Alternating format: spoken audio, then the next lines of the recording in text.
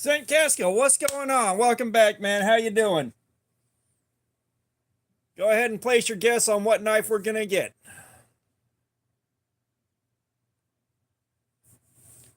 $17 to $20. All right, so you're hoping for the Artisan Cutlery Proponent.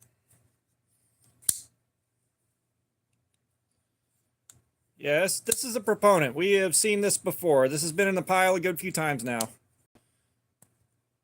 This thing is an absolute tank. Peter Howarth, what's going on? Your new face here, man. Welcome.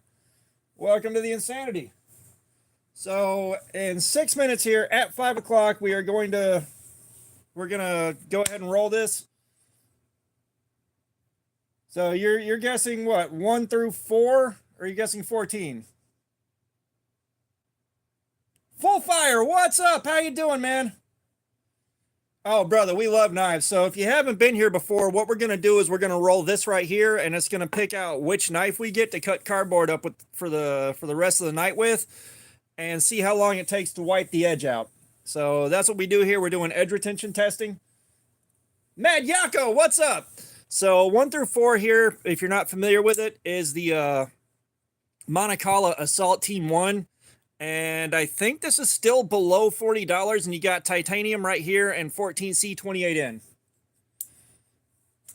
And I don't think we've done proper 14C28N in a little while now. Blinded Starflight, what's going on? How's it going? And of course, like, we get to hang out here and screw around all night, which the chat is usually pretty lively. Like, we have a lot of fun with that. Sent, no, I don't have a giveaway right now. Travis, what's up? How you doing, man? 1977, what is up? Maxilla, what's going on? Like, woo, we are pulling a crowd, man. We are pulling a crowd right out of the gate. So Travis wants to see the SOG Flash AT. Everybody wants something different. All right. Well, appreciate you being here, man.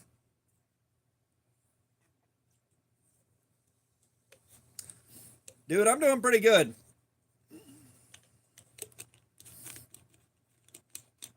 Yeah, there's a lot of stuff I got to check out. Like, I went through Amazon and I added more of the multi-tools to the wish list.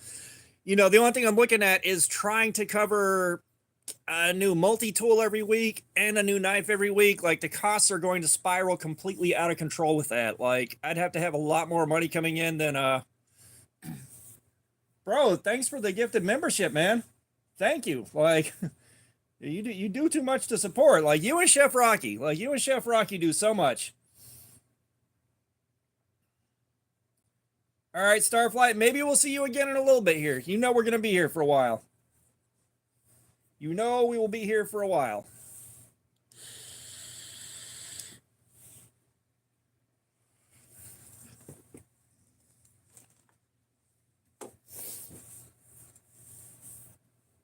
Knives are life. What's going on, man? Which one you think we're going to get?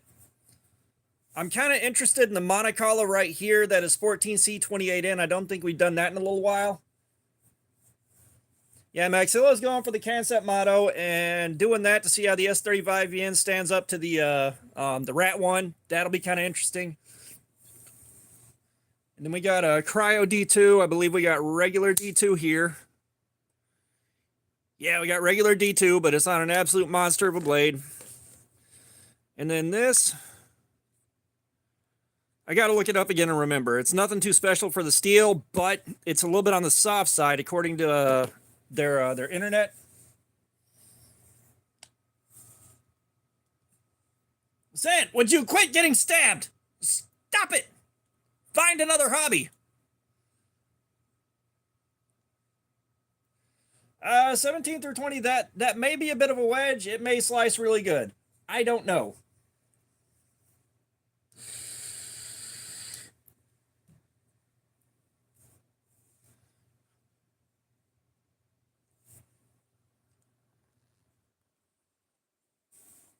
I said it may slice good, it may not. I don't know for sure off the top of my head. But we got 2 minutes here. Yes, sir, 2 minutes. 17 to 20. Good God. I think that's around 60 or 70 bucks. American. Let me look that up real quick.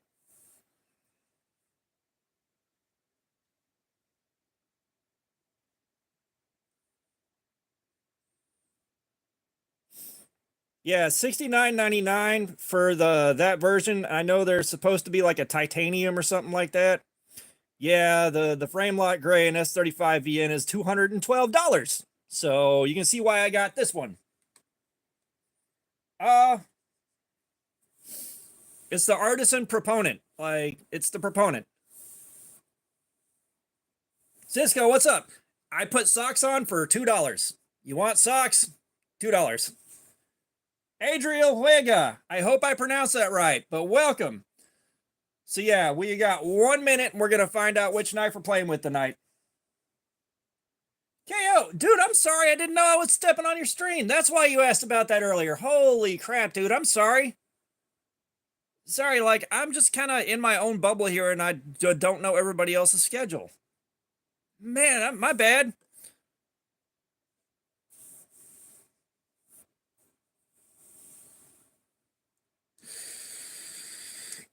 All right. It's time. We got a 14. We got the SOG. Haywood and Nader, what's up? So we have got the SOG Flash AT tonight in Cryo D2.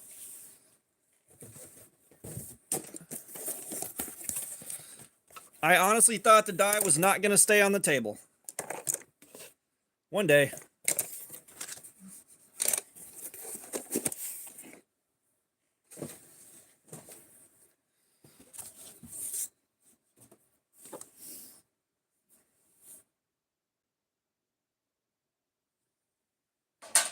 Yeah, I know KO reached out and asked if we wanted to do one together, and I wish you would have said, "Hey, Eric, what's going on? Welcome, man." I do wish that you would have let me know that that's why you were asking. My apologies. All right, let's see what the edge is like on this bad boy. Nyar. We're arming the boy.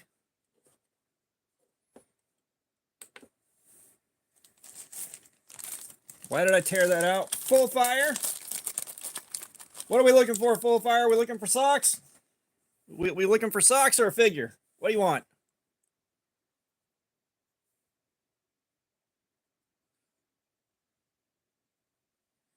Yeah, dude, I am so sorry.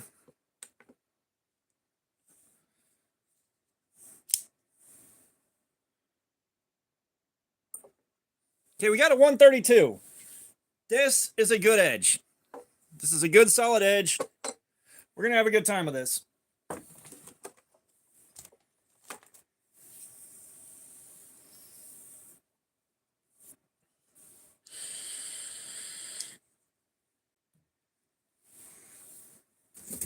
All right. Let's start dicing some stuff up.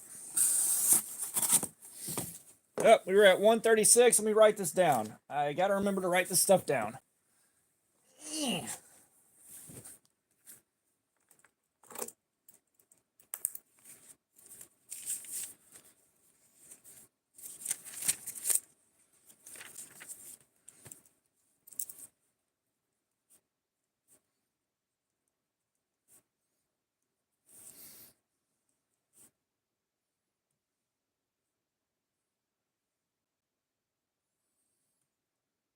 Yeah, you were supposed to lie down on hot carbohydrates. Punisher will be here.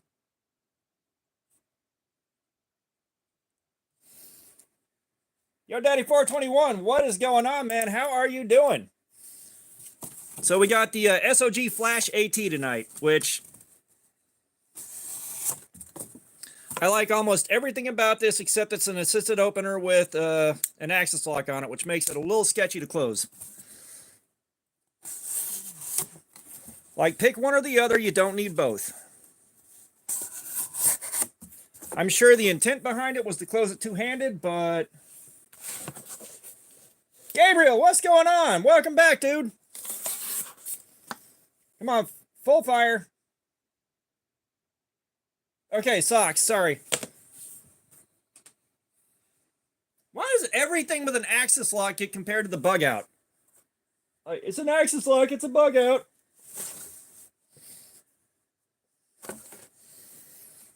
Like, aside from the axis lock and the fact that they're a knife, they're not really that similar.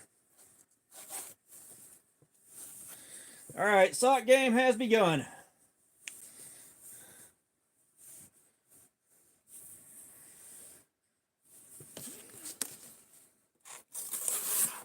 Yeah, the only problem with SOG is they make some really stupid design choices that I'm not a big fan of.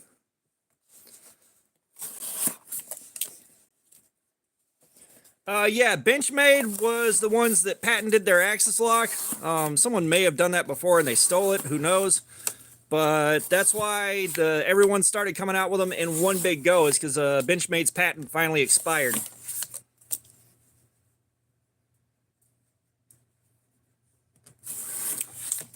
Like I said, your basic bug out should never go above $100 at this point. Like, that should be a $100 knife, no more.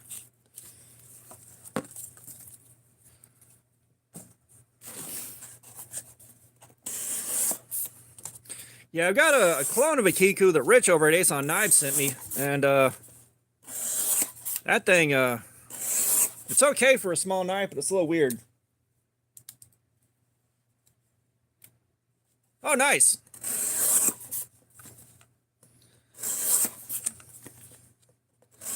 At least we got a good slicer tonight.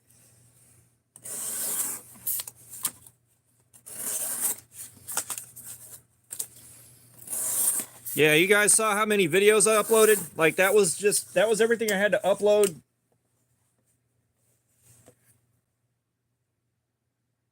This was 14. This was like right in the middle of the pack. Yeah, the Kiku clone that I've got, it's kind of what am I thinking? Shuffle 2-esque.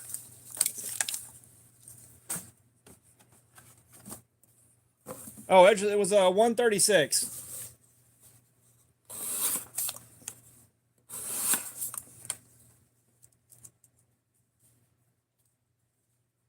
Hunter Jacobson, I'm not making anything. We're seeing how long it takes to destroy the edge on this thing, and I'm hanging out with you guys in the chat. Is what we're doing here.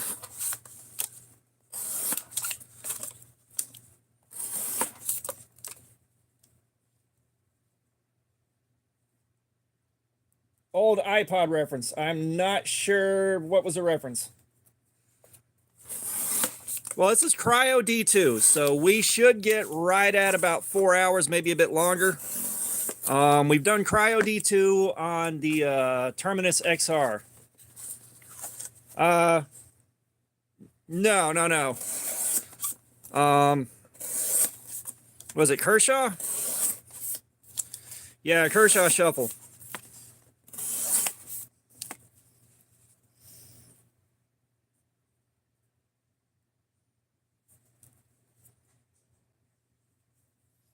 Sent, you've seen the favorite cold steel, and it's not down here with me right now.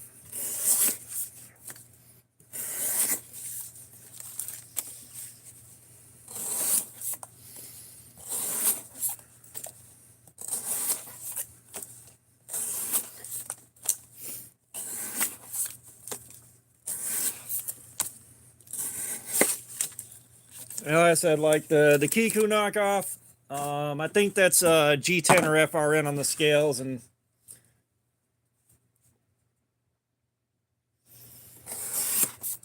all that BS, man. I gotta tell you, I wish I had a better way to keep the ring light out of my face, because like my face is about 6 inches away from the frame for the ring light, and I can't really see around it. It'll take half the night to get used to it being there and block it out mentally.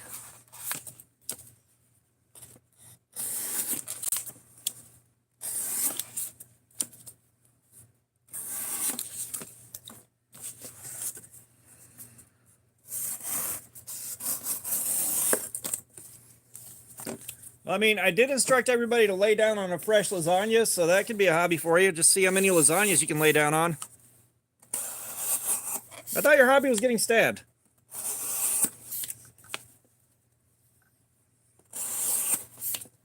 Zen, buddy, what are you doing, man? You coming in here being weird today. What are you doing, boo-boo? Aww.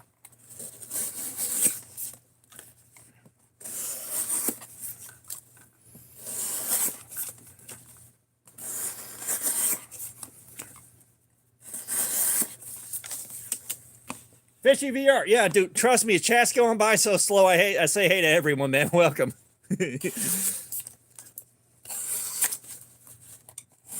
Yeah, we only got like 42 people watching, man. It's pretty easy to say hi to everyone right now. Yeah, dude.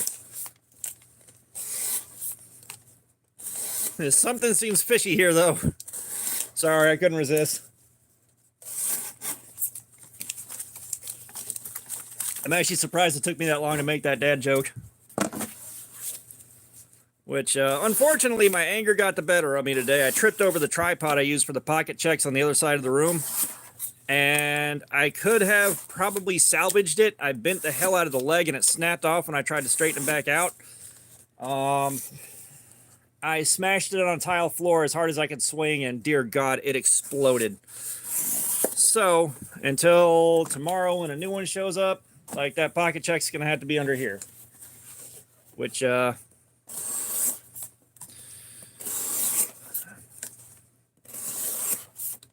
Jerry Curl, what's up, brother? How you doing, man?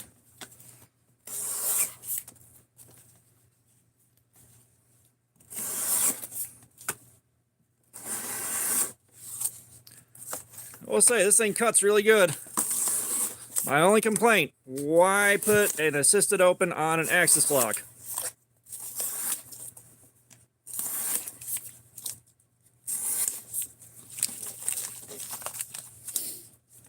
Boy, Sense in here living his best life.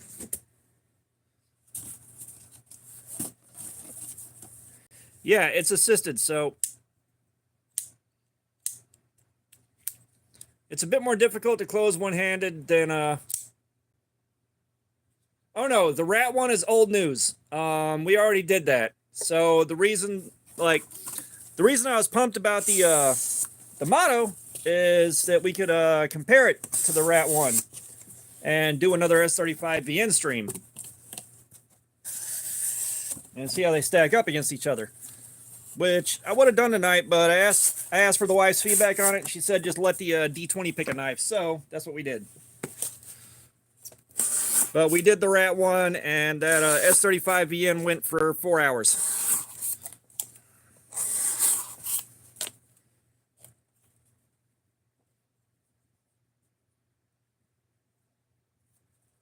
I have not seen the Auto Essie Avispa, but I also haven't really followed Essie that much.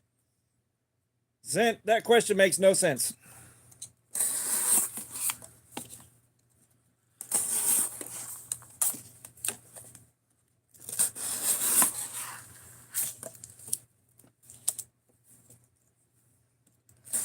I'm still not what you're. I still don't know what you're trying to ask here, Boo Boo. No, I have not seen that, dude.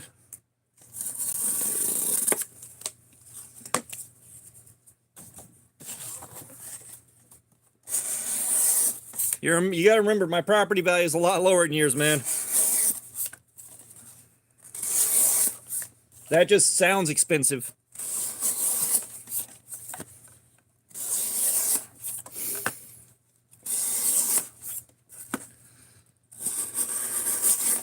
Like, I need to get an M390 knife with a good blade shape that I'm not emotionally attached to, so we can run a cardboard slayer on it. No, so you pull the axis lock when it's closed, nothing happens. You gotta thumb stud it.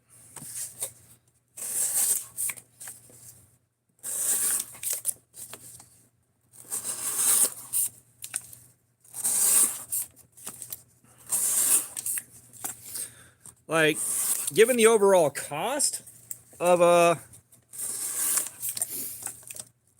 what M390 usually runs, just a guess, what's going on? Zent, watch your mouth with that shit.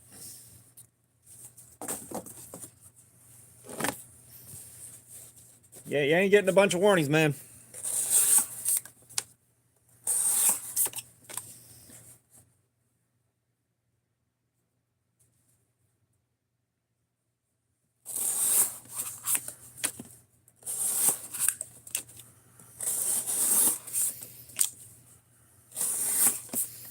I lost track of what I was saying.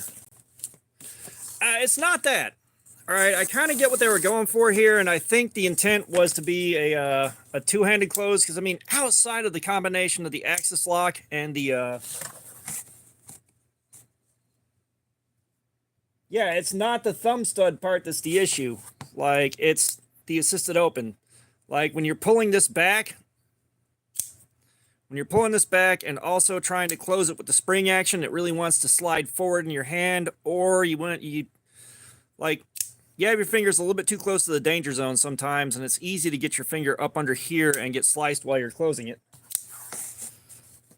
So, you know the rules around here, man. Like, you've been here long enough to know you don't do that shit.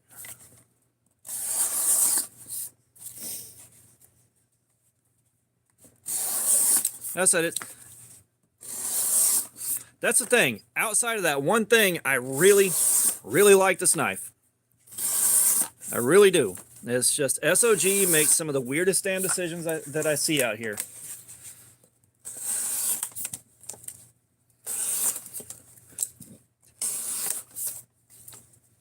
Yo, cowboy, what's going on? No, we're cutting cardboard. I don't have other stuff to cut right now. The cardboard is free. Other things are not. And I am poor. We ain't got money around here, brother.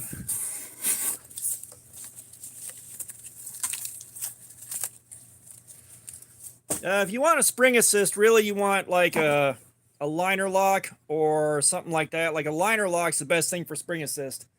They're way easier to close. It's this right here, pulling back on this lock and pushing it.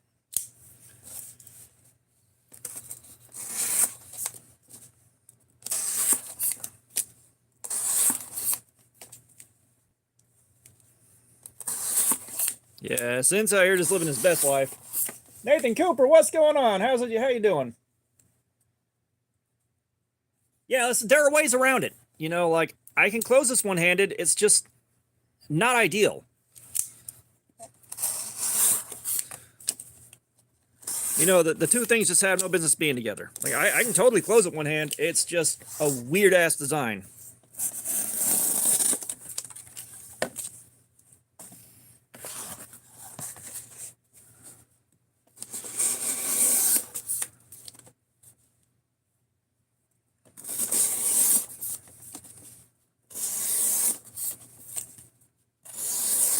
Like, if this would have been just an axis lock and bearings and no spring assist, my God, butter zone.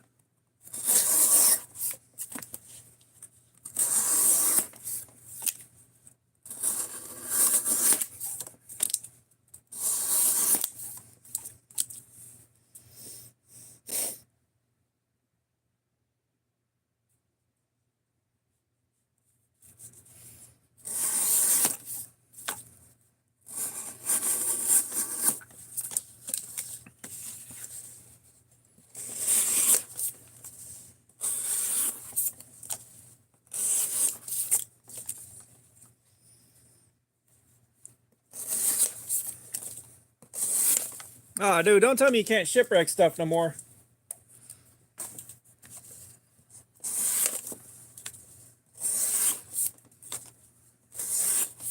I will say, with SOG, I would like to find whoever decided they needed those pocket clips with the SOG stamp on them. They're god-awful.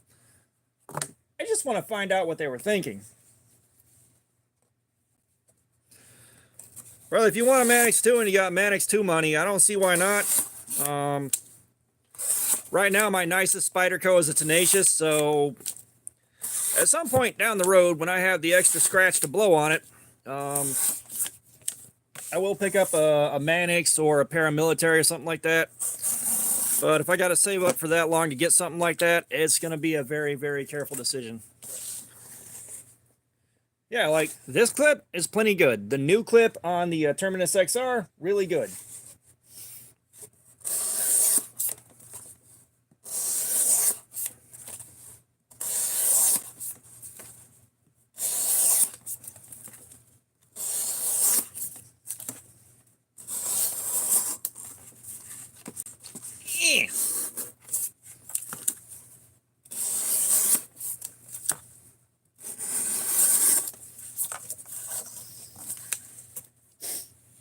The EDC for the rest of the week is that Schrade multi-tool, the Camillus Cirque, and that $10 burner from Albatross.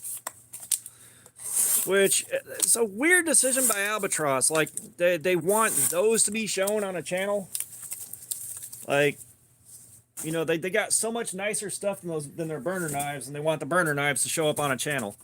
You know, and again, it may just be they don't want to send a big old stack of you know, $40 knives to someone that you know, they haven't worked with before.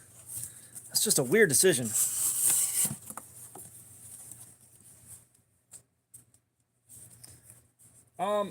Sin, chill out, dude. I'm cutting.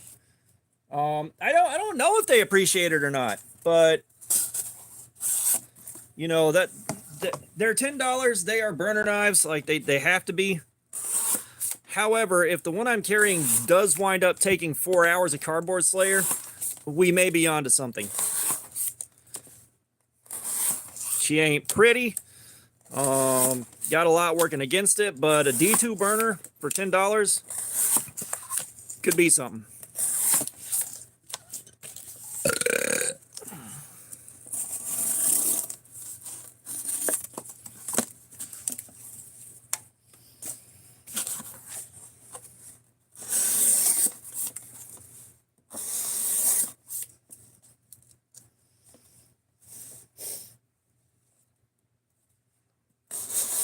Yeah, that was about a 3, Jerry. Good call.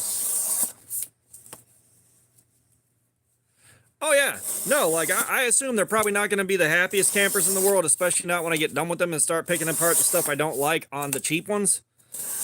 It's sad because, again, like the good one they sent with that honeycomb pattern on it, that thing actually feels really good. Like, it actually feels really good.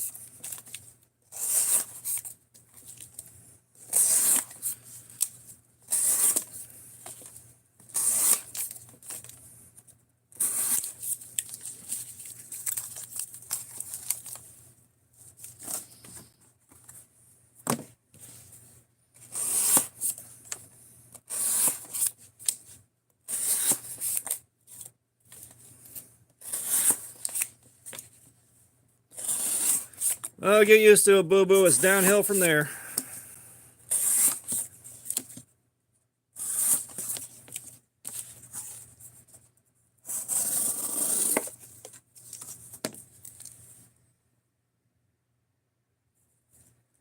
Good evening. We're going to go Sinja's Pokemaster.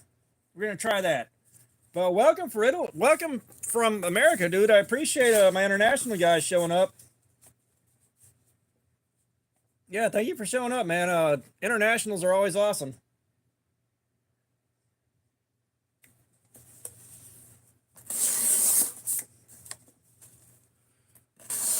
Oh, nice.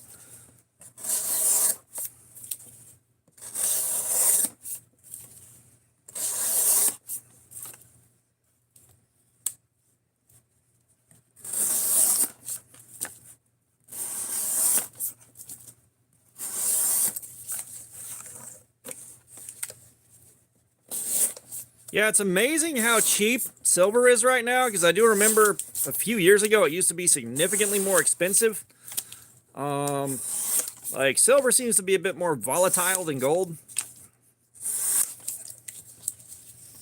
Knives and Pizza, what's up? Yeah, D2 is a good steel.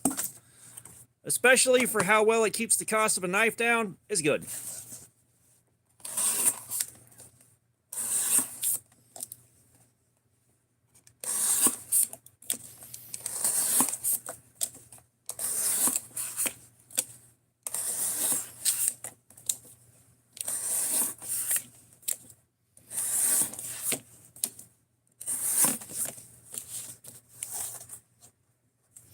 Yes, I'll tell you right now, like, one thing, an old head, Phil could be here, but one thing an old head taught me years and years ago at a job that I had, was, hey, thank you so much. I appreciate the kind words. But one thing an old head at a job I had years ago showed me was buy some gold jewelry. Doesn't matter if it's a cheap piece of gold jewelry that's ugly and beat up, but wear that so that if you get in trouble somewhere, you got some way to bail yourself out, you know? There's a million places to sell some gold. You might be stranded in the middle of nowhere. Southern Arms Channel, what's going on? How you doing, man? Yeah, it's me again. It's like I have a couple of pieces of gold that came from my uncle's stuff when he passed away, and I'd hate to see it go away, but if I got stranded somewhere and I had no way to get back home, guess what? That's what it's there for. And I know my uncle well enough to know that if he were alive, he would wholeheartedly approve of it.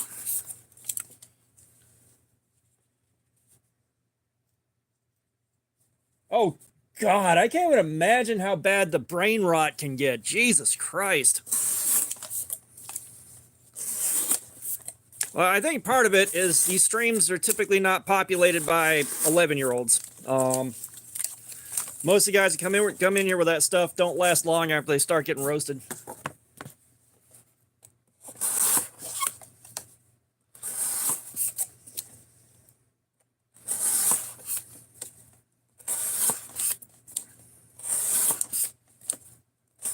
And I've got to start stockpiling cardboard from work because I am on vacation next week, which should be some extra live streams. I am off Friday, and I don't go back for something like 8 days off or something like that.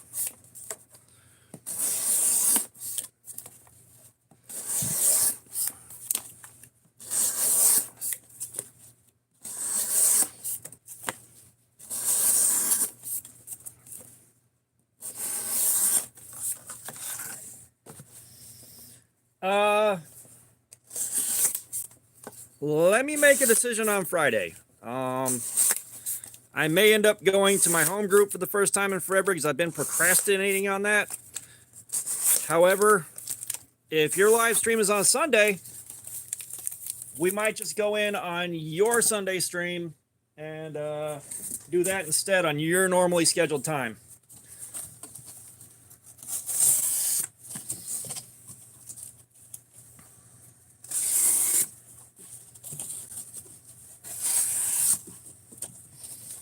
It's like I'm supposed to have been going to my home group, and like I've had the opportunity for like 5 or 6 weeks now, and I keep procrastinating on it. That's the one thing about that whole situation. The longer you take and the more you procrastinate on going back when you've been gone for a while, the harder it gets. Dude, thanks. Always appreciate the sub. Always, always, always.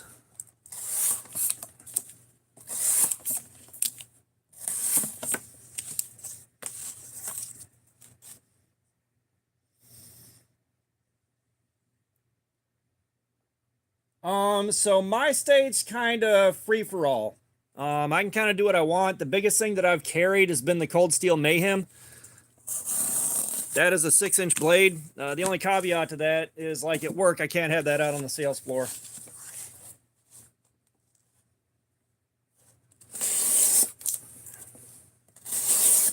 I think the limit for carrying something concealed as far as a knife goes is something like 12 inches. Hand is not hurting yet, but we're only about a half hour in. Ask that question again in about another hour and a half at the 2-hour mark.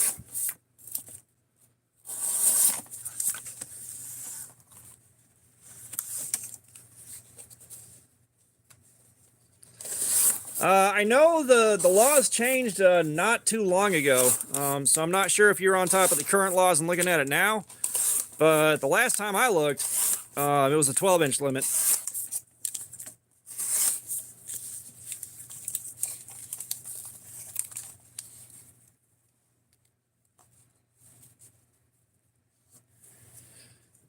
Yeah, I know in Europe those laws are kind of nuts, which, you know, I've said it before, those laws are just going to push guys to carry something else. You know, it's going to be wrenches or hammers or something. Like, they'll find something that isn't illegal to carry and use that until it becomes illegal. The workaround, like, there's a workaround out there somewhere.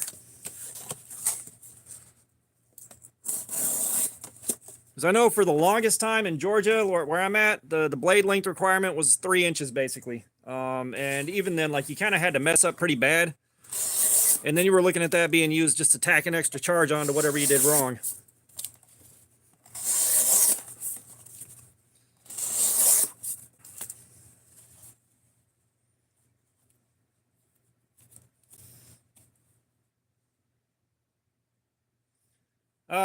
The comfort's probably about 6 out of 10. This safety right here, it's got a safety on here, which is in the worst possible spot. That's like the other problem I got here. Like, I'm avoiding it successfully, but that may become a problem later.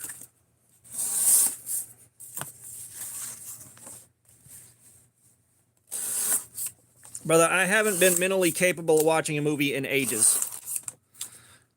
I've got a big-ass stack of unopened DVDs that I bought with the best of intention.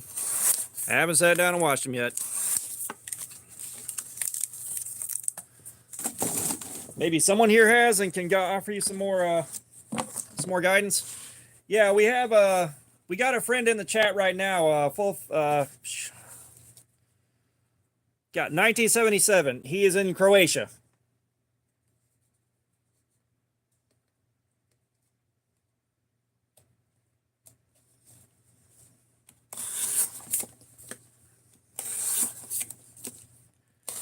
Yeah, I mean, that's the thing is, you know, like, the laws have been explained here quite a few times about the stuff in Europe, and like you're you know, you're right there with everything everyone's told us. Like, you know, we are familiar. That being said, if it was me, I'd just get one of those reusable shopping bags and drop a coconut in there. No, officer, I just bought a coconut. That's all I did. Because you can grab that thing below the handle and swing, and guess what? Someone's getting fucked up. You know, there's always a way around. You know, so eventually they'll be banning coconuts. You know, you're not allowed to carry a coconut.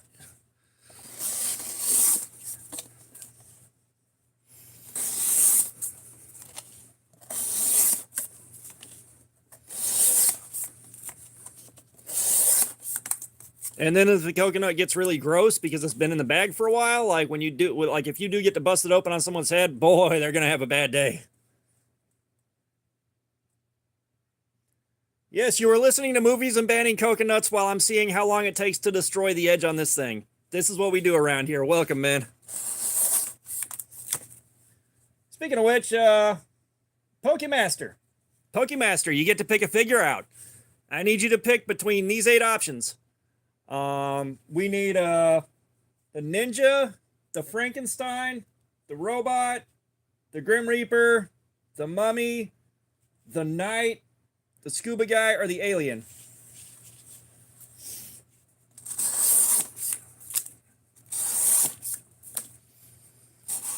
We need to lower the property value a bit.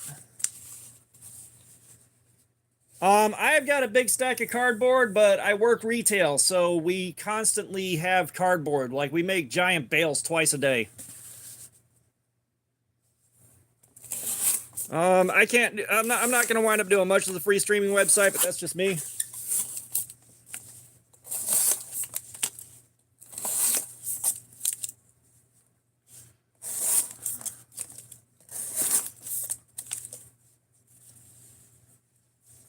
All right, so I guess we're doing the Mummy, as per Pokemaster's viewing habits. All right. Get ready to have your mind blown.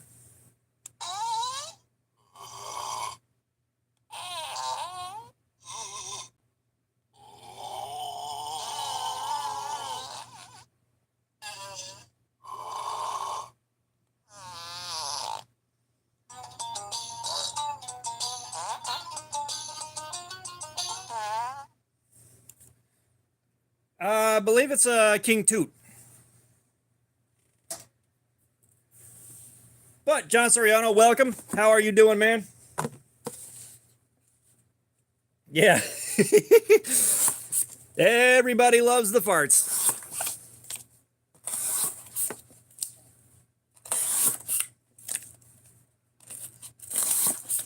No, King Foot's me. Just someone paid me $2 to put socks on. The socks come back off for another $2. Last bid takes it.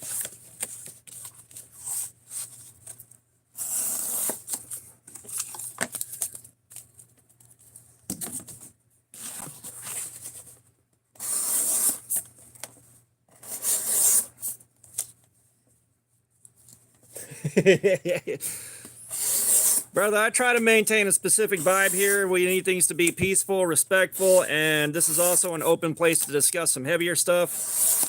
It's like I am open to talk about things like mental health, addiction, all that shit.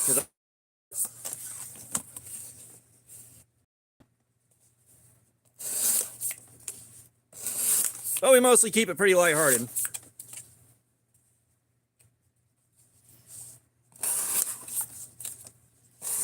Let's say I've seen The Godfather. I believe I've seen Goodfellas at one point. I'm trying to remember. I haven't seen a ton of the mob movies.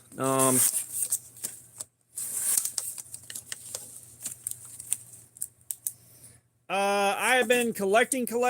Again, this time it's been a bit over a year. Well, it's probably been closer to like 2.5 years, something like that. I fell out of it because I was way too broke to buy stuff. Oh,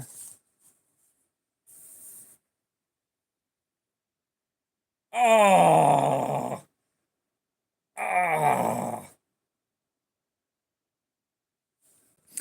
dude, brain rot has always existed under different names. It's never gonna go away. But you know, for the longest time, I was too broke to buy anything for myself. Wrote out the divorce, and then after the divorce, I bought a couple, and then just a few years ago, it's like, I'm gonna buy myself a knife for work, and it grew legs and brought me here.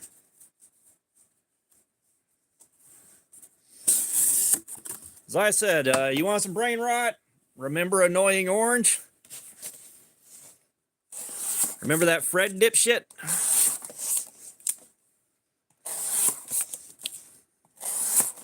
Brain rot always has been and always will be.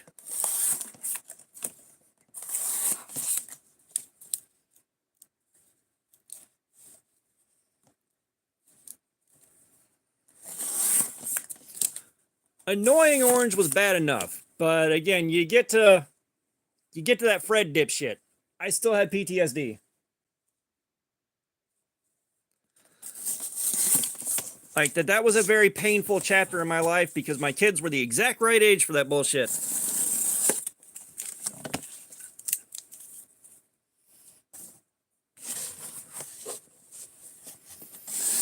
Like, Fred was so bad that the kid came out and apologized to everyone for it.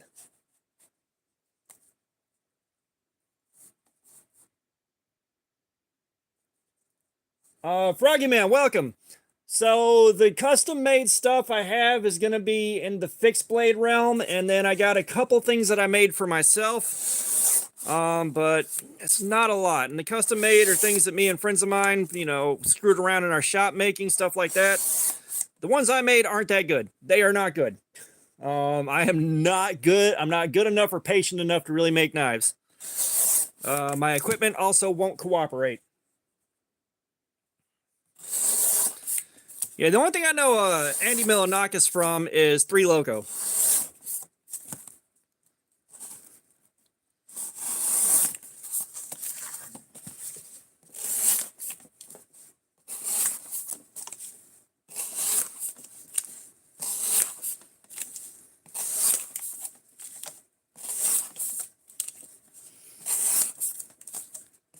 However, the second I saw the video for Nito, I had to rip the audio off. I had to. I needed that song on my playlist.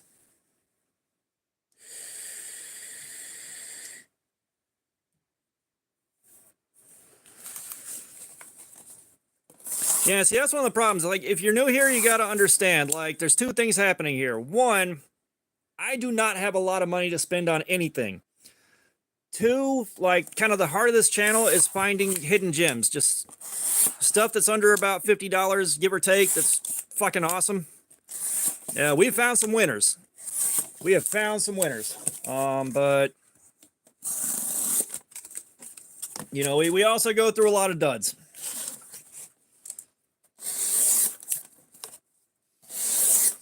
Because believe me, I'd love to be doing this to something a lot more expensive just because, like, I do want to try this in MagnaCut, M390, Rex 121. I don't have that kind of money to throw at it.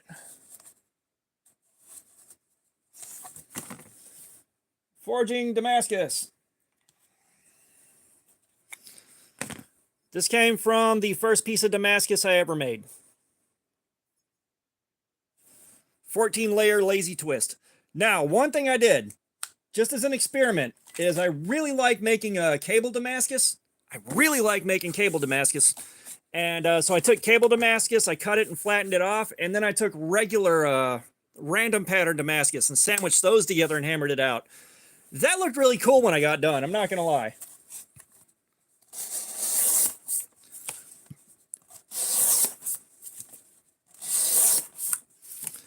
But if you're going to forge Damascus, Cali boy, what's up?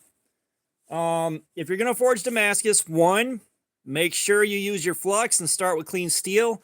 And two, give it enough time for that center to get hot, because I have made the mistake of not giving it enough time to cook before I tried to set those welds. Ugh, everyone does. Sir, that was not low effort. That was all hand hammered. All right, I spent 2 afternoons making that billet. All right, that shit damn near killed me.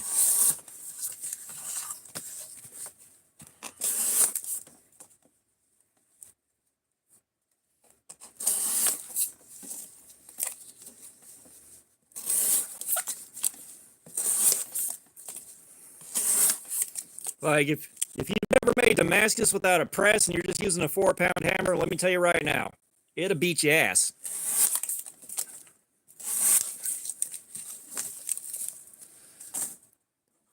And like, I made a billet with a friend of mine on his hydraulic press, and God almighty, like that, oh God, that opened my eyes to a whole new world right there.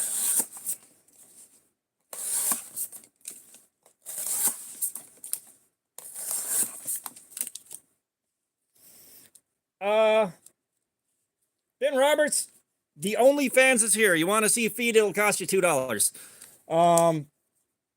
But like, I tried to sell some stuff early on, and then I kind of reality checked myself and realized, like, I'm not that good at making knives. You know, one of my biggest hurdles right now is, you know, patience. My belt grinder is one of those cheap Grizzlies. I can't slow the belt down enough to not burn the edge on anything that I grind down to edge thickness. Favorite Damascus maker?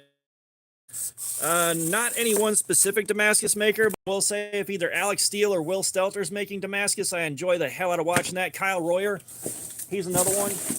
Like, Kyle Royer makes some amazing.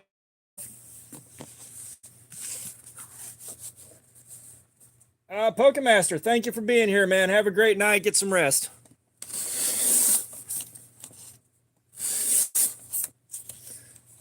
Around the cabin, what's going on, man? Welcome. But like, it's again, you know, it's been a few years since my headspace has been right to try to make a knife. So like, I've just kind of fell out of that end of it. I haven't been in the shop in forever. I will spend some time in the shop. I have to get extreme revenge on the piece of shit that did this to me. So that's going to be fun. I need a new tripod to get footage on that.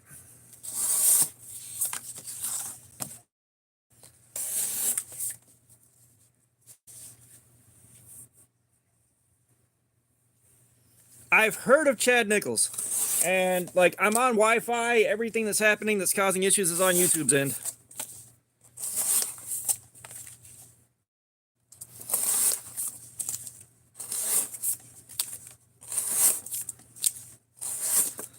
I tell you what, though, I've seen some of Will Stelter's knives in person. My God, he gets some good results. I've also seen some of Kyle Royer's stuff in person, and holy crap. Like, the videos can't do those things justice. Like, they are both very good at what they do.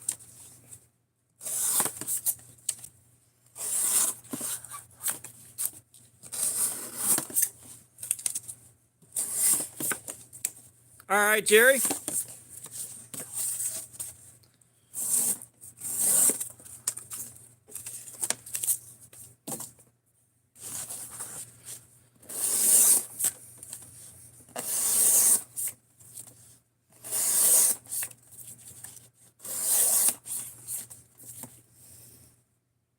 Illuminate Melon, what's going on? It might be Illuminate. I'm not sure.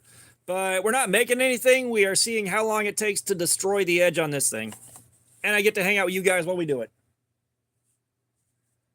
Oh, God. Yeah, Makume Gane. I love that stuff. I do want to make some myself at some point here.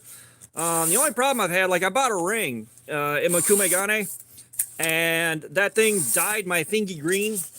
And, like, even if you spray that thing down with a clear lacquer, sooner or later it's going to wear down and you'll have a green spot. It's this hand. You'll have a green circle around your finger. Like, I think Makume Gane is for stuff you're not planning on wearing, but that's just me. Welcome, name I can't read with 3 7s on it. Yeah, I have to assume it's incredibly soft. I said I do want to make some, but I don't know what I'll make out of it.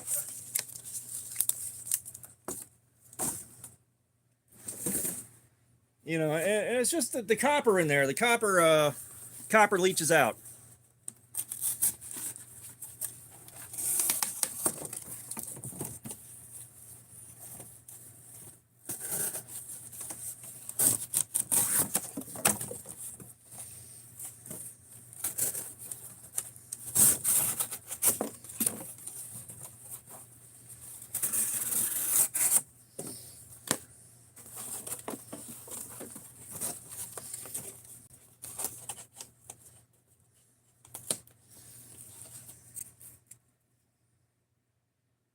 Torin, what's going on? How you doing? How is it going, man?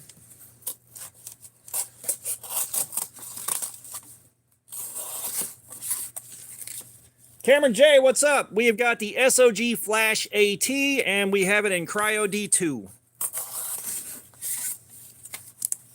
Yeah, I have seen a lot of Timascus. That's something that I would love to play around with. Like I said, the big issue is money. Like, you know, if you're a maker, especially while you're learning how to make stuff, like your consumables, like grinding belts, you have to treat them like they're free. I ain't got the money to treat like a $17 to $25 grinding belt like it's free. And I've done those big packs of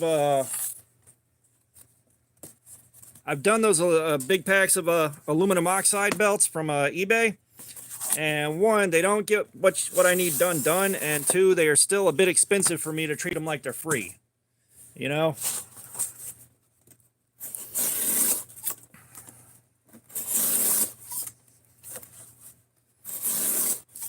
Like, my blacksmithing setup's really good for making hammers, stuff like that, decorational pieces.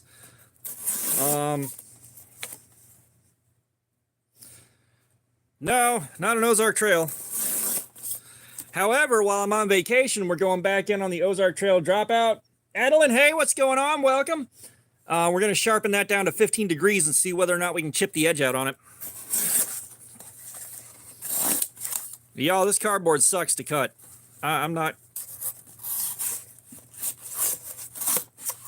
Because the grain on the cardboard's sideways, there's no structural support.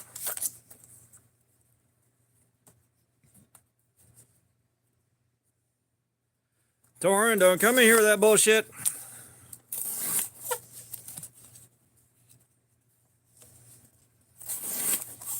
Yeah, that's what we'll do. Sunday we'll do the dropout. I'm gonna hold you hostage for like 8 hours. Nah, like, I'm really curious to see. Lavaza, your cardboard boxes suck.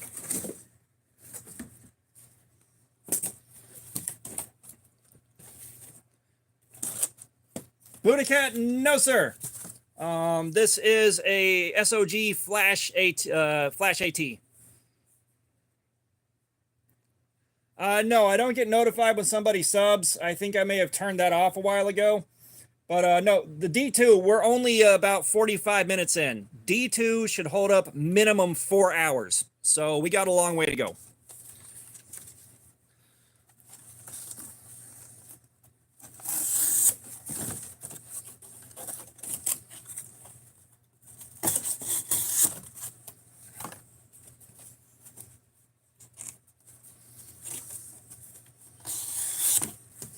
I said, I think at one point I turned that notification off.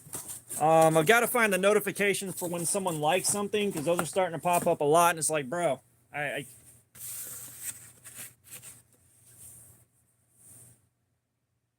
Dude, do not come in here with that bullshit, man. You will get banned.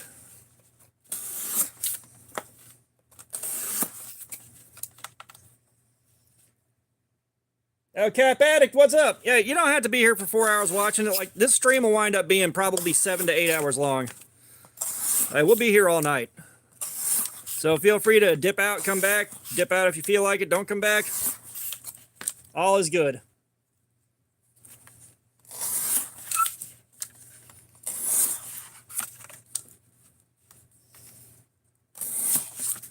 Yeah, we do have folks to stay for the whole thing.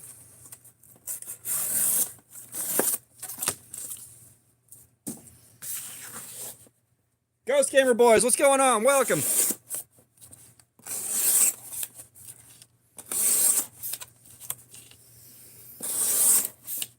All right, Cali Boy, we'll see you in a while here.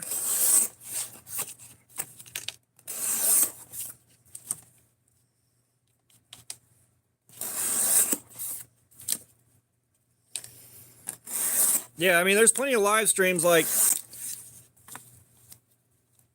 I will say, yeah, it came out of the box sharp. Like, we're on the factory edge right now, and it was indeed sharp. Is that denser? I'm going with that, denser. We're seeing how long it takes to destroy the edge on this thing, and I'm hanging out with you guys in comments, or I'm hanging out with you guys in the chat. But, yeah, no, I love a good flat grind for this. It's like the slightest hollow. The slightest hollow. The Last Olympian, what's going on? How's it going? So, no, so I work retail. So when we're stocking shelves and stuff like that, we generate tons and tons and tons of cardboard. So I just grab whatever I want and bring it home. And then it goes back to work and goes in the baler and gets recycled tomorrow.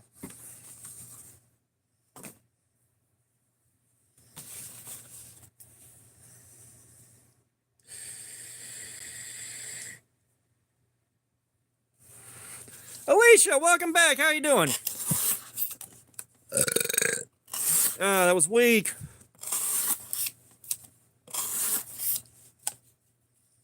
Total Tech, what's going on? I'm a team lead. Like, I'm in line for moving up to management anytime now. No, someone came in asking me to stab it at their chest, and I'm not putting up with that behavior in here. That is not the vibe I want in my chat. We've had worse, but you know, much worse than that. It's just instant ban hammer from me or one of my mods. Because again, I don't want that in here. That's not the stream I'm trying to have.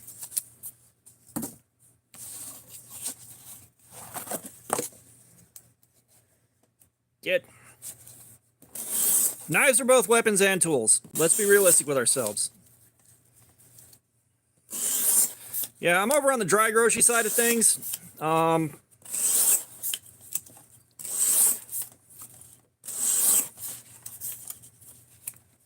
Too Late Miko, what's going on? Welcome. Happy birthday.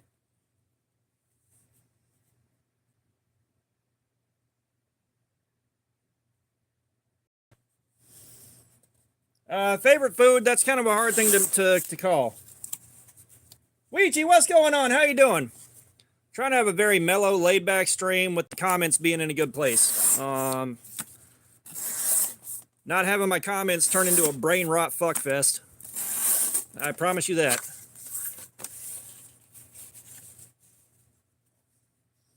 But yeah, like the food thing kind of rotates. I got that ADD, that thing where you fixate on one thing for a couple weeks and then you don't ever want it again.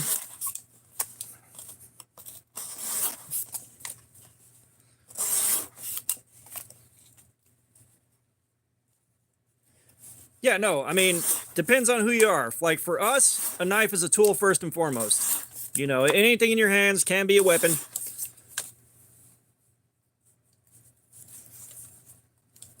You know, we were talking about that earlier, you know, with the ban on knives and carrying anything else that seems threatening on in Europe. It's like, you know what? I'll buy a coconut, I will put it in a reusable shopping bag and carry that bitch around. If I need it, guess what? I might post today. What's going on? We're not making anything. We're destroying the edge on this guy.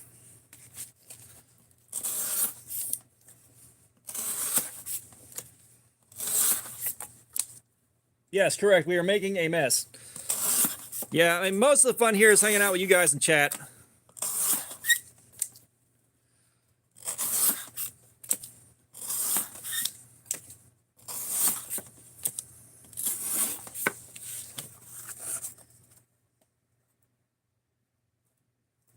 Yeah, the squeak happens once in a while. It's just like whenever we have to sharpen this back up after we dull it out,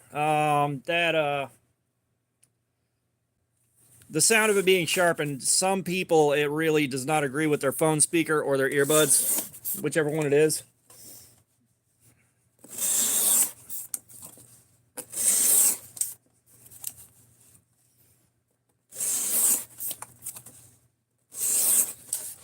Okay, oh, that was a valiant effort.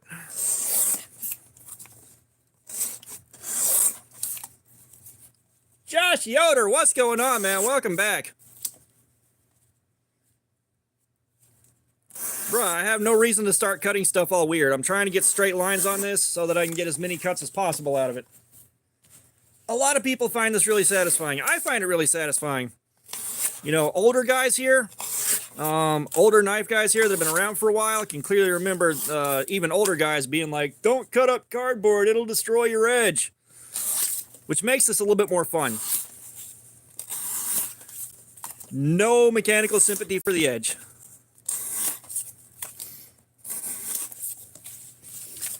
Punisher, what's going on? How you doing? We got the SOG Flash AT and in Cryo D2. I like what I'm looking at with Hogue, but I haven't had the money to buy one. The Deca and Magna Cut's on my list.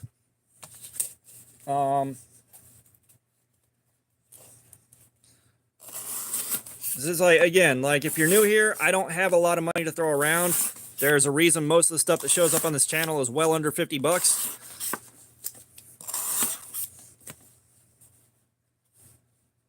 Welding Carry, what's going on? How you doing, man? Yeah, the Magna Cut deck is on the list. You know, but that's kind of... That's something I got to save up for with my own funds.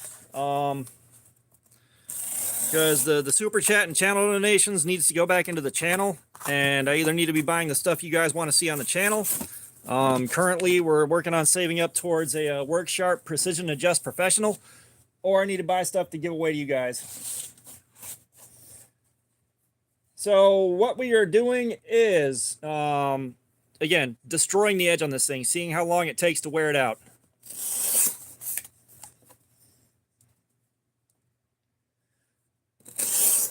It really depends on what you're cutting with a serrated edge. All right, doing this with a serrated edge, nah, them cuts would be garbage. If you're trying to cut rope or cloth or something like that. Carrie, what's going on? Handle's blue. But we're trying to cut through like certain kinds of cloth, rope, like more fibrous stuff. Yeah, serrated is great.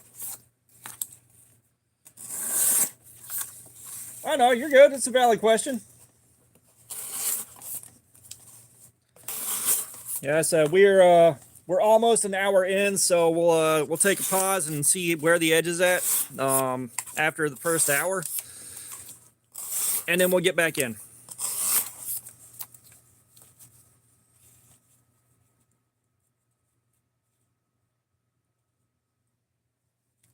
Yeah, like I said, I personally don't like serrated edges for cutting up stuff like this.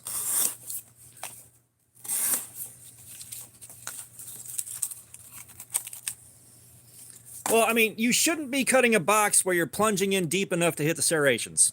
All right, if you're just popping tape, you're going to hold it like this and use like the very, very tippy tip.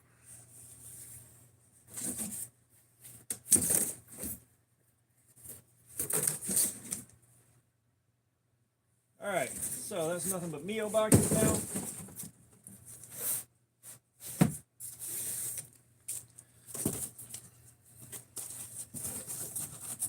Joshua Yoda, thank you, sir. No one's paid $2 to have them taken back off yet.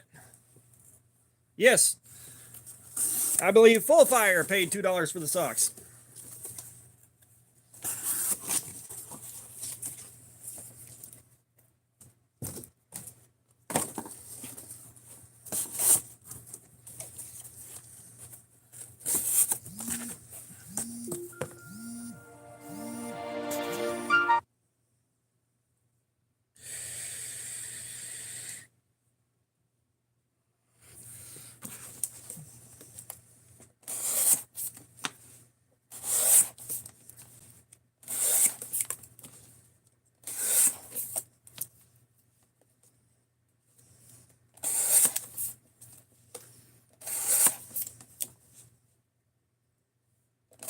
So me, I'm like 6'4" tall. Keith Roberts, I don't know if I said hi to you, but hi.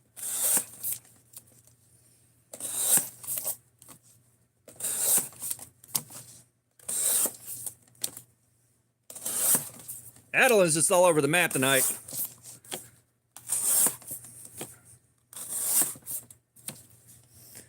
So I'll make videos, like I try to get the review video for the week of carry done on a Thursday if I can. Not always, but the videos are kind of randomly. No, trust me, I totally understand being sleep deprived, but like there's not specific days. Like live streams, the way my schedule tends to fluctuate.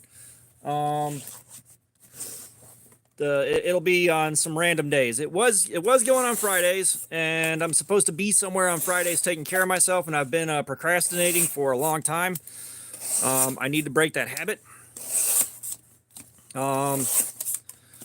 So like the other day that I have during the week tends to float around. That's like tonight.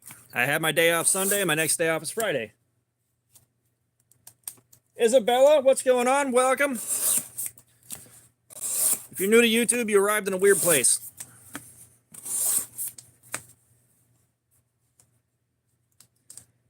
She made it out of that part of Asheville and back to something resembling civilization. However, she's going through a lot of weird stuff mentally because she saw so much shit happen and it's so fresh. So she's still going through it. Like, she's made it to where, like, there are traffic lights and stuff like that, but she's still going through it.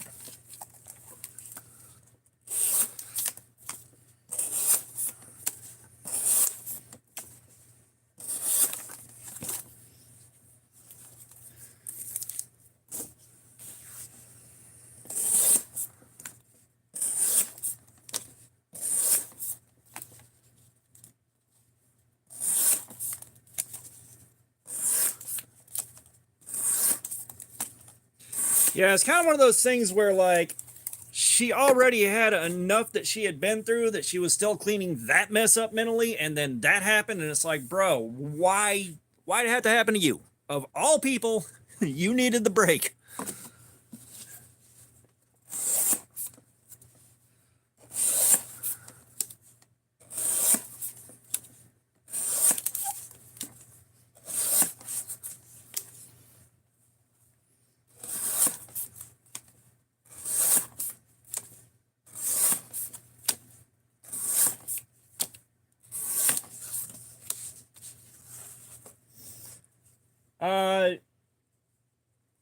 So we've got the scale for the sharpness. We do have that. As soon as we finish this panel, we're actually going to do that.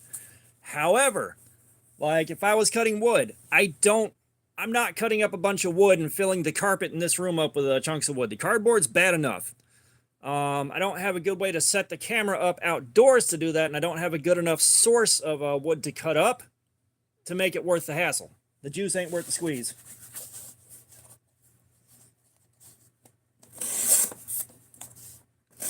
But no, like, you guys kind of know, my whole life has been a series of either very unfortunate events that nobody deserved or some really wild shit that I've done while I was out there, you know, doing my thing. she's kind of the exact same boat. Like, her whole life has been a lot of really unfortunate shit and a lot of really wild shit. Like, one of the things that she'll still laugh at is I was hanging out with her and some friends, and we all met up at a business park in Kennesaw. And we're all standing around talking. And again, paracord costs money. Like, again, this is free. I have to stick with the free. But, you know, we're standing around. We're all shooting the shit. And this guy walks out from the back of the business park absolutely covered in blood. I mean, covered. And she saw my face, and she saw me process the first 2 seconds of zombie apocalypse. And I was like, oh, no, this guy's just hurt. Which, that was its own weird story. Like, dude said he had this kid that was like 18 years old that he was mentoring that just got out of prison and all that. And he said the guy jumped him and beat his ass and took his car keys and his phone and left. It's like, bro, you are in the back of a business park in Kennesaw at 11:15 at night. There was either something drug-related or sexual happening there. Don't even try to run that shit past me. No, sir. Oh, yeah, we got to check the edge on this thing. Jennifer, what's going on? How you doing? All right, let's get the forbidden moonshine out and clean the blade off. Yeah, I mean, the whole thing was wild. And it's just like, she saw it on my face and she knew exactly where my head went to. She's like, she's talking about later. It's like, I saw you get excited for the zombie apocalypse and then the reality set in. It's like, yeah.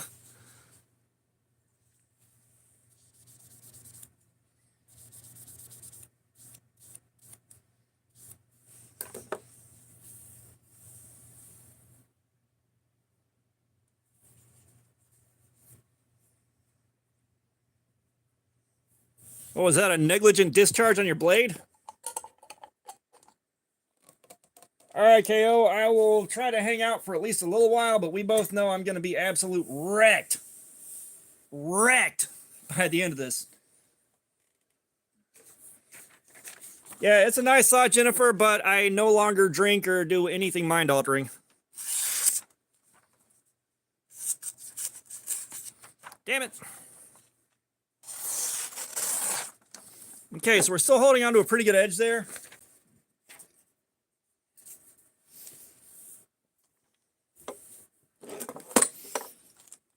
We're just going to go with this. It's cheaper, and I've got the hang of it now.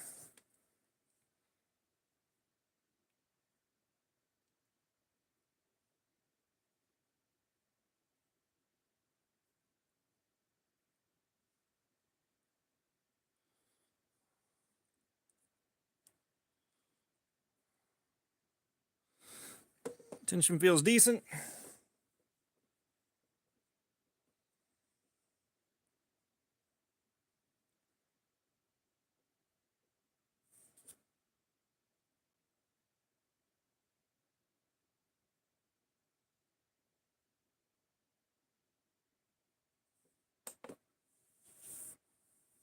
Mortal coil, no, medications or meditation's not off the table.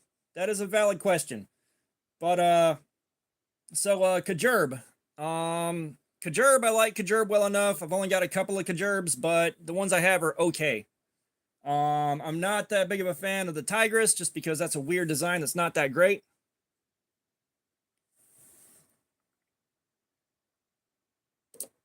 All right, 285. So we've gone from 136 to 285 in the last hour. So that's not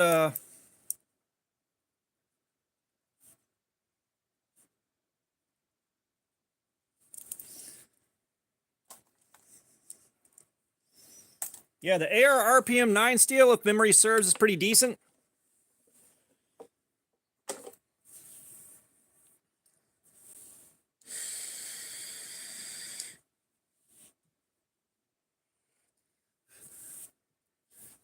All right, are we jammed out on this? Not yet. Okay. The cardboard box full of cardboard is not jammed out. We're still partying on, folks. Give me about 2 minutes here to let my hand rest.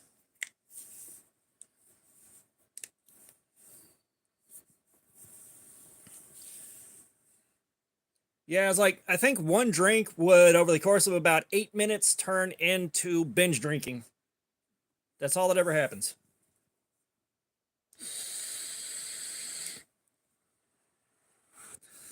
Y'all know me. I drink till I'm crying alone in a dark room. What up? Alicia Parr. Yeah, so I carried this for a while. I believe I got this right before the channel started, so I wasn't spending just a week with a knife, and I really enjoy carrying this thing.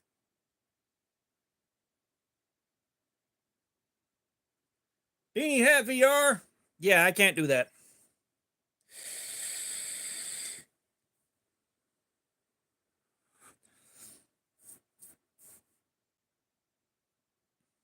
Yeah. Well, I mean, like, I look at the Milita and I don't quite get the hype. Um, is there supposed to be a super deal popping up? But yeah, I don't quite get the hype around the Milita. Mammal, what's going on? It's still pretty sharp. I put some wear and tear on it over the last hour, but it's still pretty sharp. I don't know. That's what I was talking about with the channel budget. Like, you know, like I need between the super chat donations and the memberships and all that, start putting money away for Blade Show next year. But it's also like I got to keep buying new stuff to feed the channel with. So it's like, you know, I look at stuff like that. It's like, you know, 130, 150, 200 bucks. It's like I can't do that because then I won't have anything left for Blade Show next year. F, what's going on? Welcome. You know, right now I'm kind of fortunate that I had such a large haul from Blade Show, and being able to pick up some stuff here and there. Like, I've still got stuff to go through right now.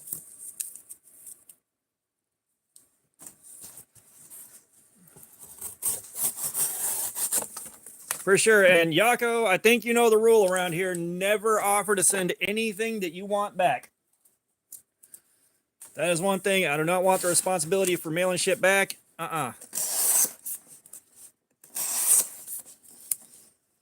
Yeah, now, that being said, I do have some 3V to carry and play with at some point soon here. The only caveat is I got to put my own edge on it because it's dull. The Fisher 999, what's going on? How you doing, man?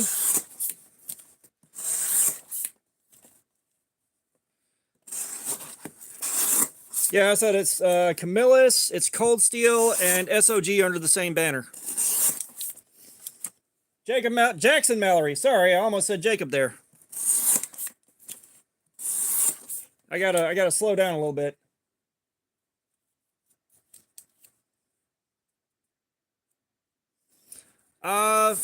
The first knife I can remember receiving was a small Swiss Army knife that I immediately had confiscated because I didn't know you couldn't take them to school, and that was back in 1989, so that should tell you a little bit.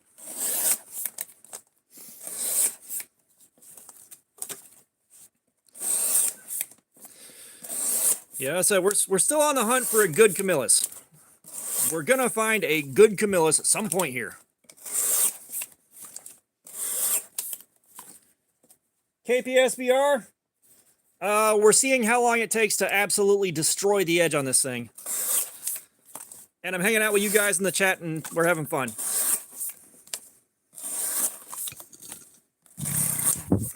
But, like, you know, I've got to be saving up for Blade Show. I've got to be, because, like, last year, I think I saved for pretty much an entire year, and, you know, I had about 300 bucks to work with.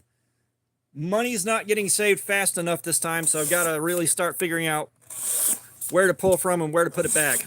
And,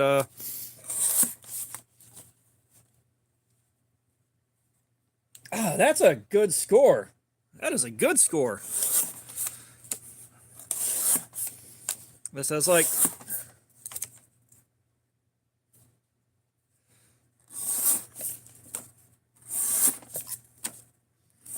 You know, like if we don't hit the goal for the Precision Adjust Professional this month, I've got to decide whether to hang on to that for another month or pick up some stuff to check out and then give away to you guys. I'm not sure yet.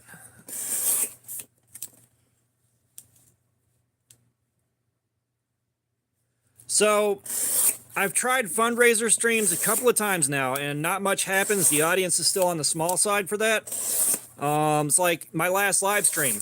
I was trying to get some funds raised for my friend that was a victim of Hurricane Helene. Oh yeah, no, I've seen those things. The stingers, they aren't new. Rowing the boat, what's going on? Rowing the boat, don't come in here with that bullshit. Only warning. So, Agent Dad, welcome. How's it going? Avery McDonald, welcome. How's it going?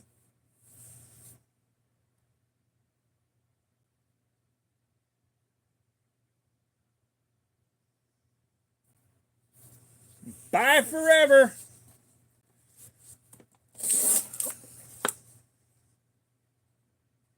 But now that he's gone, what we're doing here is we're destroying the edge on this thing. We're seeing how long this thing can stand up before it's gone. This is Cryo D2, Mr. Payne 708.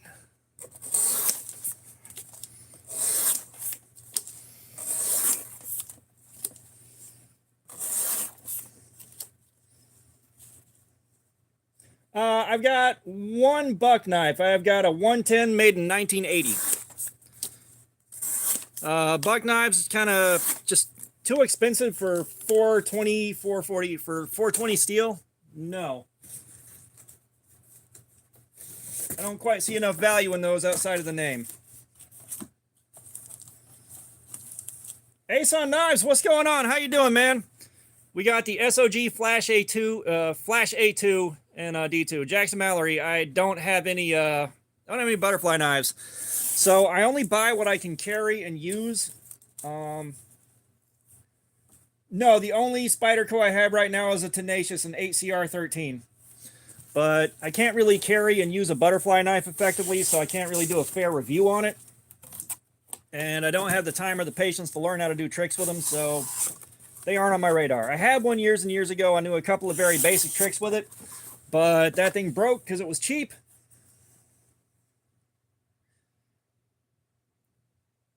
Let me try this. Is it Zhangwei 3.0? I like to try to pronounce a name.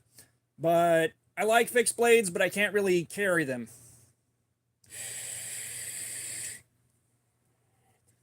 I am devoid of gravity knives, but you want the worst incident that's happened with a knife. That right there. I saw bone on that one, and I should have gotten stitches, but I didn't. Rich, hang on to that thing. I do not want it. But yeah, 6, I don't have any gravity knives. Okay. So, story time. I've told the story before, but we got some new faces. So, one of my groups of people I hang out with, they do campouts periodically. They'll go somewhere like Red Top Mountain or something like that. And they'll have a large event. The missing sock, what's up? I am missing neither sock. But, good night to start off with.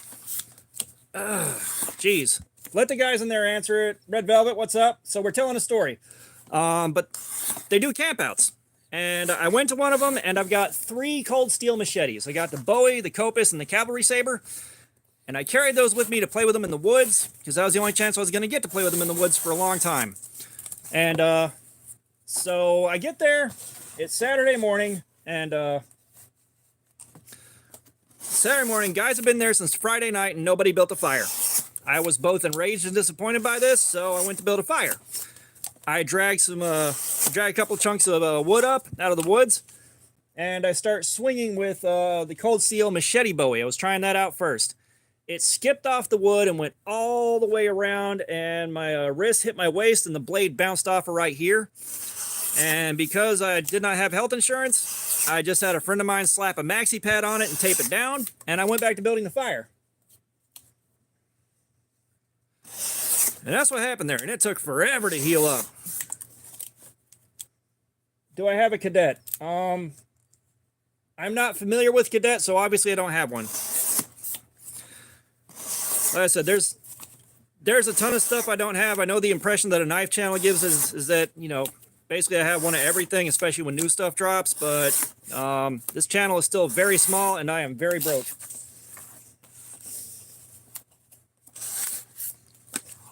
But yeah, also, like, where to start off with? Okay. Yeah, I don't have any Swiss Army knives right now. I haven't had one in ages.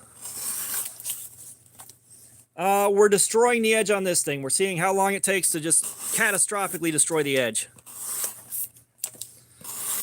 But, yeah, like a good starter knife, it also depends on what's legal in your area. You know, that's another thing. Because for around 20-ish bucks, like, you can get a good Sativian. What else is there? Yeah, like a Sativian is a good place to go if you can get a locking knife. So I don't make much money at all. This last month, we did raise just enough for me to get the Devo Fireball when it comes out, when that drops, but, you know, it's not much money right now. The lives are still kind of small, and everybody watching these is like me. They don't have a ton of money to throw around. So I've got a couple guys, they'll gift memberships, they'll donate pretty regularly, but Isaac Gaming, what's up? How you doing, man? Yeah, and that's the thing, like, one of the reasons this came about is I see a lot of guys that do full reviews of knives where they just take it out of the box and open and close it a couple times, and they don't do any work with it or figure out where the ergonomics are bad or anything, and it always drives me nuts. You know, at the very least, guys like Metal Complex, Stassa, you know, those guys, they will go through and do this. You know, they don't live stream it, but, you know, they got receipts. You know, they did the work with them.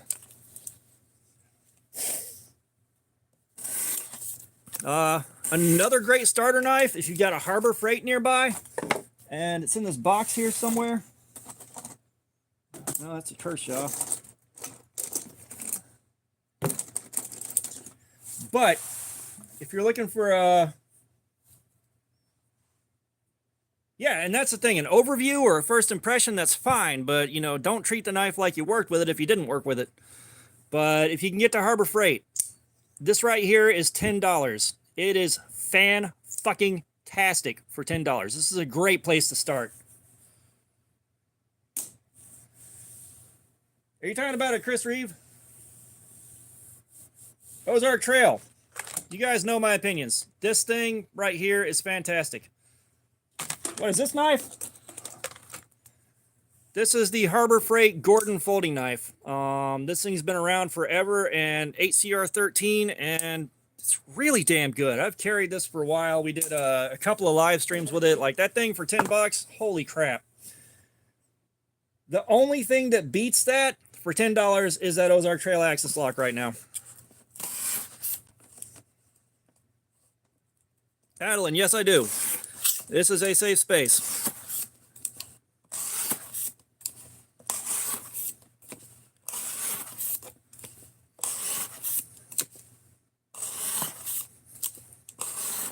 But yeah, so if the burner knife that I'm carrying from Albatross is actually D2, we may have something for it.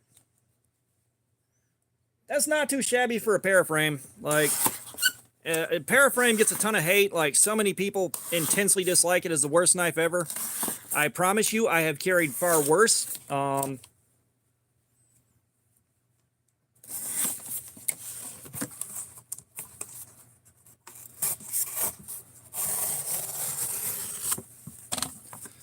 You know, like, if you guys are new here, there's a video series I did called Temu Geddon. I spent 10 weeks carrying Temu folding knives, and God, that sucked so bad.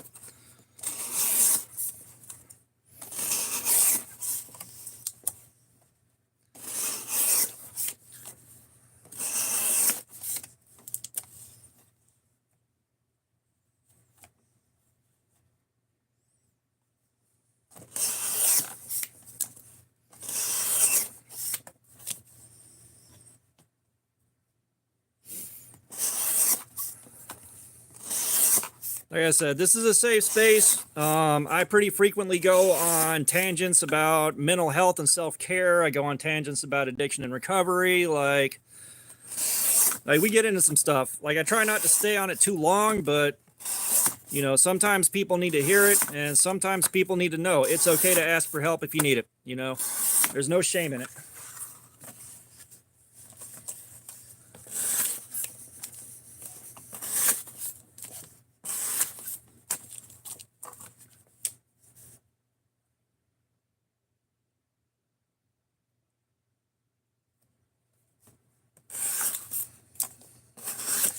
But it's been a little while. Adeline, you can do me a favor right now. Thank you, Jackson. Adeline, you can do me a favor right now. I want you to pick between the robot, the Grim Reaper, the ninja, the Frankenstein, the knight, the scuba guy, or the alien. Yeah, we aren't the most family-friendly place here. I say the fuck word a lot.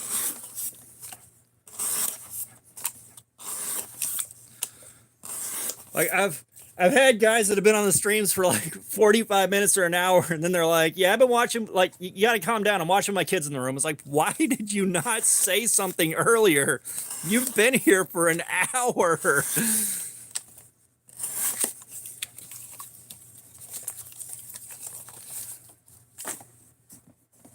That's it. The live streams and my regular videos are completely different beasts.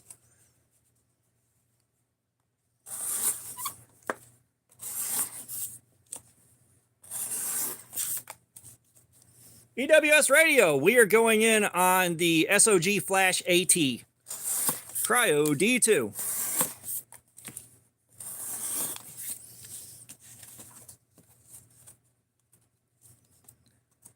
Damn, nice, full fire.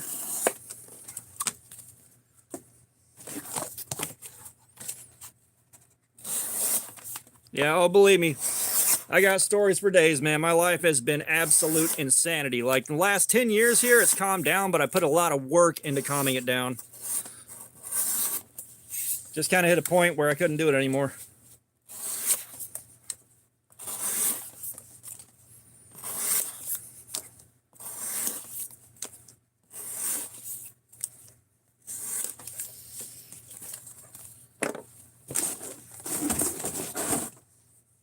Jam a bit more cardboard in that bitch.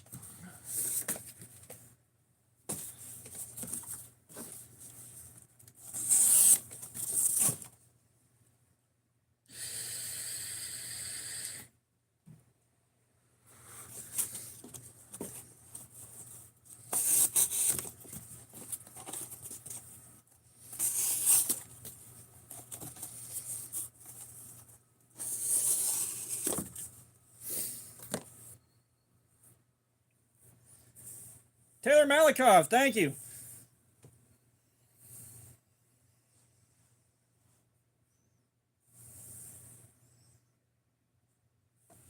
Yeah, we do have the sock game going on. For a $2 super chat, I'll put them on, and then for the next $2 super chat, I'll take them off.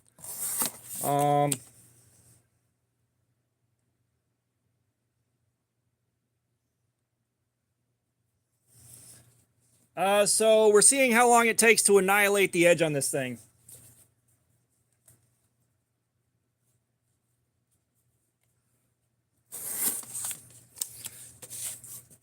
Taylor, there's a lot of chaos that happens here.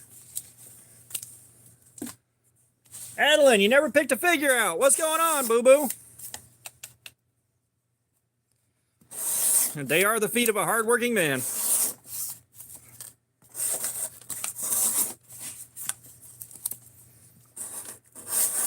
Yeah, but I think Full Fire may have ruined it for everyone.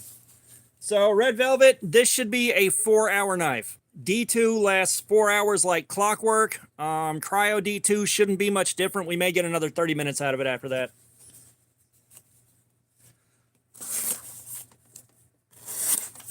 We have done a lot of these. I do not have an M16.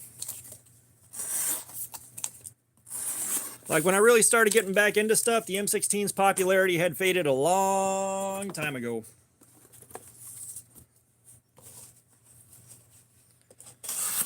Yeah, oh, it's a lot of cardboard. It's a lot of cuts. The other thing we do with this is we see how the ergonomics are for heavy use. Because, like, this winds up adding up to a lot of damn use.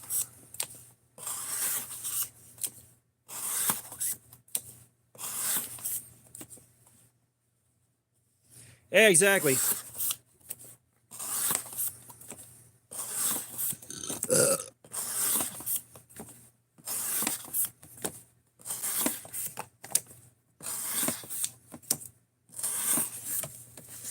Like, I wish I had a good way to count these, but even when I was doing this by myself to get feedback out of the knife for you know, a review video, I could not keep track of the count. Like, I tried and I'd have to reset and like I'll subtract 10 because I think I know where I was, but I don't remember.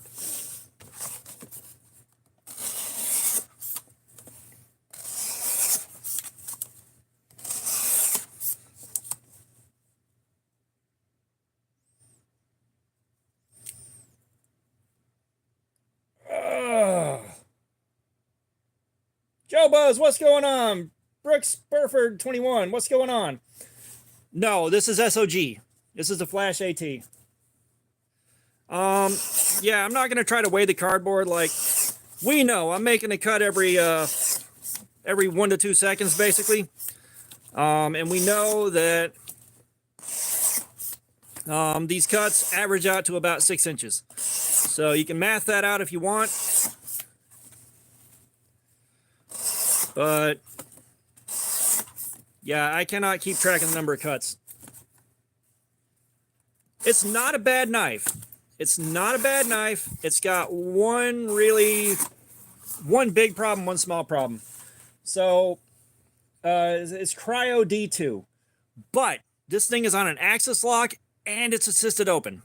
All right. So this means when you go to close it, you got to keep your fingies well out of the way, and when you do try to close it, if your hands are dry at all, it starts sliding backwards in your hand. It's a little bit of a headache. And then the safety back here is in the worst possible spot. Like, I don't know why they did that, but I still like the knife quite a bit, but it's just that was a confusing set of decisions. Like, it really just needed to be an axis lock on bearings. Axis lock on bearings, this thing would have been phenomenal. Like, this would have been in my top 10.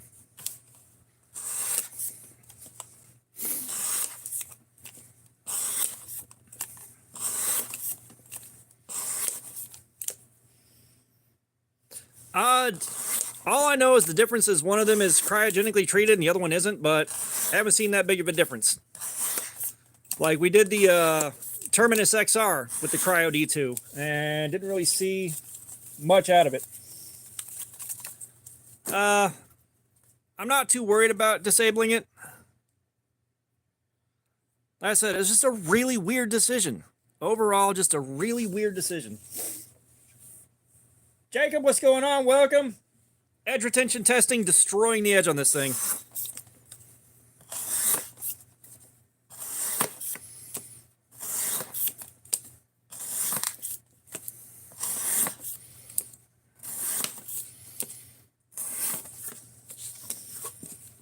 Yeah, we're giving her what for with the cardboard.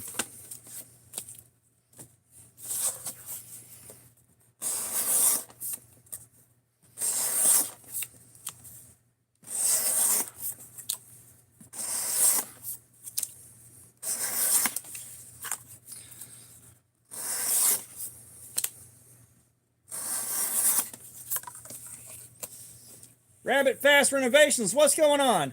So I will sharpen this once it goes totally dull, but it's on a small fixed angle sharpener, no big deal. On a cheap knife, I'll practice my hand sharpening, but like this one, I want to get a nice clean bevel on it. Little boy 411. We're going to try paper, and we're going to do the electronic sharpness tester in about 40 minutes here. We've already done the paper about 30 minutes ago. It was still cutting that all right.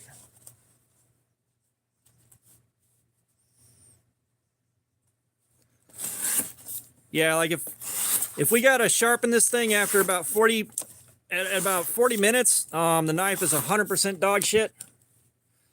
This thing I bought on Amazon.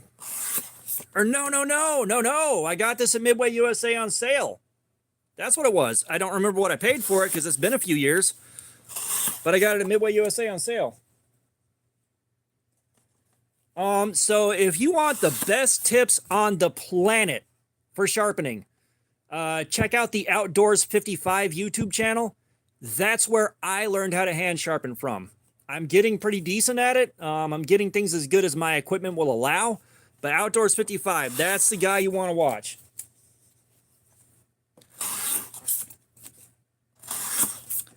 Because his videos are the only reason I am comfortable trying to hand sharpen.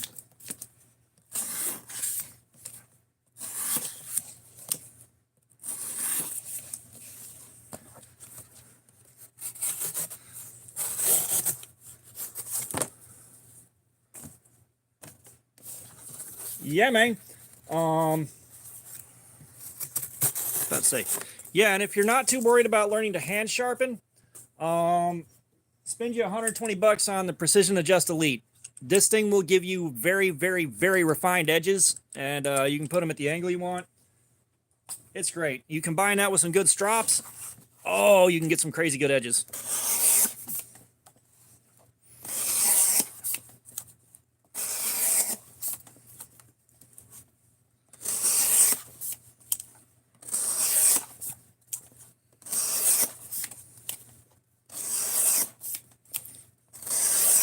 And one of the things that the guys have pretty much unanimously agreed that they want me to save up for with the super chat stuff.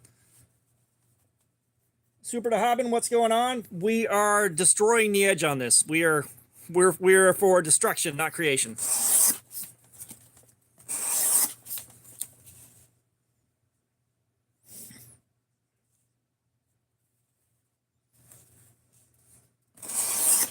Yeah, I mean, a fixed angle sharpener is probably going to be your best friend.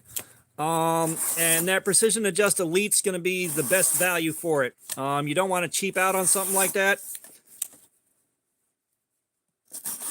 Everyone loves the cutting sounds until it squeaks. But you know, you don't want to cheap out on your fixed angle sharpener. The professional on the Precision Adjust is about 250 bucks.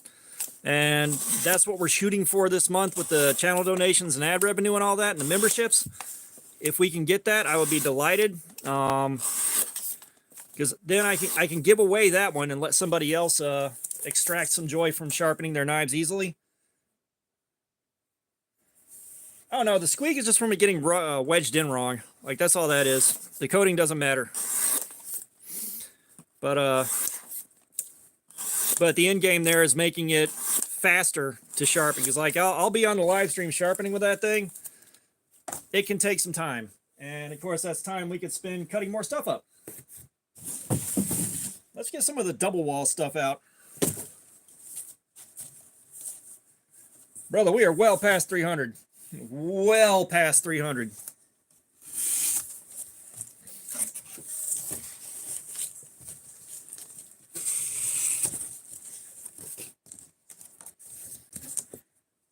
That's if someone's brave enough to sit there and count every single cut, I'd be amazed.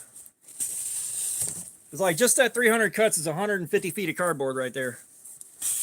Probably a little bit more, but we're being conservative. All right, now how does this thing handle the double wall cardboard?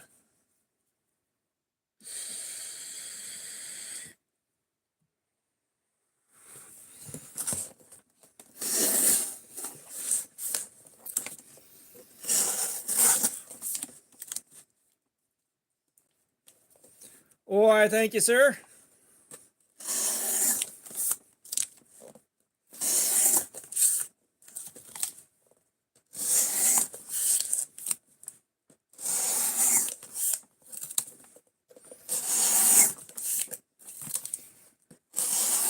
This is why I love a full flat grind. This is close to a full flat. It's close enough to do what we need to do here. This is why I love these flat grinds. There's like the slightest hollow to this grind.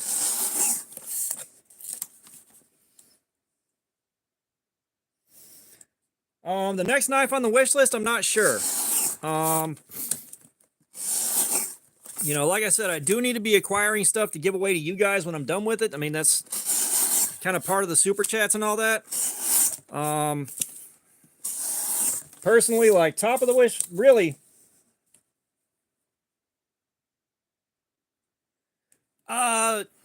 Can somebody check and see what the price on this is now? Like I said, I can't remember what I paid for it, but it was definitely not retail.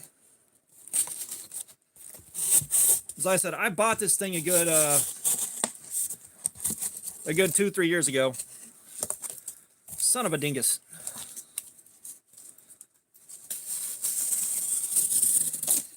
There we go. SOG Flash AT. All right. My box is jammed out.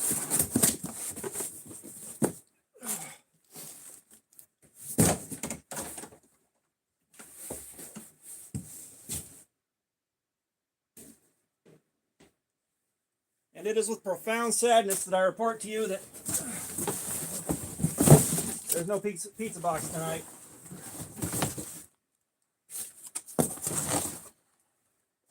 Much as I hate to leave you guys hanging, there's no pizza box.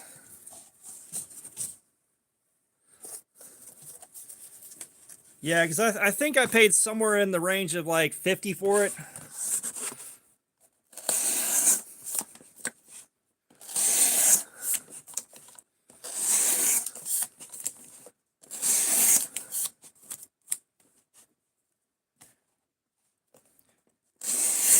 Yeah, there's no pizza box.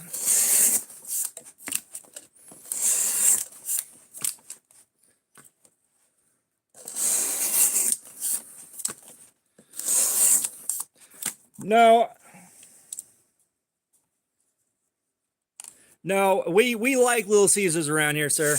We do not besmirch the good name of Little Caesars. And that being said, they have gone up to like $7.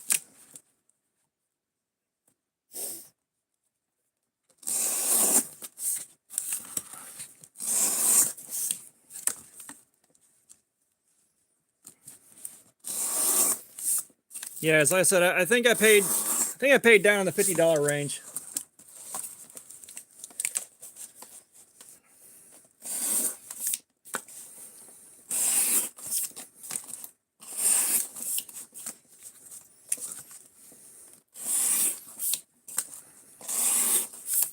Yeah, as I think at the time when I went to buy it, this is like I think this is about $100, full retail.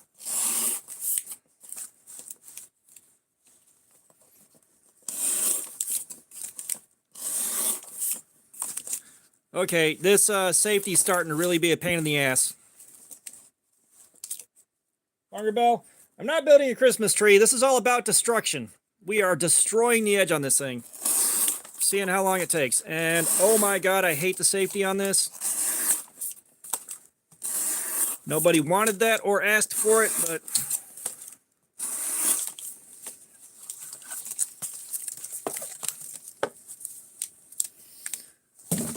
so the safety is right there in the stupidest possible place. All right, you can, it's locked, it won't open. There's a safety. That is starting to dig into right here quite annoyingly.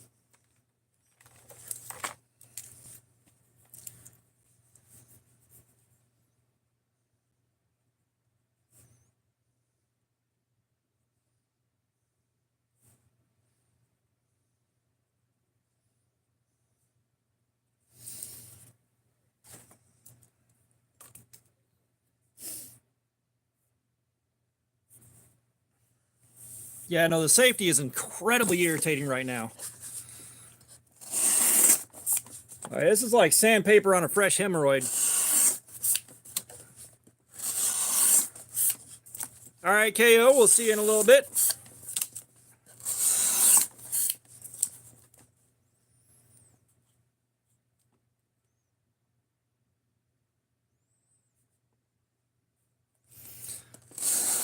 If it wasn't for the safety being where it is, it'd be pretty comfortable. It wasn't bad doing the lighter weight cardboard that's easier to cut. It definitely wasn't, but man.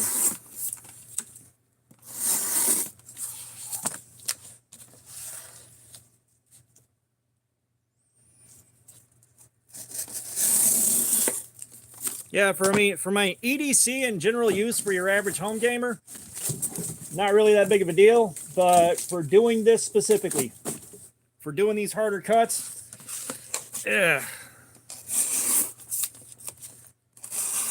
You know, but I don't think there's a ton of people out there that would be doing this nonstop for 45 minutes trying to destroy, or an hour and 45 minutes trying to destroy the edge. G-Dog, we're about 20 minutes away from doing some paper cuts.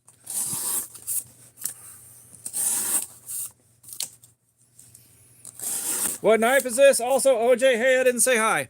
SOG Flash AT.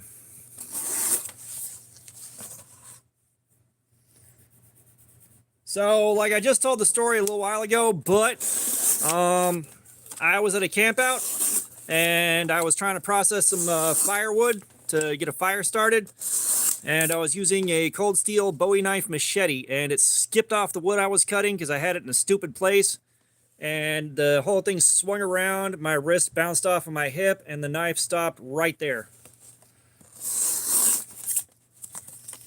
G-Dog, we are trying to destroy the edge on this thing and hanging out and chat with you guys. But yeah, like, since I didn't have health insurance and I was kind of in between jobs, a friend of mine that's a nurse just grabbed one of her maxi pads, slapped it down on there and taped it down, and I went back to building the fire. Like, I stayed at that camp out for the next 2 days. I was out there playing cornhole with a fucked up arm. Like, then we'll sharpen it and we'll record the results of all that, and either we'll keep playing with it or we'll play with another knife. Just have some fun. These live streams go for as long as I'm physically capable of. So that's one thing that's where things start getting a little dark, but I have been through so much fucking traumatic shit and experienced so much pain that, like, now it kind of doesn't register. Like, this thing, that was a really deep cut that bled a lot at work, and I just wrapped it up with some gauze and went right back. Like, didn't even slow down.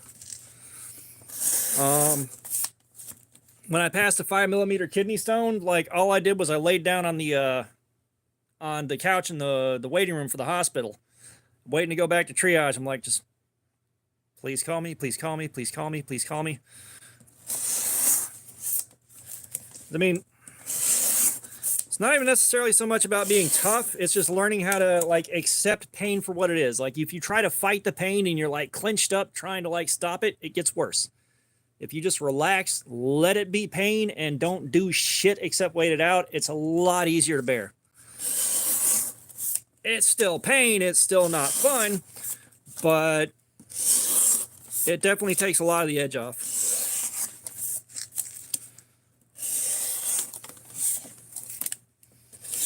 You know, I broke my wrist at work, and I had to sit there for 7 hours before I got before I got pain meds. And, like, it was, again, just sitting there as calm as could be, like, as calm as I could possibly force myself to be. And it's just like, come on, I gotta go back. It's been 7 hours. And on the way back to the, when they finally got me to a room, that was a whole long-ass story. That situation sucked. But finally going back to a room, and I looked at the nurse, I'm like, can I please have some pain medication? This is starting to hurt as badly as the kidney stone did.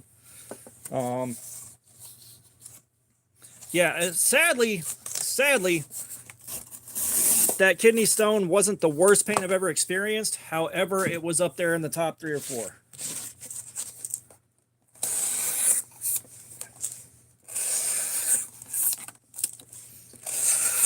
I understand why I've had friends that were on the floor crying because of a kidney stone. I understand it.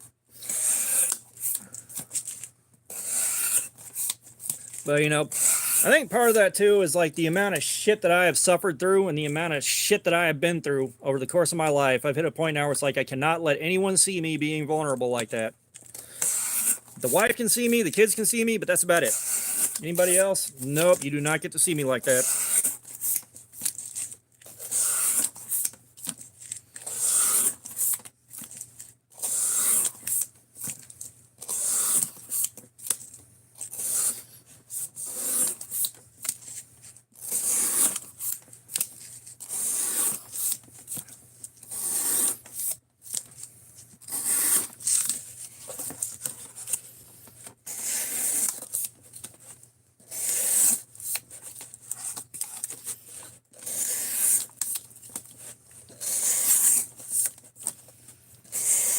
Oh, I definitely have fun doing this. Yeah, like I was down on opioids, drinking. Like towards the end there, it was opioids and drinking constantly. About 2008, every time I got drunk, I wind up crying alone in a dark room, so it just wound up being painkillers.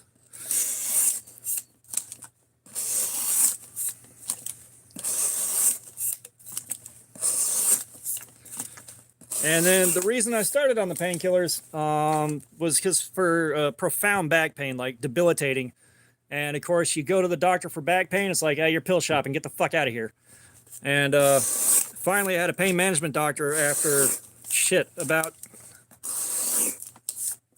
let's see, it was about 25 years of pain, basically. He's like, oh, yeah, spinal curvature, it's sitting on a nerve. Of course it hurts. So they went in and burned the nerve endings off.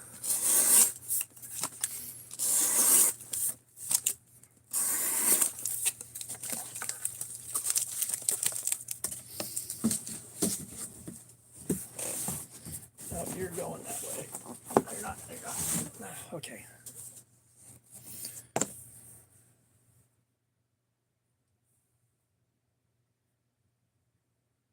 Taylor, is what the only way? That was the only way to really deal with that, yes. They went in with a large needle with an electrode on it, and they hit that nerve and just burned clean through it. And I will tell you right now, over 20 years of pain gone, over 20 years of pain gone overnight. Well, no, and like, stream's been going for just shy of 2 hours. But that was the thing, so like, you know, like,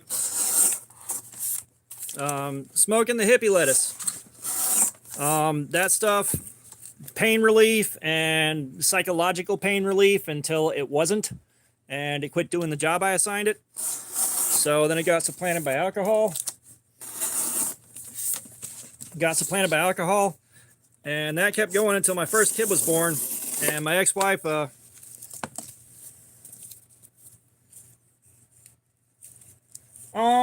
I don't feel it. Yeah, no, that was clever.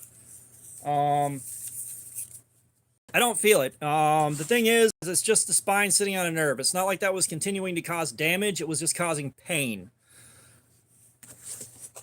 But, so my first kid was born, and I spent like 3 days on that piece of shit substitute for a couch in the hospital room with her, with the baby. I got home, my back was annihilated, and I had some Vicodin from a dental procedure, and I'd taken it before, and it did nothing. Like, it didn't blunt the pain out, there was nothing. And the ex-wife's like, you got that in there, why don't you take it? It's like, it doesn't do anything. And she's like, break 2 of them in half, they'll go faster. It's like, oh, yeah, a whole new door opened up. The pain was gone for a while. And then, so I wound up just kind of chasing down painkillers and drinking and chasing down painkillers and drinking. And then, towards the last few years there, one of the doctors I was seeing, like, well, here's tramadol. All right, it's a synthetic narcotic. It's not going to have any profound effects. And, you know, turns out it did have some profound effects. And because it wasn't regulated, the doctor's like, well, how many do you want? It's like, fuck, all right, party on.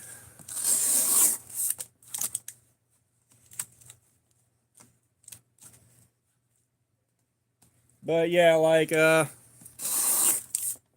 last mountain of shit hit the fan in 2009, and right at the beginning of 2010, I was like, I can't do this anymore, and I went and got help.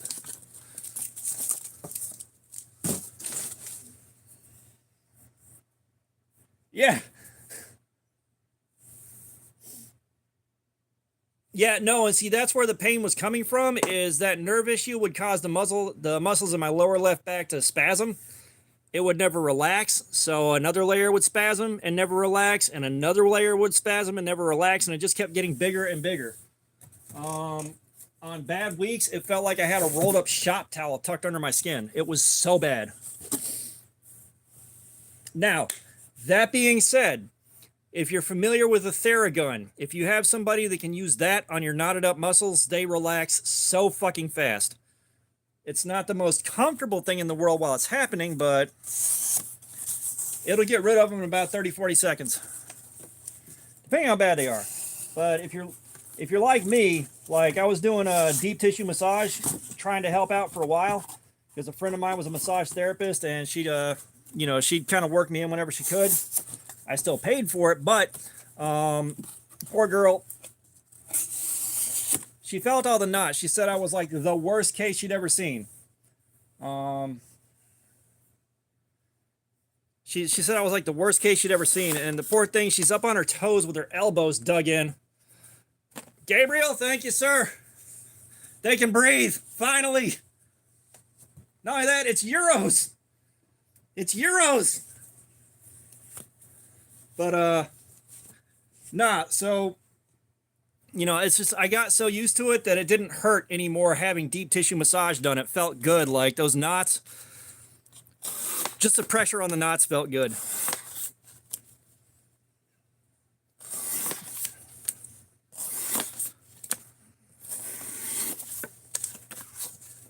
Juan Araujo?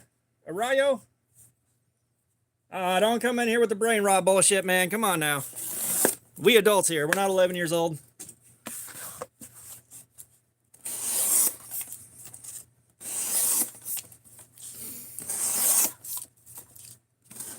But yeah, no, I got clean in 2010, beginning of January, and so far I'm a one key tag wonder. So far.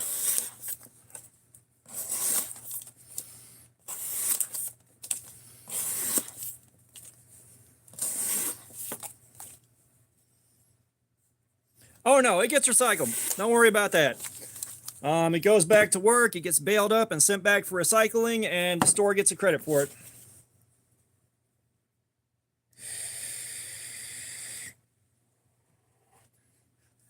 Yeah, and that 5% is a little bit on the high side, man.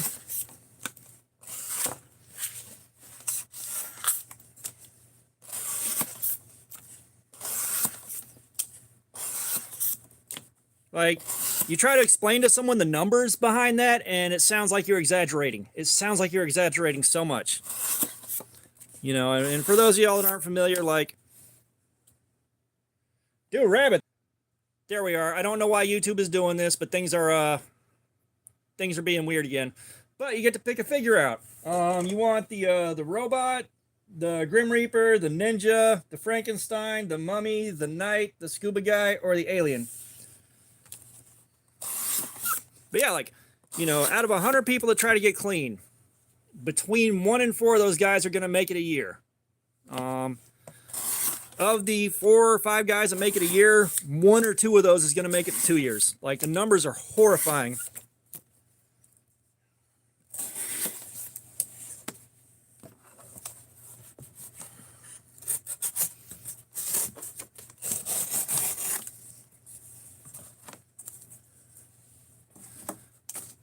Did we have to banhammer somebody?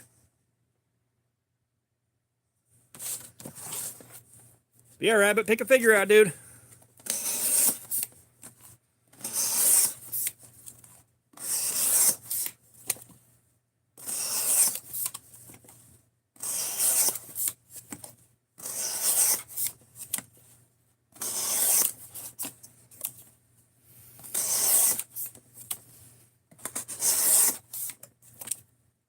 All right, we're done with the alien. Let me finish this panel real quick.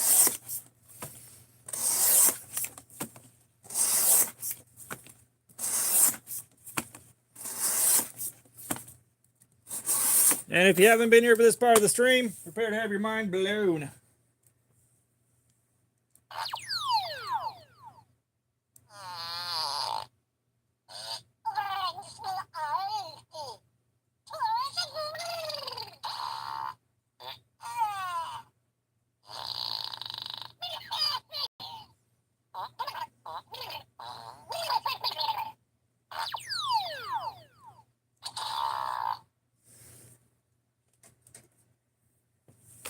Everybody does something for Super Chats. HLJ Deep Hybrid Vlog. What's going on, man? Welcome.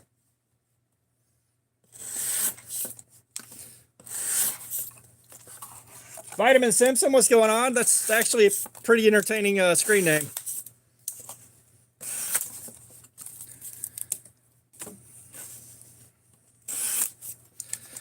Yeah, like I said, it gets a little heavy, but we will talk about stuff like addiction around here because, like, I feel being who I am, it's part of my responsibility to talk about stuff like that and try to help break down the stigma.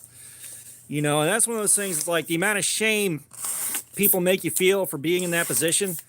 You know, you've already gone way past the point of it being a voluntary action anymore. You know, it's just, you no longer have a say in the matter. It makes it so hard to ask for help. TJ Wilson, what's going on? We are seeing how long it takes to destroy the edge of this SOG Flash AT.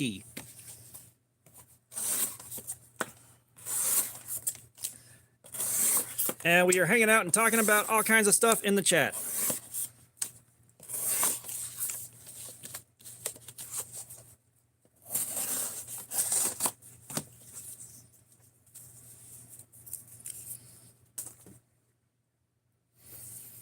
Oh yeah, right after my uncle passed away, like one of the few people on the planet, I haven't really ever been big on sport ball, unfortunately. That'd make life easier at work with stuff to talk to people about, but can't do it. But, you know, after he passed away, that really turned my life upside down for a while, and it got bad.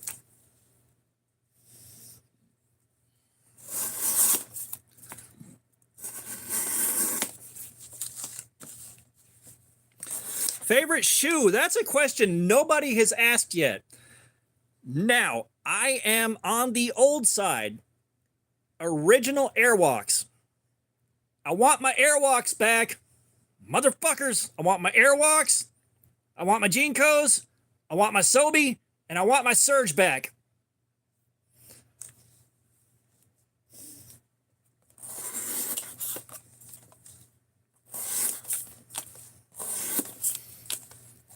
Now, the last time I looked interested in sports, I was really sweaty and holding a basketball while I drank some Gatorade.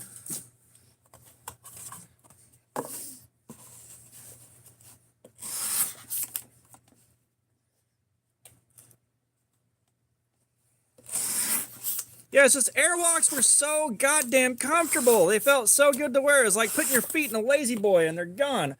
I actually have a couple of pairs of Jinkos. I'm trying to get to the point where I can wear them to Blade Show next year.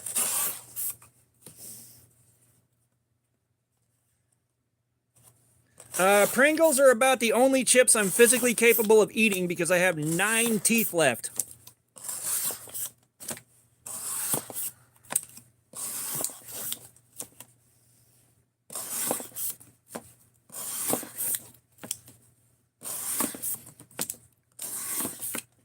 Like, you guys that are new here, when I tell y'all my whole life has been a crazy ass fucking ride, I am not kidding.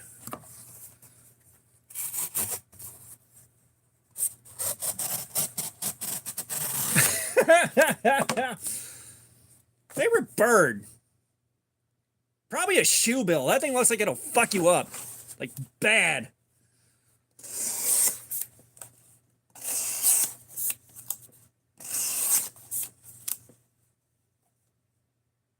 Yeah, grand total of 9 teeth left on the bottom. Between unfortunate genetics, not taking care of myself through the years of active addiction and everything else, they were all broken and constantly getting abscesses, so I had to have them pulled. And when I had them pulled, there was an abscess I didn't even know I had. Wuggy Wuggy, what's going on? Welcome. We are doing edge retention testing. We're seeing how long it takes to destroy the edge on this thing, and apparently we're talking about teeth and chat now. But, you know, when I tell y'all I have been through it and my pain tolerance is somewhere weird. Opmile fan, I'm not sure if I pronounced that right. I probably didn't. Favorite mustard, I don't know if I said hi. Jonathan Dorado. Fook, what's up? But yeah, like, they all had to go. And I was supposed to be going through and getting set up for a hybrid denture where they just bolt the entire top plate in. And, Yeah, Sunday. I'm not off again. And oh, wow, I did? Sweet. Sean, hi. And also, no, I guess. But, yeah, I was supposed to get a hybrid denture and get the top plate bolted in, but all right, Vitamin Simpson, appreciate it. Basically, we had help from my grandmother. She kept begging me to let her help, and I didn't want her spending money on it. But finally, I got one too many abscesses, and was like, something has to happen, or I'm gonna die. SOG Flash AT. So I was like, one of these abscesses is going to kill me if I don't do something about it. And then she passed away before we could really get through the hybrid denture and all that. So I just been kind of waiting it out because it's like $15,000 to $30,000 to have that done.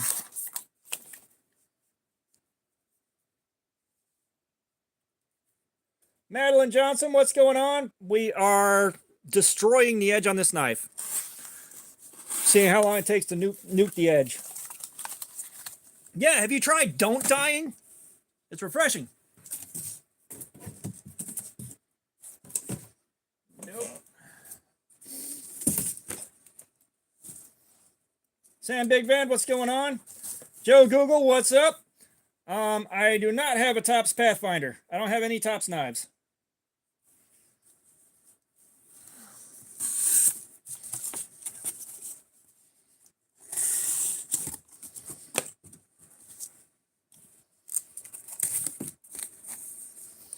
I've got somewhere around 200 of them. That being said, almost all of them are well below $50 in price tag because, well, your boy's broke. Squabble Nobbler? That's a funny name.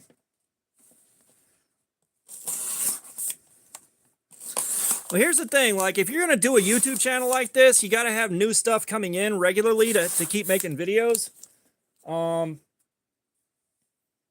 HLJ Deep Hybrid Vlog. I'm pretty sure I said hey. The emojis are confusing me now, but you gotta have new stuff coming in constantly to review. So they pile up pretty fast. And when you're talking about like $20, $30 knives, it's not even worth necessarily giving them away. You know, and I've still got a stack of them piled up from you know, Blade Show and stuff that came in after Blade Show to review too. Yeah, I did Boy Scouts for a while, but weird shit happened. So one of the reasons I was there is it got me the fuck away from my mother and her second husband. They are both very abusive people. And she came in and somehow took over as a den mother and doing the thing that, like, you're not supposed to have a woman involved in the first place, but she ruined it. It's like, all right, well, done here.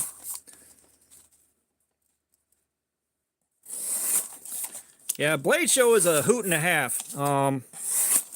That's where I get my prototype knives from.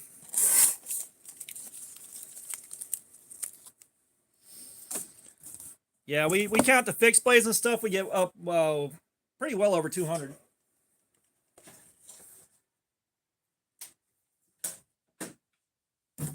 Oh.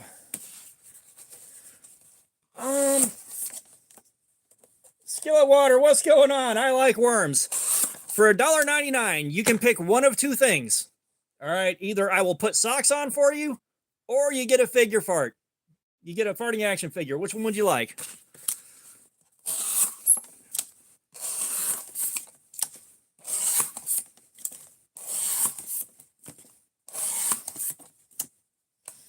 SCRT 34. Oh, dude, I got a shit ton of knives. Like, we were talking about that. Yes, so the worst knife I have ever bought, outside of buying intentionally bad stuff. All right, the #1 spot in my personal hall of shame. I've only got the one pair of socks with me, but we can put those on.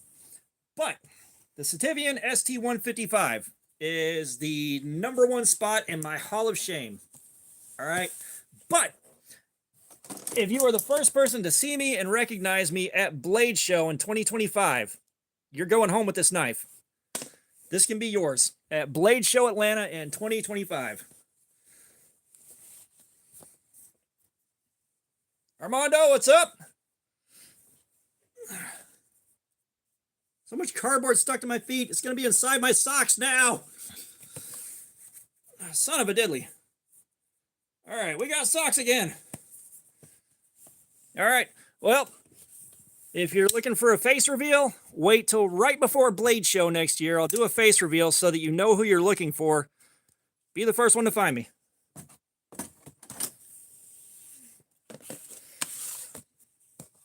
Favorite mustard? I don't have any karambits.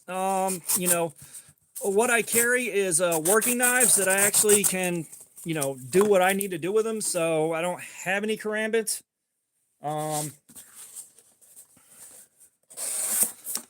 At some point, I'll probably take a look at them, but it's again right now, like I have to pay for almost everything on this channel out of my pocket. So I really can't be buying something I'm not going to get any use out of. And yes, I do have one katana, and I don't know how good it actually is. It might be just a wall hanger. It might actually be usable. The rest of them are machetes.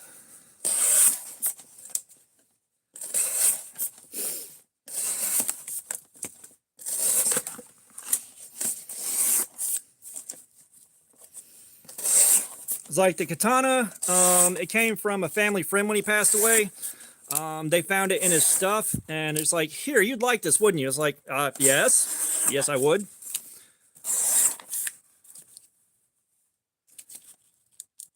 Aaron W., what's going on? Welcome, man. I might.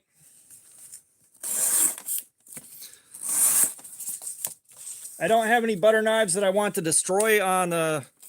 I want to destroy right now, so I'll have to grab a couple of cheap ones, but that's not a bad idea.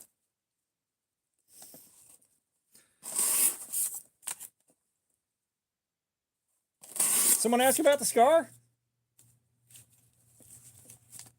Tight. Yako, don't go there. Don't go near. Don't go there. Roball, what's going on? Welcome, man. So we are doing retention testing and see how long it takes to absolutely annihilate the edge on this thing.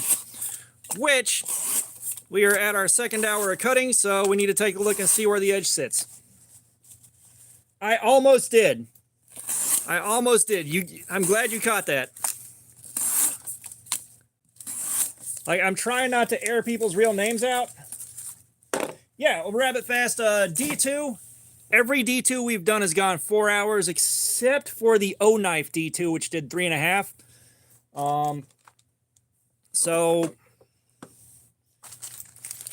Like, we expect 4 hours. We are about halfway into the expected lifespan of this edge. Yeah, the Magic Ozark that Ozark Trail dropout, I don't know what the deal is with that thing.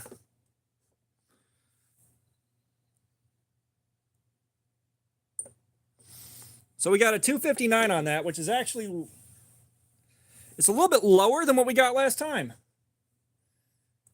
Taylor Malikov, what's going on? I may have already said hi. So Roball, 4 hours. 4 hours on D2 every time. But yeah, we're edge retention testing. We're seeing how long it takes to nuke the edge of this thing. All right, we'll get one more test. Armando, thank you. Someone paid me $2 to put them on. For $2 more, I'll take them back. I'll take them back off.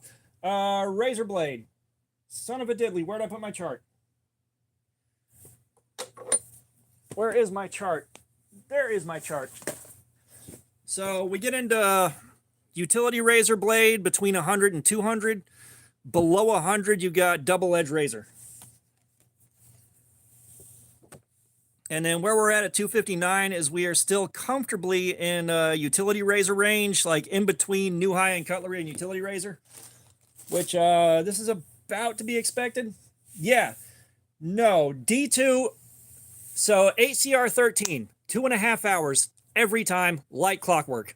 I have added a bit of time to one of them. Like, if I were to sharpen this and put a 17-degree edge on it and mirror polish it, it's going to go longer than the factory edge. And it'll usually be like an extra 30 minutes to an hour.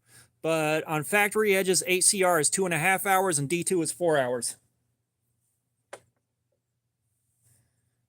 SRT34, I don't know you. The mods that I have been around for a long time. I know them and trust them. That's what we were doing. We were doing another test.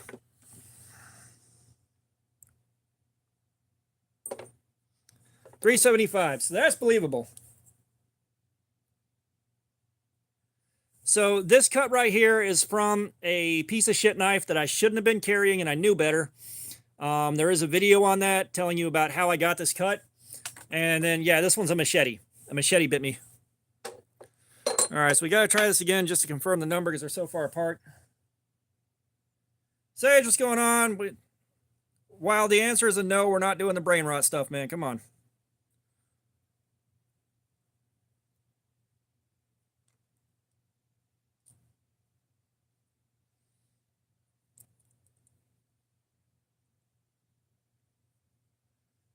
Moderators are the guys that decide whether or not to drop a ban hammer and keep control of the comments and all that. You can hide people. You can do all that. And the link posting, for some reason, hasn't been cooperating for a while. Yeah, so that's where we are. The part that made the first bit of contact right here is down to 380. Back here farther, it's still in high-end cutlery edge because it's barely been touched.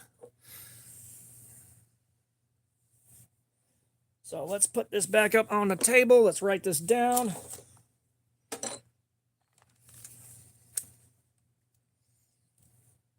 That's it. Recently, this is the only cut that I've gotten from a knife. I'm not taking that knife back out again because the opening mechanism on it, unless you get it exactly right, it's going to fuck you up. And it's too easy to do that.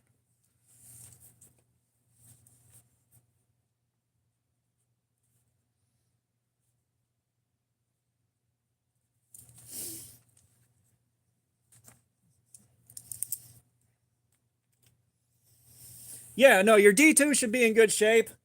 Like D2 is a good steel. I like D2 because it holds an edge well enough. And it keeps the cost of a knife down into a safe range, like a much more affordable range. It got up under the skin and cut a bit. It wasn't stupid deep, but it bled like crazy. I had to go through 2 gauze wraps on it before it stopped. And then I sealed it up with super glue. I super glued the hell out of it about 4 times over the course of this thing healing up. And that was 5-6 days ago, something like that. All right, we got our emotional support caffeine to get into. And we'll give it about 3 more minutes here.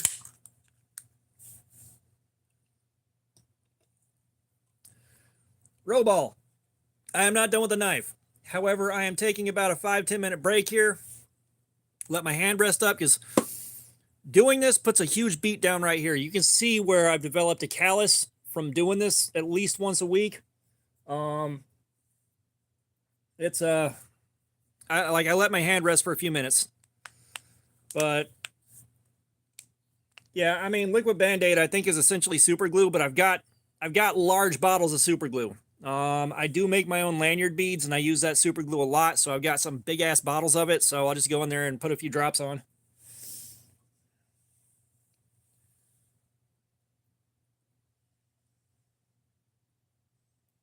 Just get it done. That took a second to read, but welcome, man.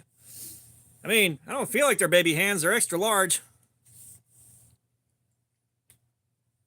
Now, that being said, yes, emotional support caffeine is on deck.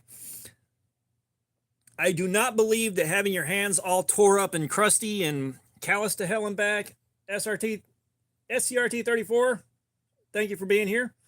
But I do not believe in having your hands all crusty and calloused and cracked and nasty. All things silver, what's going on? We do not do gloves because I want to find out what the ergonomics are like. If it's going to cause pain during heavier cuts and stuff like that, we need to know. But I have not been with a woman that did not appreciate the fact that my hands are clean, they're well maintained.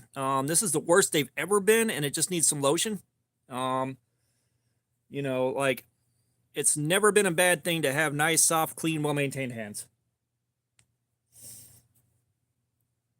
Fat Marv, what's up? Nah, you know what? Half the fun of that will be gone.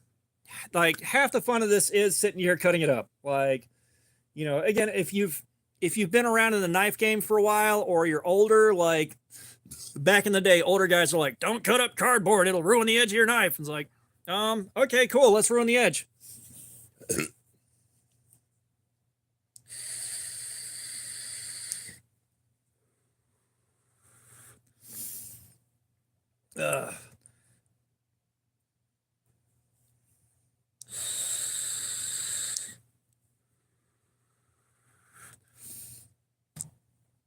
Nice. What's going on? Yeah, no, given that I can sharpen my stuff easily now, I've got like 17 different ways to sharpen knives. I would totally cut drywall if I needed to. I made myself some 3 milligram nicotine root beer tonight. Like, I make my own liquid, so tonight's root beer. I'm not crawling under the camera and blowing it straight up, dog.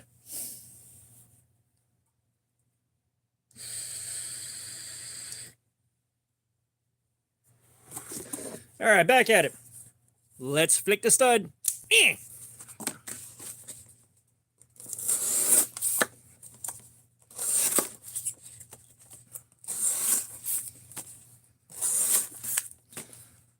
So these streams normally run I'm not familiar with cactus or jackfruit. I haven't found a good mandarin orange concentrate that I like. I do have a good blood orange, but not mandarin. Grant H, what's going on? Welcome.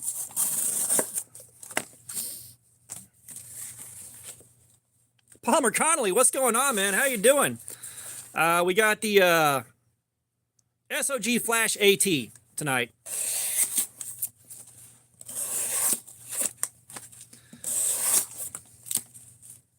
Yeah, it's going to be cold as shit here for about a week.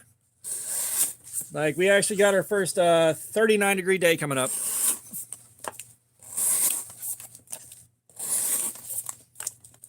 Yes, sir, we do cardboard here because I can get cardboard for free. I can't afford to pay for this much paracord to do this kind of cutting for 7 hours. It's cardboard. Let's see. We got some tougher cardboard here. Let's play with this. All right, Punisher, see you in a bit. Oh yeah, we didn't do the paper. It's no longer super sharp. It was super sharp when we started, but we've been cutting cardboard for about 2 hours. So, no, I am in the South. I am outside of Atlanta. We've got a blast of cold coming up. We just got like a Jesse Hoffer, thanks. Yeah, Hoffer. But no, uh-oh.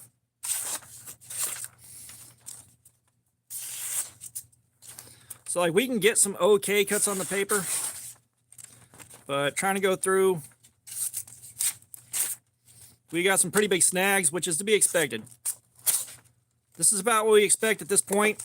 You'll see what we mean with edge devastation.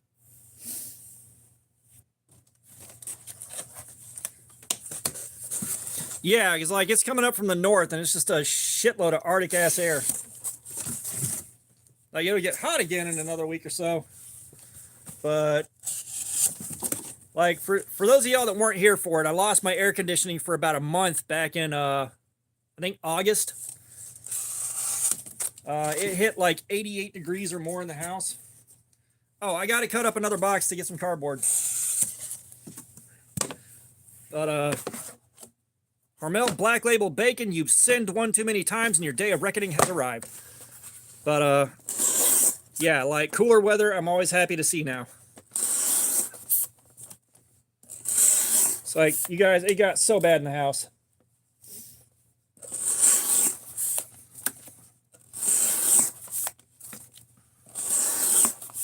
Like, I had a cooler full of frozen gallons of water that I had sitting right here with a vent fan on it. So I could sit here and do the live streams. Best knife. That's a tough call to make because I got a ton of different stuff.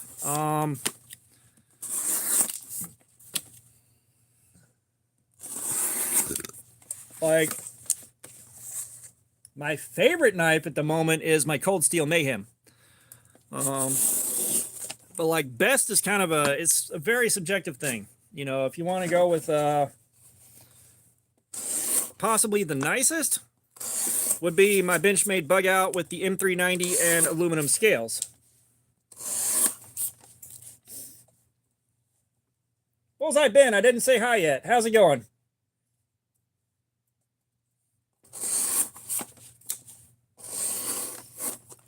And I am unfamiliar with M&P, sorry.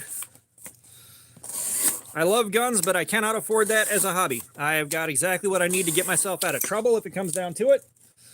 I'm doing great, man. We're here doing this. I've got to survive 4 more days at work, and then I'm on vacation for a while. No, the Fireball is going to be up for grabs on Thursday at 1 o'clock. I've got alarm set. I need to stay on top of that.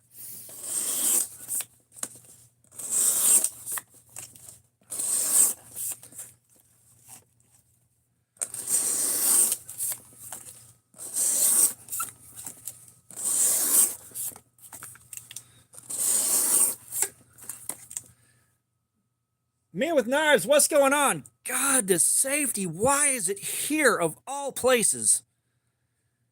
Why?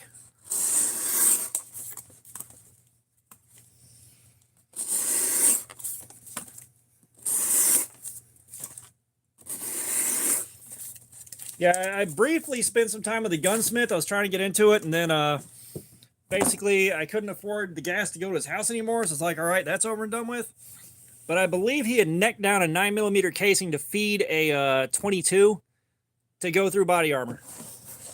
Yeah, this is the SOG Flash AT.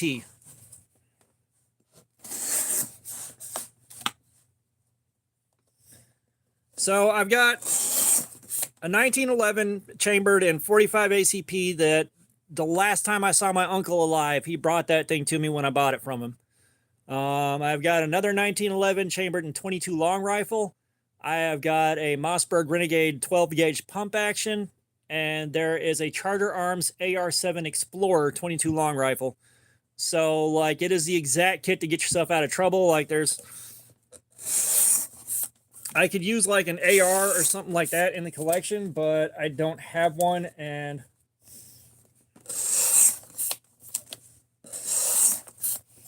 yeah, so that's exactly what he was doing.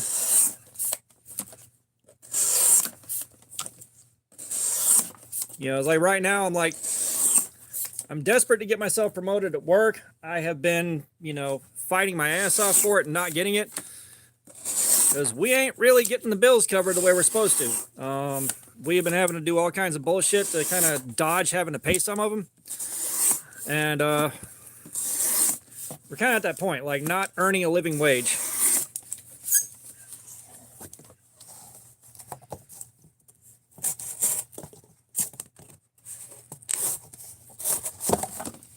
Son of a dick. Come on, cut.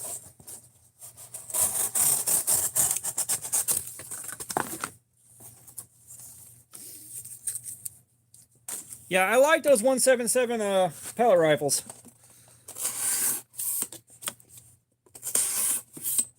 But like, I thoroughly enjoy shooting pistols. I enjoy it more than shooting rifles, even though I enjoy shooting rifles. Hence the 22 long rifle 1911. Because it does not matter how big the hole in the paper is. It just matters where it is. And 22 long rifle ammo is cheap. At least for ammo.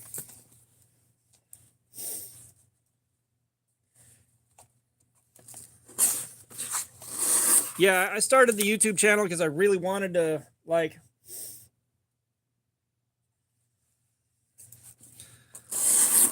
I did a YouTube channel years ago focusing on blacksmithing stuff. It never went anywhere, and I kind of realized that, you know, I wasn't really equipped to make the content there. Thank you, Bullseye Ben. Wasn't really equipped to do the content with any kind of quality. Like, if it would have been 2007, yeah, would have been fine. But, so I kind of backed out of that, and my headspace went kind of squirrely on me. And, so, my headspace went sideways, so I'm not going in the shop. I don't feel safe in there. I don't feel like I'm going to be on top of my A game and paying attention to my safety, so I don't go in there. But I wanted to get back on YouTube, so it's like, you know what? We're doing this.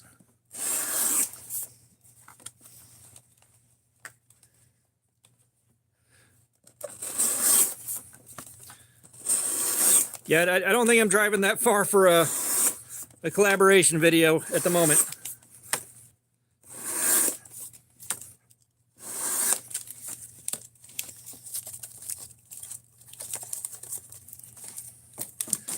You know, I showed it earlier. I don't know who all hasn't seen it yet, but like when I was doing stuff in the shop, like I made this billet of Damascus myself, hammered out by hand, no hydraulic press, no power hammer, nothing like that. And that's what I made out of it. Nice little Kiradashi.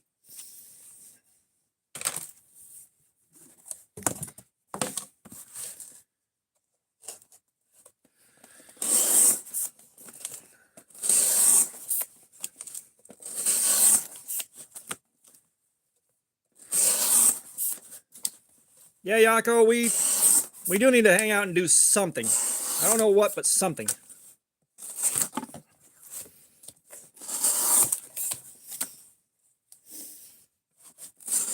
I love me some Damascus, and let's see, is it within easy reach?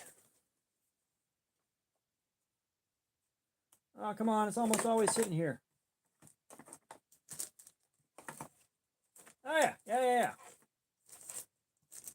So I kind of learned my lesson and scaled back. Like I was trying to do full-size fixed blades, even though I didn't know what I was doing, instead of starting small. So I learned my lesson, and I started working on this one. This is a raindrop Damascus. I spent 2 days working on the billet, and then well, I was hitting the last part of the grind on it. Huge delamination right down the center. Absolutely broke my heart.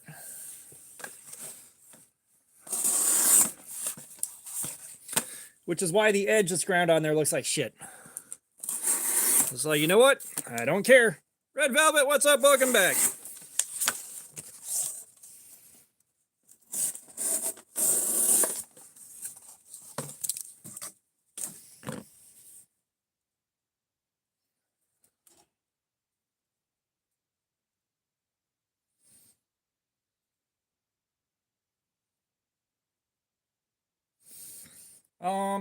It's not that it's unusable, it's just like it didn't turn out. I don't even know if I heat treated it or not. Like I don't think I even got to doing the heat treatment.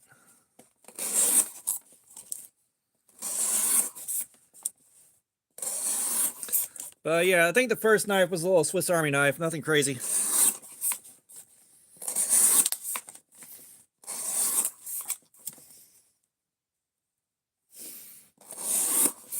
Yeah, no, I mean, the Damascus will be really cool for a gun barrel. That being said, you better trust those forge welds. Ooh, boy. What is going on, 863? Welcome, how you doing? Someone does not like Swiss Army knives, apparently.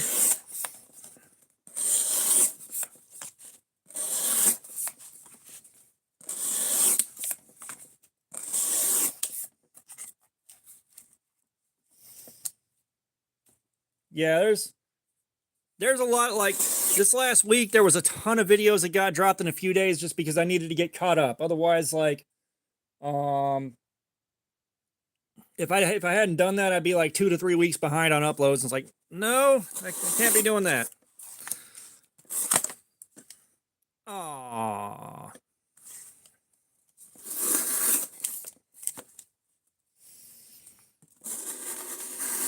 Yeah, not saying it can't be done. Absolutely not saying it can't be done, but man. Greg McCutcheon, what's going on? This is not the bug out. This is the SOG Flash AT.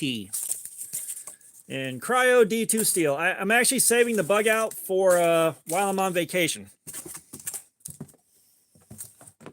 Joe Kerr, this is the only new one that I have. That is it. News radio, all right. We have got socks coming off.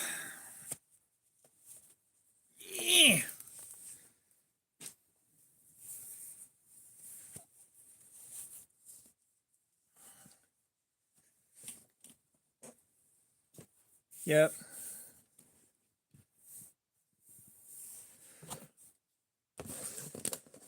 Yeah, I mean, honestly, this cut came because I bought a knife that I knew was going to be unsafe, and I was like, nah, I'll be fine. Yes, we have done Cardboard Slayer with S35 VN. That went pretty well. And YouTube on knives, I don't know.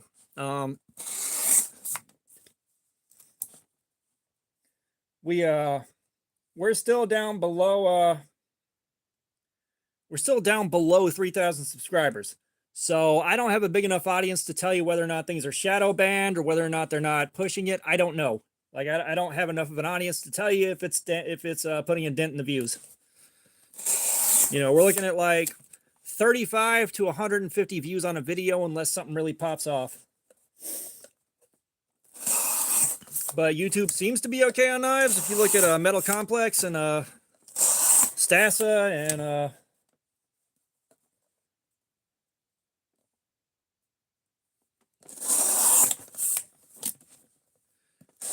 no, I will say one thing I've been using YouTube for the last couple weeks here is trying to find new music. I found a couple of good ones, which is actually a good week for spending that much time on YouTube. Like my taste in music is very, very, very hard to please. So it takes a lot of working to find something that I'm super into.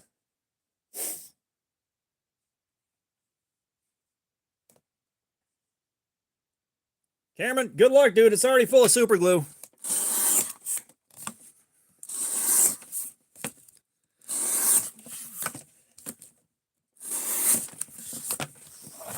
But yeah, it's just like if I go on a tear and I'm trying to find new music, like I can spend 3 or 4 or 5 days just kind of following the recommended rabbit hole, and I'll find one song that I really vibe with, and then I got to spend another 5 or 6 or 7 days. Not a Tom McDonald fan. Like I do not want politics in my fucking music. Like I don't do politics. That's why we don't have politics here. No.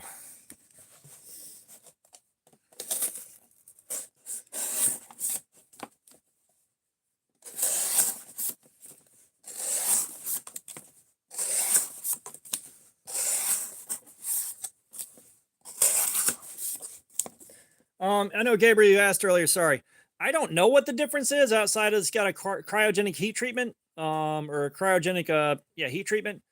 So I don't know. We're hoping maybe it adds an extra 30, 40 minutes because we did the Cryo D2 on the Terminus XR. Off the top of my head, I don't remember. What the cut time on that was.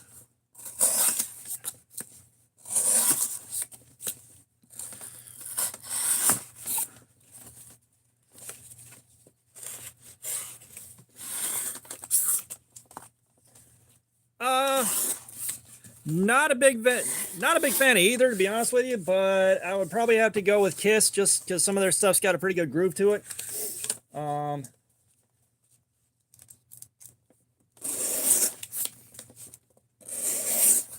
You know, at the moment, it's like when you start on a Pantera and you start on Entombed and you start on stuff like that, it's hard to go back to Kiss or Van Halen from there. You know.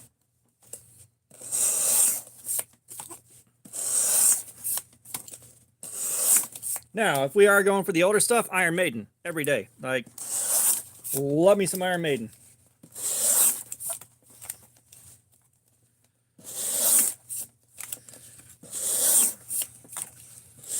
Yeah, I feel like the Cryo D2 might just be some marketing wanketeering.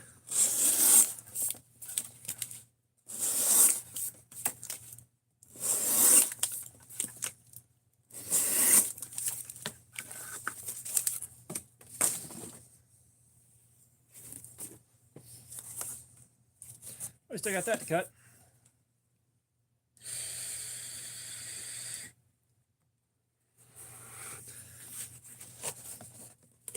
But you know, for the last couple months here, I've been more leaning into electronic, just some stuff with some solid repetition and a lot of bass.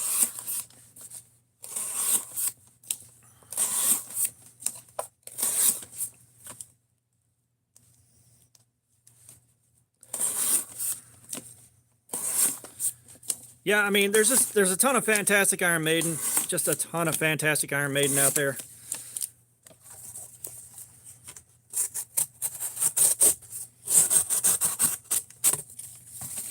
You know, and Bruce Dickinson's a total badass. Like, he's a total badass. Like, he beat cancer. He can sing like that. He pilots his own fucking jet.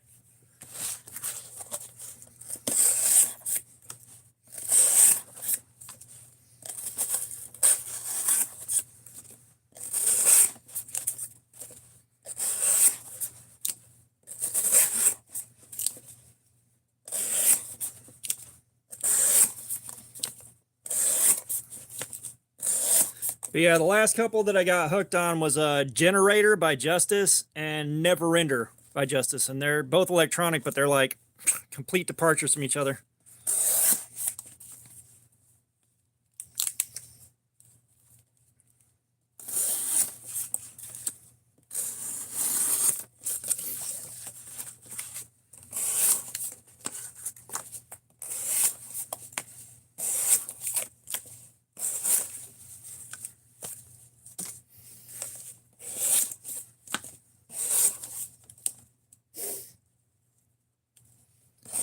Stone Temple Pilots, like, you know, there's, I'm trying to think, it's like there's not a ton of stuff with Stone Temple Pilots that I super got into. You know, at that point in my life, it was definitely much more metal oriented. That being said, Temple of the Dog, Temple of the Dog, Hunger Strike. That song's fucking amazing. You want to get up in your feels and feel some feels? That's a good one. Yep. Carol, what's going on? It ain't that sharp anymore. It ain't that sharp anymore.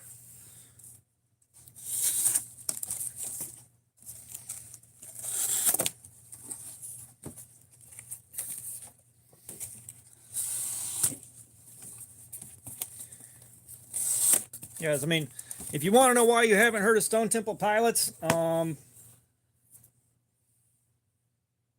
God, yes, I love that song. I forget what it's called. I need to download that shit. What's the name of that song?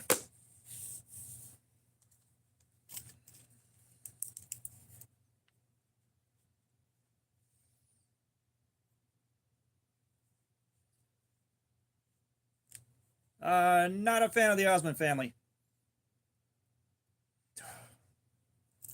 Because, like, I would have known the name of that song if you hadn't put Dead and Bloated. Yeah.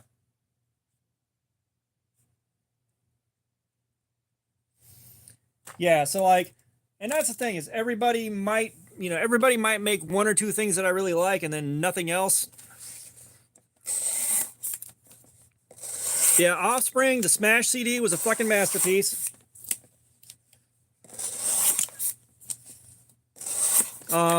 Jimmy's Chicken Shack, Pushing the Salmonella Envelope. That album was fucking fire. The whole thing. Yeah, Static X, I like Push It. The rest of the stuff is kind of eh. Nice.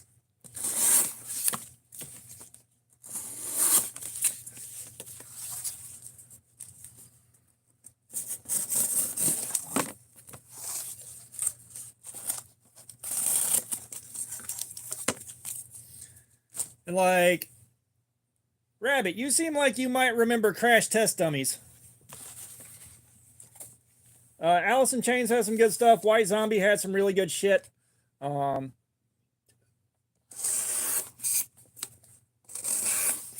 Yes, it is starting to dull out.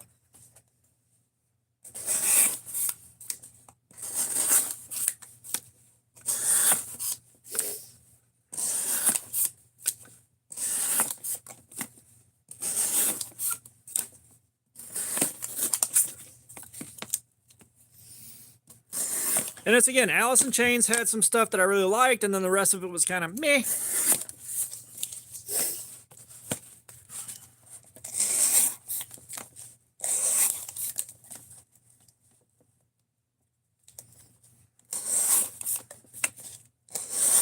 Yeah, Metallica, like,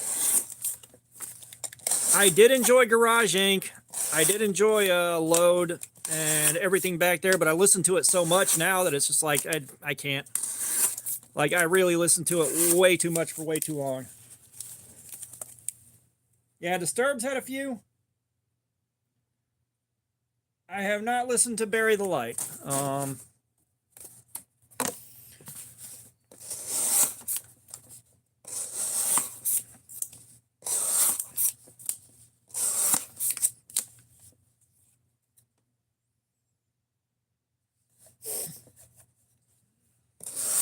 Motherfucker, I remember when Limp Bizkit was the lamest fucking shit you could get caught listening to.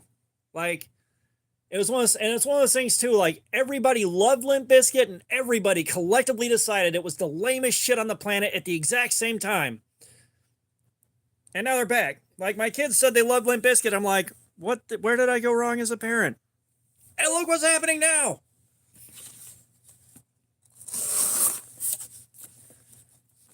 Like Korn, one of my all-time favorites. One of my all-time favorites.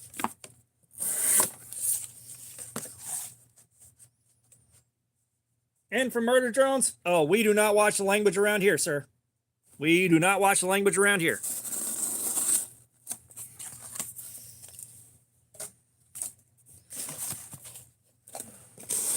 Yeah, Beastie Boys, I've had a few they've had a few jams, and it's, again, the rest of it's kind of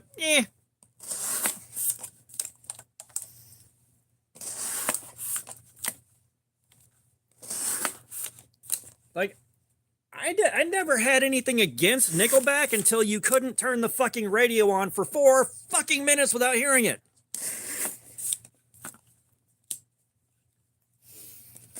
Rage Against the Machine had a few of them. Punk, so the lack of recording quality always really threw me with punk. However, Old Misfits, I will jam out to that shit. Dead Kennedys had a couple. I'm trying to think of who else. Because really, like, Holiday in Cambodia and Stealing People's Mail. Dude, I love Stealing People's Mail. This is so good. I'm trying to think, what else was like really punk that I got into? Now, something that's also kind of interesting is there's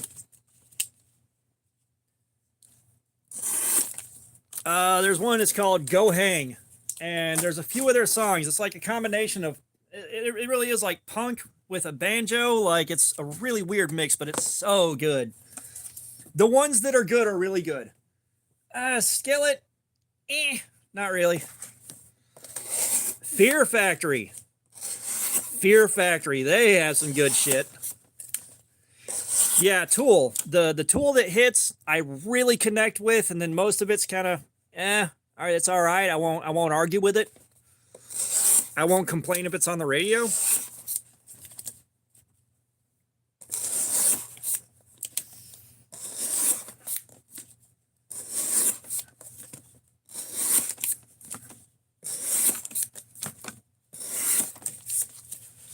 Yeah, Typo Negative, another one.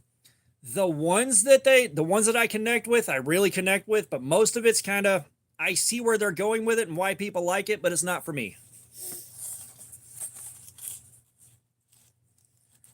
Old Misfits, definitely punk. You know, they kind of glammed up a little bit with Jerry Only, which, I'll be honest, I love Dig Up Her Bones. I love that song.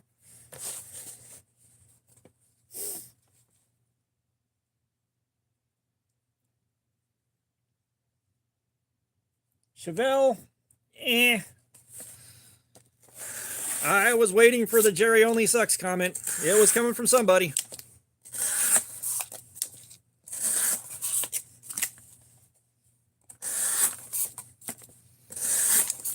Because, yeah, I mean, it really glammed up. But I don't care. Like, sorry, Dig Up Her Bones is an absolute jam. Like, that is so fucking good.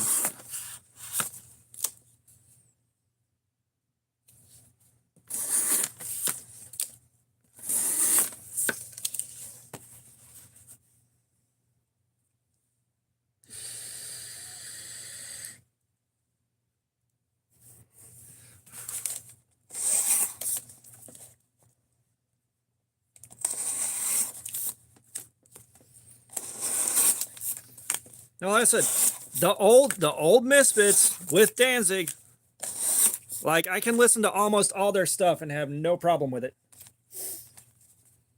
It's like I had the box set. It was like 4 discs in a casket shaped box that had pretty much everything they'd done on it.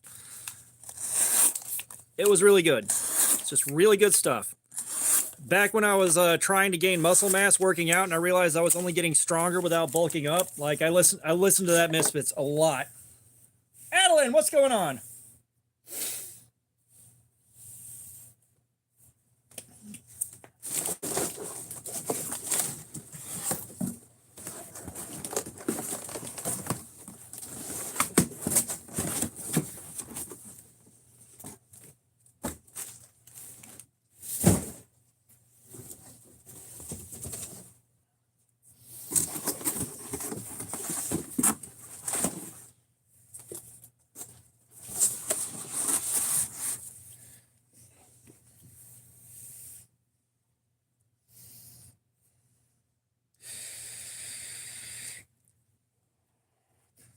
Adeline, yes, somebody paid $2 to remove the socks.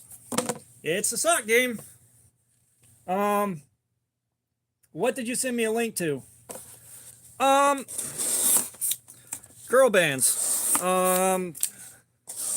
There's not a ton, and it's again kind of one-hit wonders for me. Like Kitty had Brackish. That song is the shit. Ginger, Pisces. That song is the shit. No Doubt. I loved No Doubt back in the day. You guys want to hear the story about the Alanis Morissette CD?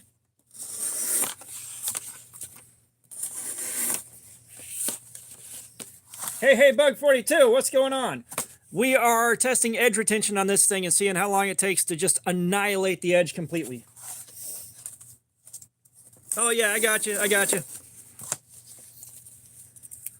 So, years and years ago, I think it was what, 96 or 97.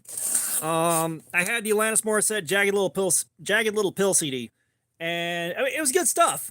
Not my usual fare, not enough testosterone there, but it was still pretty good. So I jammed out with it quite a bit.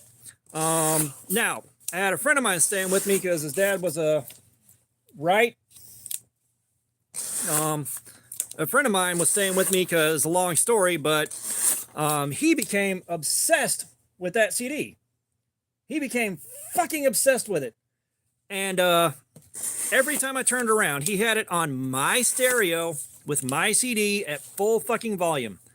Like, every time I'd have to yell at him and damn near resort to physical violence to make him stop, and then he'd be back at it again in like an hour. So after about 2 weeks of this, I traded the CD to another friend of mine for a snake. And dude's mom found out, and she was about to beat his ass. So I had to trade him back. So I take the CD, and I grab a knife and just scratched it all the way across, completely destroyed it. And I put it back where he was going to find it. And sure enough, about an hour after I put it back, he found it, and he tried to fucking fight me over it. Like, he tried to fucking fight me over destroying my own goddamn CD. Like, and it's again, like, what the hell is even my life when that's happening?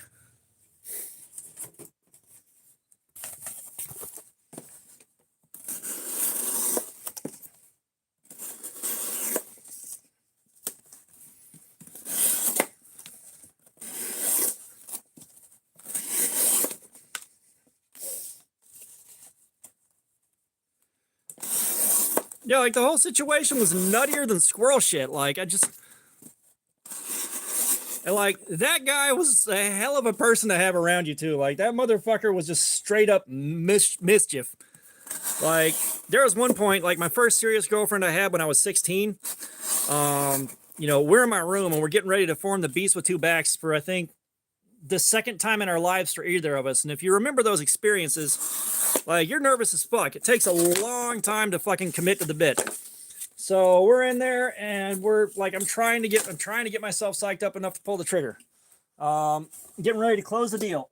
And granted, I was still a little ways away from closing the deal. Like, I still needed more time to work up some nerve.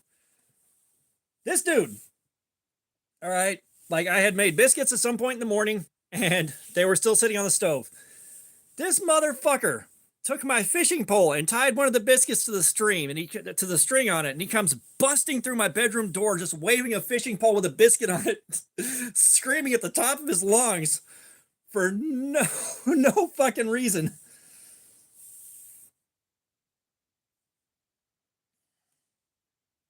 Like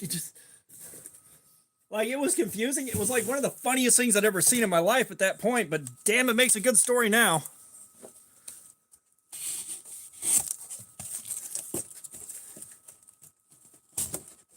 Like, I genuinely miss that guy.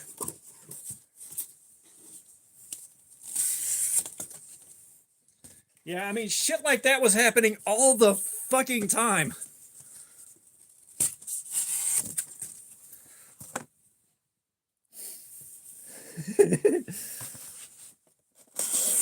Yeah, like just...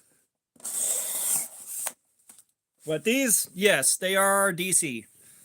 We have got all the usual suspects. The knife is not nearly done yet. You'll know when it's nearly done. Like, the edge is definitely dulled out a lot, but it ain't close to being done.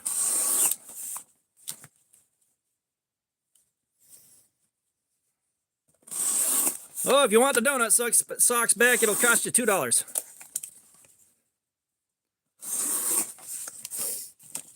Henry O'Manley, what's going on? Welcome.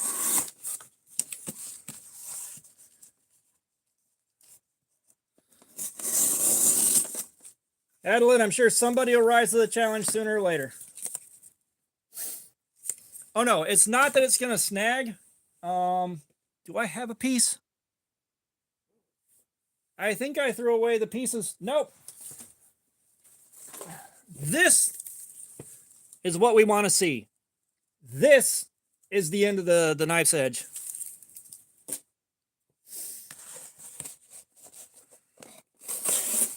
Yeah, I don't have a big problem with spiders or snakes, but yellow jackets, no, I got a big ass problem with those.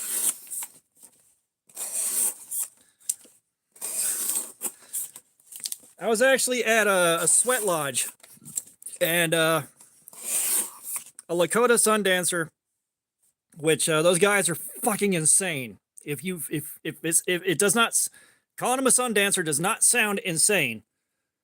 Does not.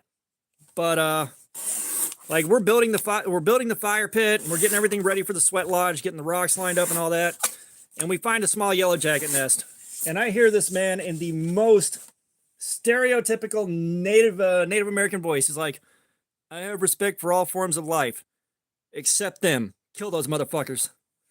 It's just like, it's one of the best things I've ever heard in my life.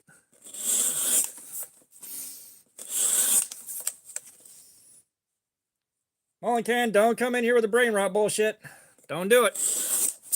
I am probably not going to be streaming on Friday. I said I've got somewhere that I'm supposed to be on Fridays, and I haven't been going, and I need to start again because sooner or later it's going to be a problem.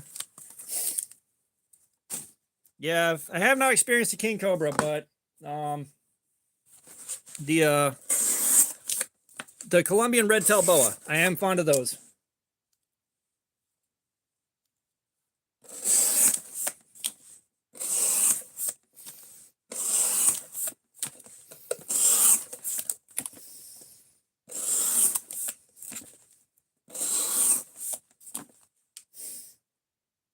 So my next live is probably going to wind up being Saturday or Sunday again. My next day off from work is Friday, and I close at the store I'm at, so I'm working nights. And so that's Friday is I need to go do my thing. But so I am off for a little over a week afterwards, though. I am taking some vacation time. All right, Mullencan, thank you for dropping by. But I'll make an announcement on the community page before I do it, so you guys will have some heads up. Yeah, the first time I discovered what yellow jackets are, I got swarmed and I got stung between 14 and 20 times, something like that, before I got in the house. The second time I only got 5 or 6 of them. The last time I only got like 1 or 2 before I got the fuck out of there. I fucking hate yellow jackets. Oh no, I'm a team lead at a Publix. So like I'm basically doing stocking shelves, making sure everything in the back room is good, making sure the team's running good, all that stuff, and waiting for my promotion to management. And in that company, team lead is the hardest fucking job you can do. Like, that is the hardest job in the company, pretty much hands down. So like I'm kind of right there waiting to see when I get promoted.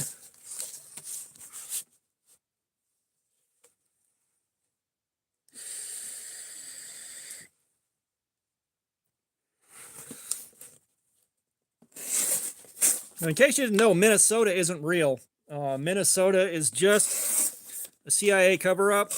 That's where they put their witness protection people. And it's actually located in Texas. It's just well hidden.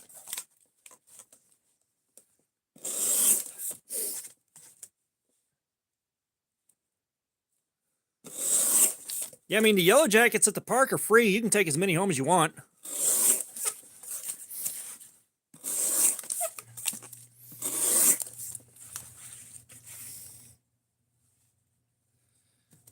Yeah, it's just...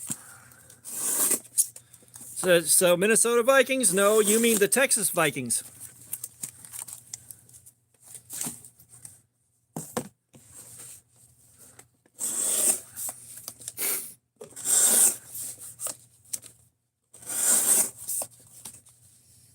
Yeah, Ducks. Take as many home as you want.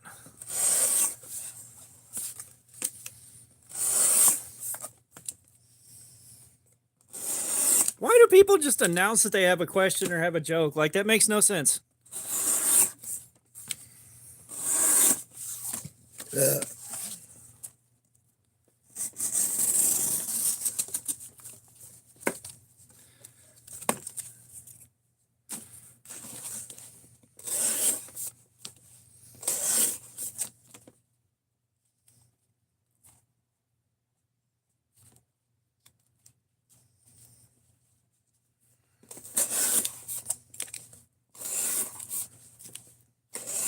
I think I got, what, a bowling alley and a pee-wee football team?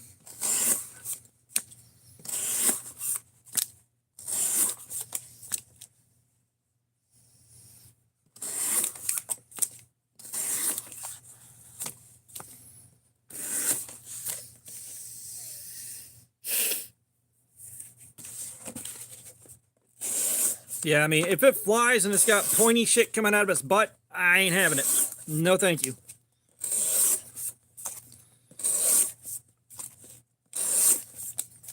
You tape a pair of scissors to a bird's ass, I'm out. I'm done. Nope.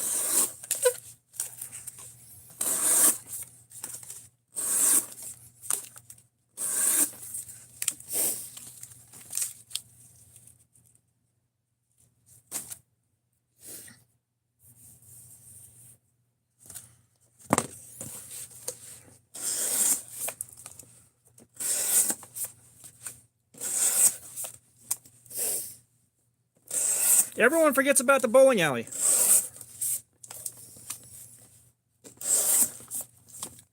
I think it's because they won't let you rent the shoes. They only let you look at them. I think that's why everyone forgets about it.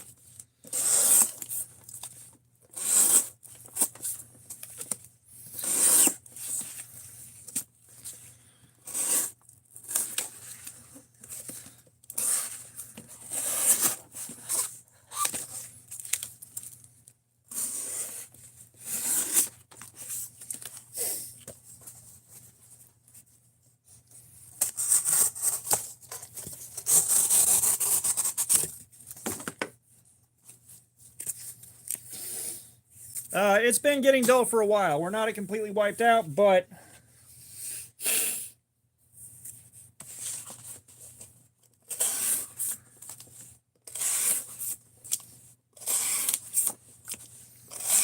Yeah, y'all really didn't come out ahead in the bowling alley for your Texas Vikings trade.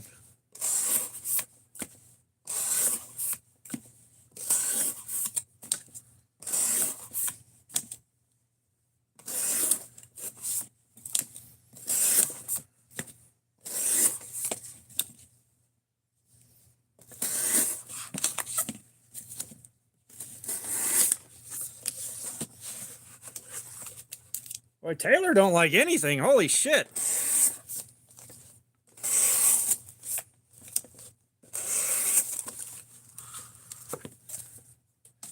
Taylor's like, I don't like not liking anything. So I like everything. What the hell's happening? Roman Stepanski? I don't come anywhere with that bullshit, man. Come on.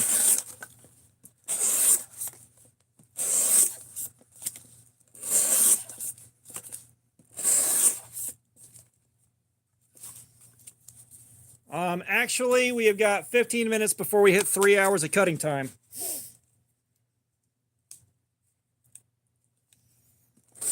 Yeah, no, pronouns aren't a thing here. Like, I will support you. You are safe here. However,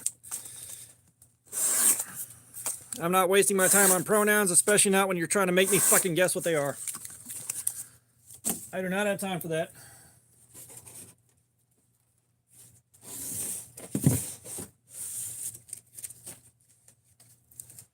This won't be fun to cut.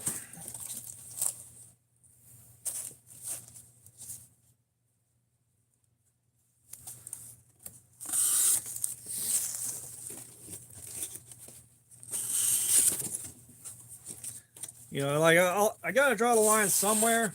And it's like, you're trying to make me guess what you want to be called. No, thank you. You're lucky if I dial it back to, hey, you with the face. That's just like your triggers, your responsibility.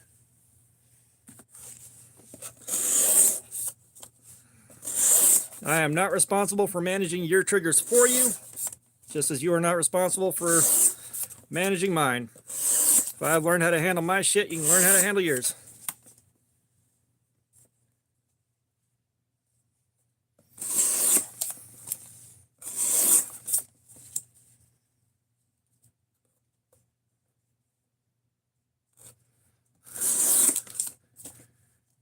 You merely adopted the pronoun. I was born in it, molded by it.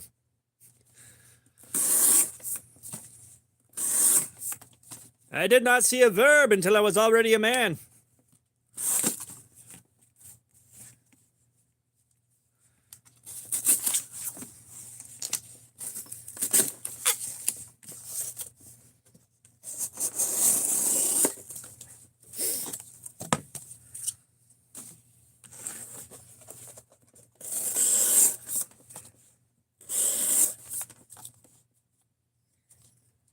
Mammal, this right now is how it came from the factory. This is a factory edge. Once I've completely wiped it out, I will sharpen it back up and then figure out what to do with the rest of the stream. We may dig out a second trash knife and see how that does. I don't know.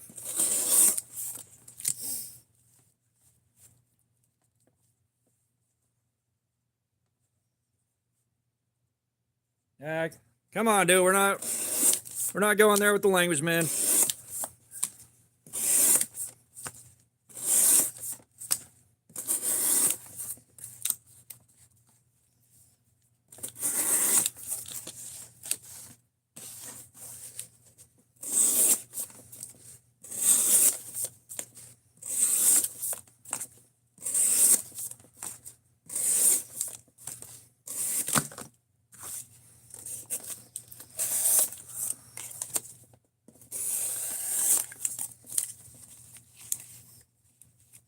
Yeah, I'm not worried about that.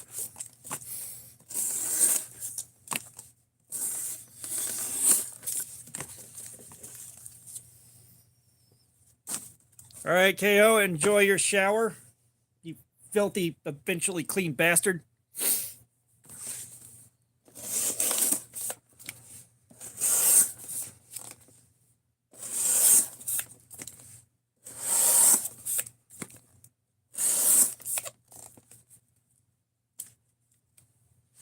PTU Vovan, what's going on? How you doing, man? Welcome.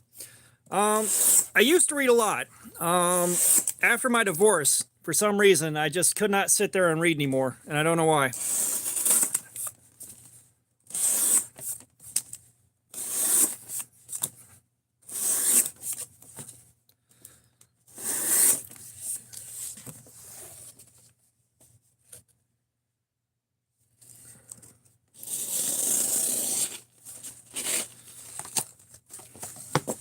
Are you shitting me? You son of a bitch! Stop falling on my lights!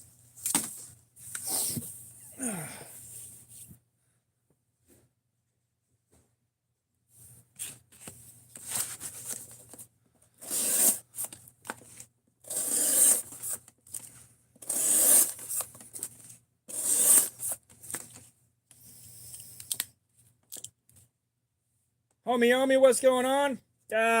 I've got fixed blades, but I can't carry them day to day, so I don't really mess with them. Like, I've got to be business casual at work, so I can keep I can keep something in my pocket, but I can't do a fixed blade. I've got a lot of cardboard.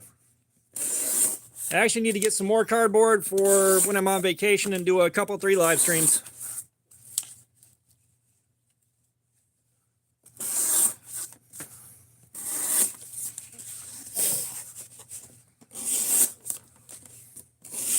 Yeah, I don't have anything against fixed blades. It's just if I can't carry them, then I can't do a fair review on them, so there's no point. And given that I'm paying for almost everything on this channel out of my own pocket, I gotta be able to get content out of it if I buy it.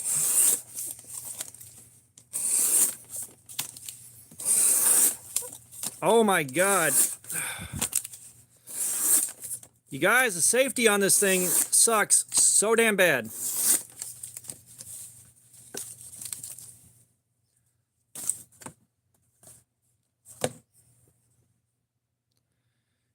God almighty.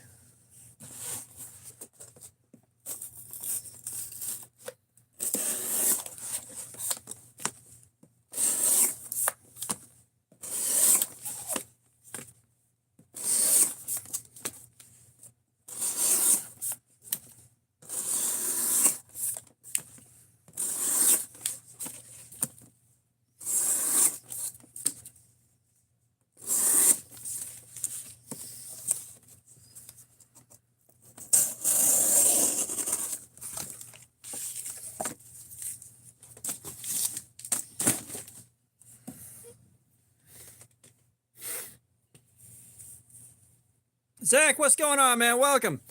We have got the SOG Flash AT, and we are a few minutes shy of 3 hours on it. Paul Williams, what's up? Well, it's D2. We're going to get at least 4 hours out of it.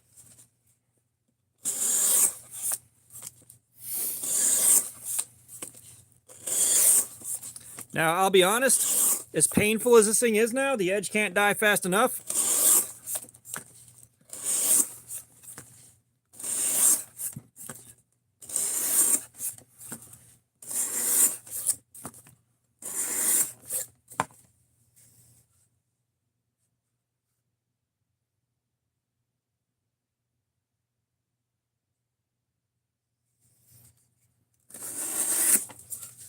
I mean, the Schrade Golden Spike ain't that bad.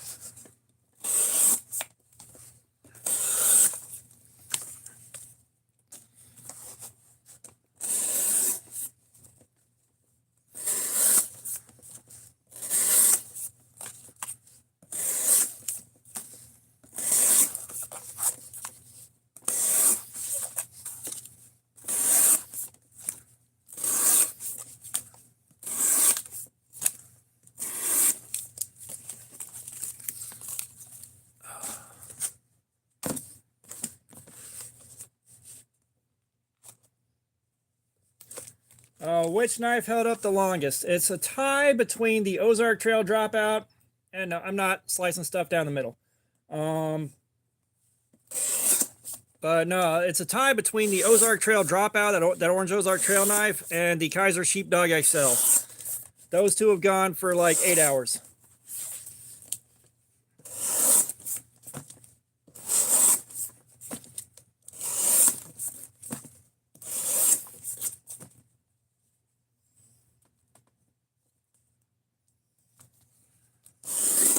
Yeah, I know a lot of guys are definitely fixed blade guys. And I'll be honest.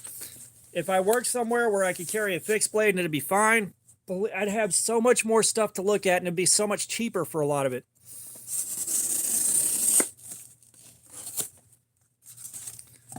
You know, fixed blade knives, your odds are better at getting good ergonomics. Your odds are better at getting an easy carry. You know, like less moving parts.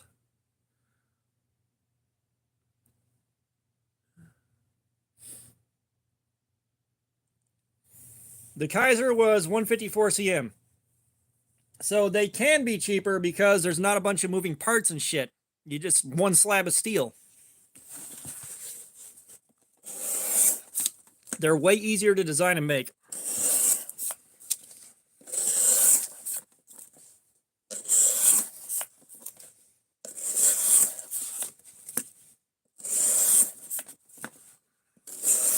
But really, like, we don't know why that Ozark Trail went for so long. So realistically, the best steel that we have is 154 cm.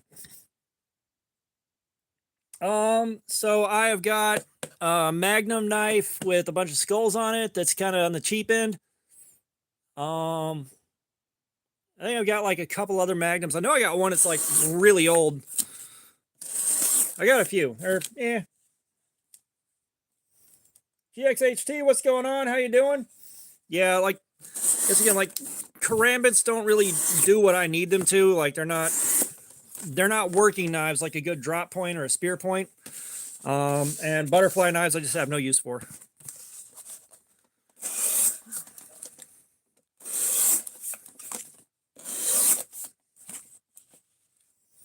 Oh yeah, no, S35VN only went 4 hours. Yeah, S35VN only went 4 hours. Like, S35VN is tough, but not big on edge retention. That's why we had that concept in the mix for our live streams.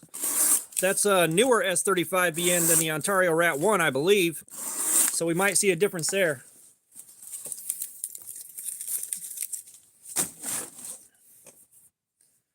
Okay, we are close enough.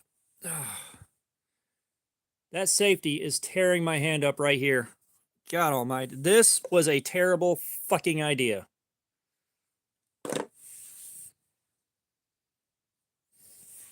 Whoever decided that safety needs to be there, I pray to all things holy, both your gods and mine, that they end up being the third guy in a human centipede.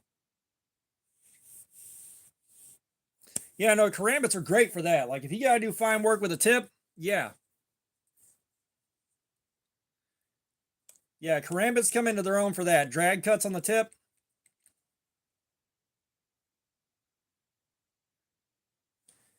And we're going to check this edge in just a second here, but I am letting my hand rest for the love of shit.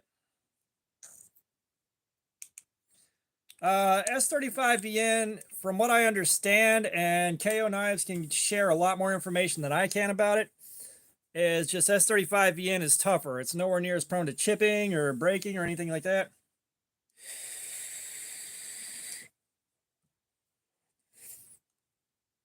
All right, let's see what KO Knives wanted to see.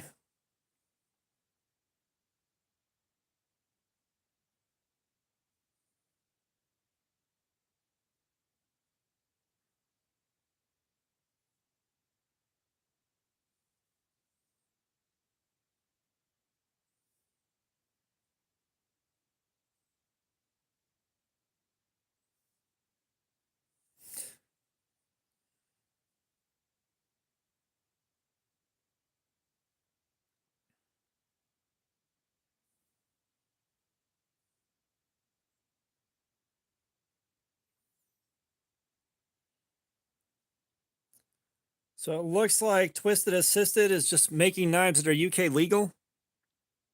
I don't know. If he's still here, he can tell you more about it than I can. Or he's selling them.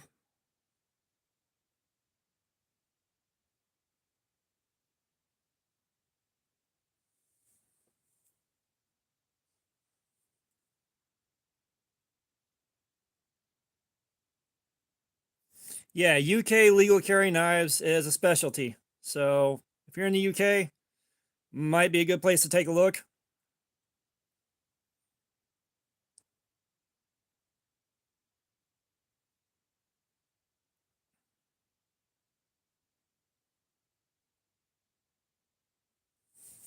Oh yeah, no. Almost everything's illegal in the UK. And I would love to make fun of the UK for that, but we had a kid suspended from school for his Pop Tart looking like a gun after he took a bite out of it. I believe in my state, it's illegal to carry ice cream in your back pocket. Which there's an actual explanation for that, but without the explanation, it sounds batshit.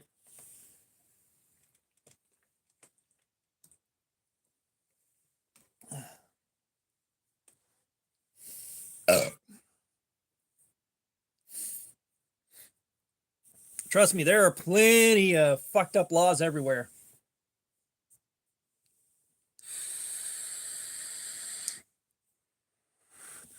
OJ is correct. Yeah. So basically, if a horse follows you out of town, you're technically not stealing. So guys will put shit like ice cream in their back pockets to get the horse's attention and get them to follow them out of town. But without the explanation, it sounds so good. Okay. Yeah, forbidden moonshine.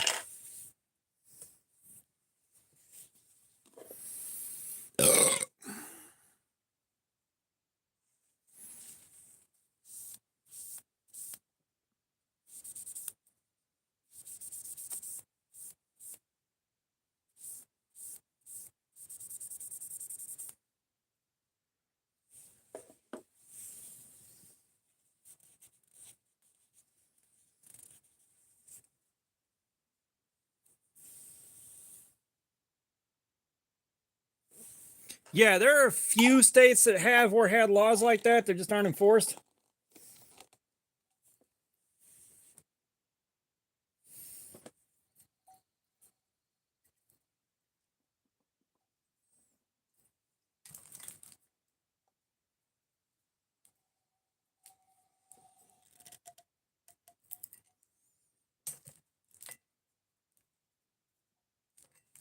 Okay.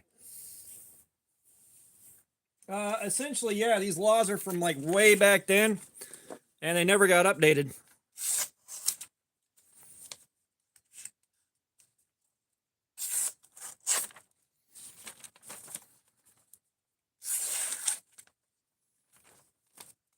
Yeah, so here's the thing, like, we can still get the clean cuts if they happen just right. We also got nice large snags. Let's get a fresh piece.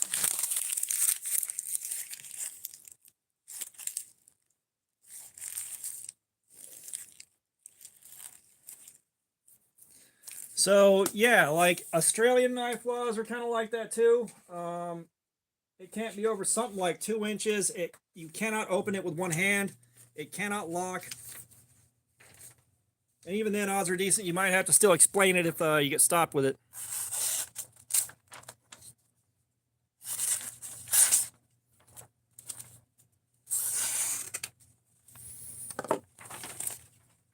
But this is why I don't trust the paper cut test so much. Like, that is definitely a big snag, but I was able to drag it all the way past the snag point right there on that cut.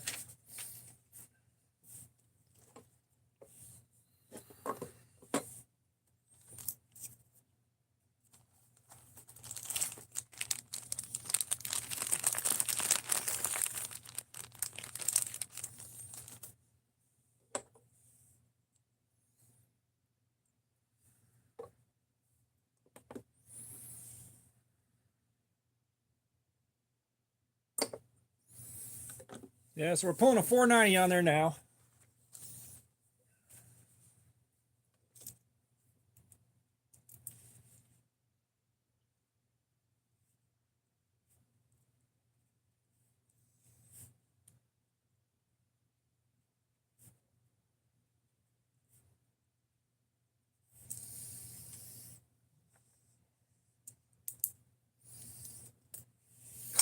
Yeah, and you know, like, The last stop we had was 383. At the first hour, it was at 285. So we are watching a pretty slow degradation. However, this is about where we expect it to be. The last couple knives we did that didn't last as long as D2 does. What is going on, Wilderness Bushcraft? We're fucking up the edge on the SOG Flash AT with the Cryo D2, and results are exactly what you'd expect. We did win. 285 at 6 o'clock after the first hour, 383 after the second hour, and 490 now.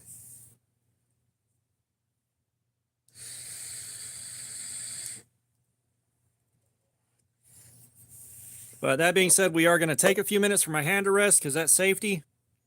I don't know if it's showing up, but that is really irritated.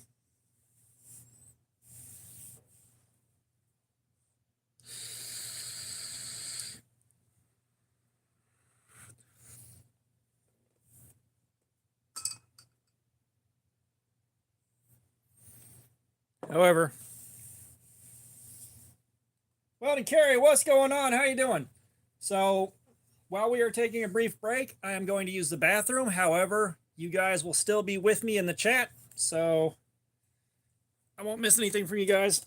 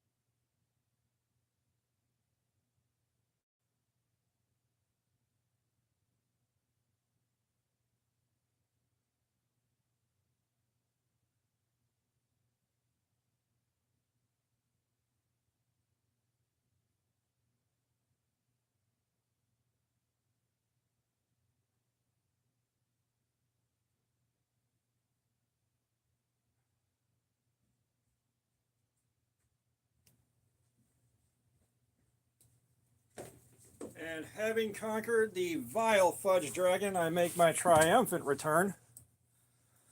Oh my god. Okay.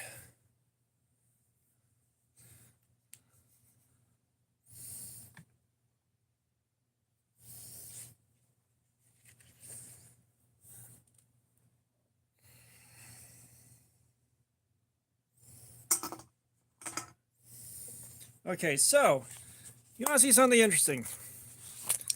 This right here ran me $20 on Amazon. This thing has brought me as much joy as this. For those of you that have been around for a minute, you know how bold of a statement that is. But God, I am so happy I found this thing again. And I'm working on getting it broken in so that it opens like my old one did. If I don't throw it across the room. Join the wee hobbits!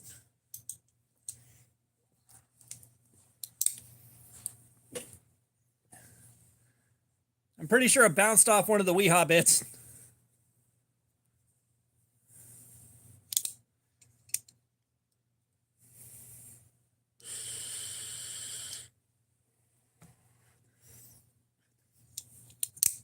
So, I do not currently have a dog.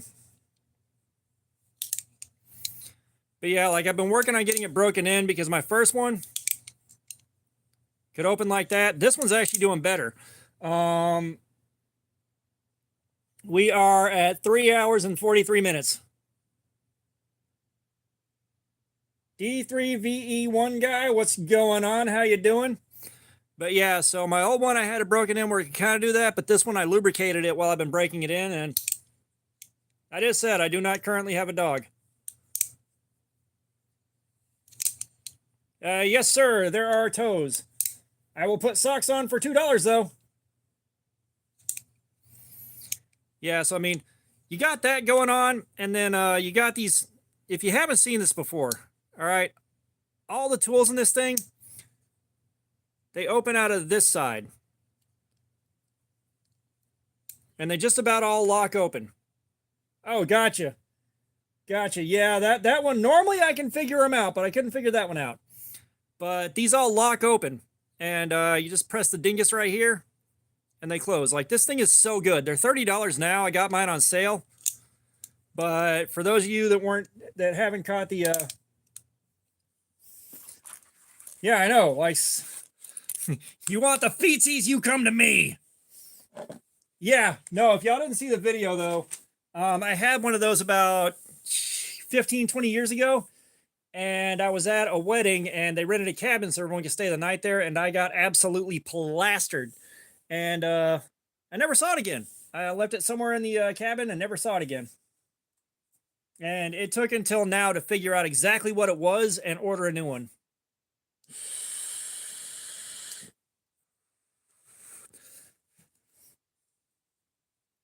Oh my God. A little bit more emotional support caffeine. We'll give it like 2 more minutes and then I'll get going again. We'll get this last hour and see how long it takes. I know, Evasive Floppy Disk hadn't been here in a minute. And like, it's Sunday. He should not be working. Now he's just slacking. Ugh.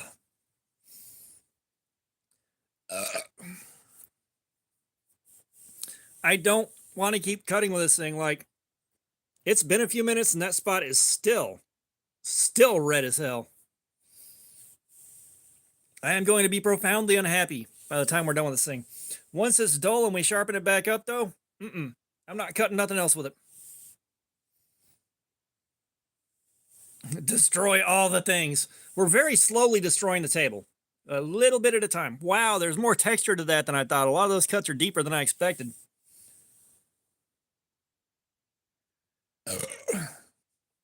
You think he's looking at someone else's feet? Mr. I Love Cheese, because we are taking a break for a couple minutes before I start working on destroying the edge again. That's why. Yeah, I'm destroying my hand, I'm destroying the cardboard, and I'm destroying the table.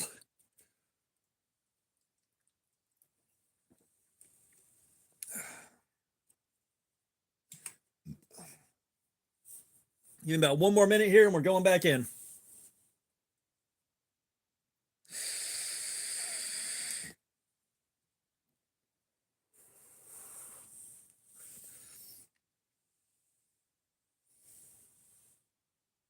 Right, loading.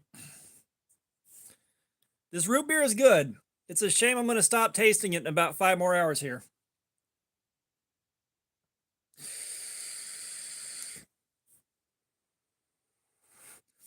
Pokey Sly, what's going on? How you doing? All right, back at it. I do not want to cut into one of these boxes. We're going to go for something a little bit easier to cut. A little bit easier for now.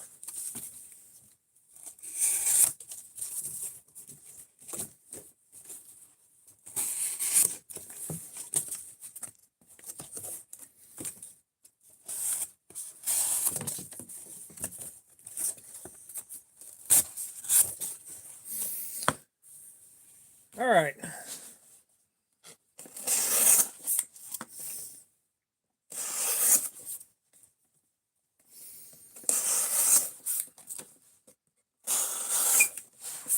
Oh, that squeak was nice.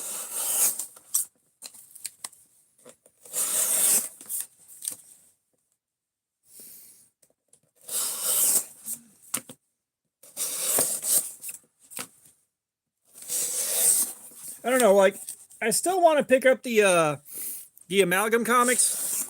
I'm so sad I missed that while it was happening. Like, I don't think a lot of the ideas were executed well, but I like the concept behind it.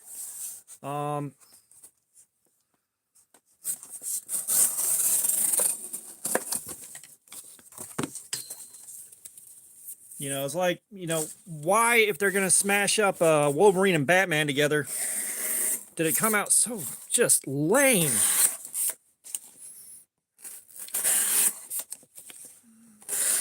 There was just too many cooks in the kitchen. And they did my boy Lobo so fucking dirty. They did my boy Lobo so fucking dirty.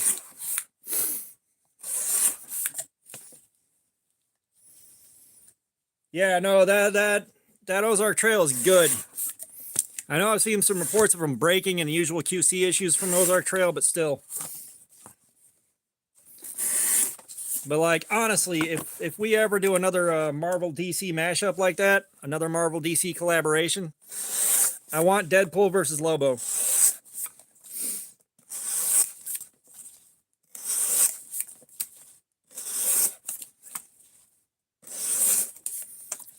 Sorry, and like, I've seen what's possible. You know, they did it.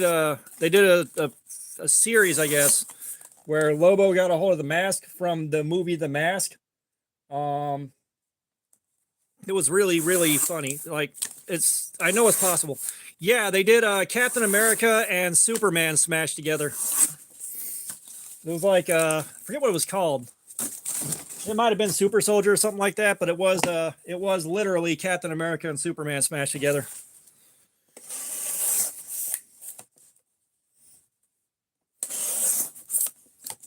Nice. I'd kind of like to be the person that decorates for holidays, but like this year is going to be another year where we got the door locked and the lights turned off because I assume I'm going to be at work closing the store during Halloween. Yeah, like I said, it was literally Captain America and Superman mashed together. Like, that's what it was. And his shield was the Superman S. Like it was a literal Marvel and DC crossover.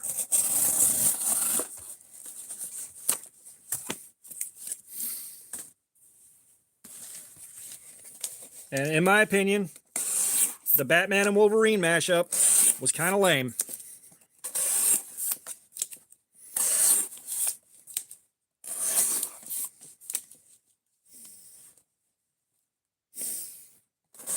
Yeah, we have kids in the neighborhood. They will go door to door. Normally, we'll park ourselves out at the end of the driveway just so we can kind of hang out with one of our neighbors and relax.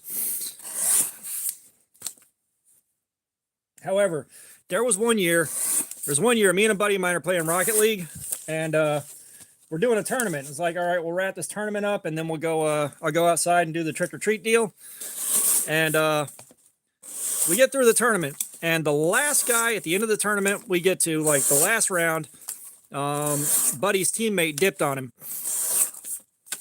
so we start just, we're scoring, and dude's trying. He's trying, but me and my buddy just take turns scoring, and dude starts telling us to stop scoring. Because, like, we thought he was just going to give up and, back out, which is what he should have done. We were trying to make him back out, and once you tell us to stop scoring, guess what's going to happen? So we were in that game for so long scoring on this guy that we missed every single trick-or-treater. All right, Gabriel, pleasure having you here, man. Thank you for your time.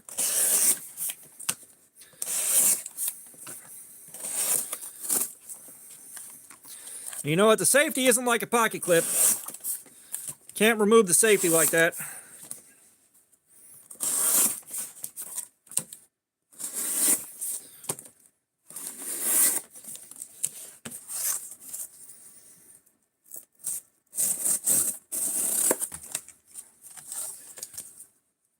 Like, just who the?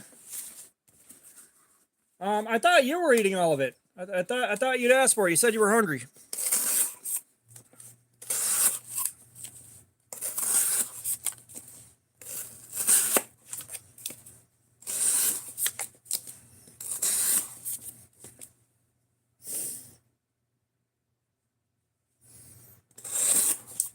Yeah, I have a hard time watching, watching people play games online.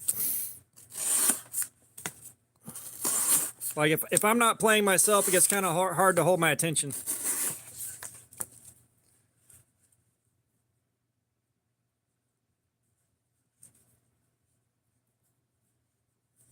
The cuts are definitely starting to get rough. I mean, we're at a very predictable part. We know what D2 does. We're starting to see the problem areas. After about another half hour or so, it should start falling off the cliff.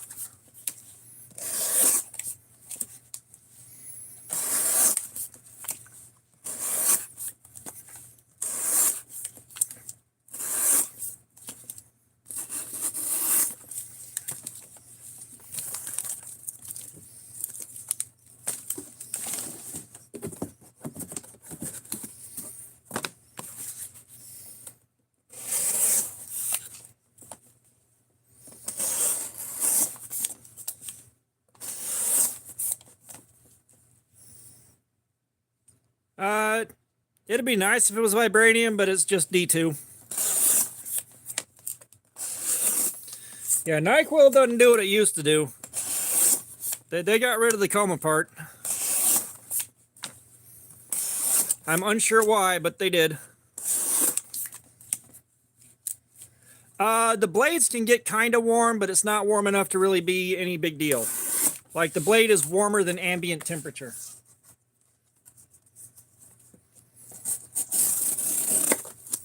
Yeah, if you were around back in the day, like, the flavor of NyQuil was green death.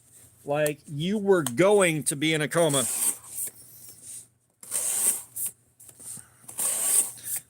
And I think there was a reason for it, and I don't remember what, but yeah, NyQuil, it don't do it like that no more.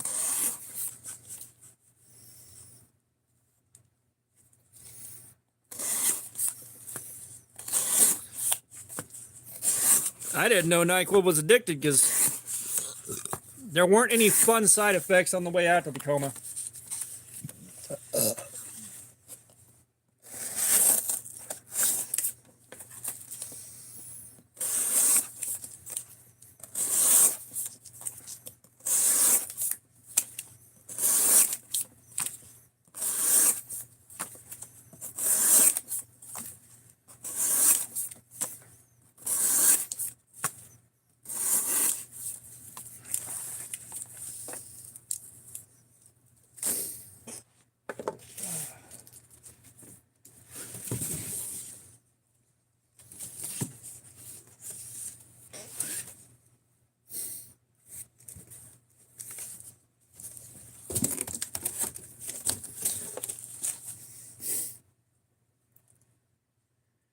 Yeah, I mean, if you understand addicts at all, if somebody figured out a way to get high off it, it's gonna happen. That's just like apparently if you pound enough Dulcolax, you can get high. Which I would have never thought was a thing until we started to get a Aim on A25, what's up? Welcome. How you doing, man? But yeah, I would have never thought you'd get fucked up on Dulcolax until we found a shitload of it shoplifted at work.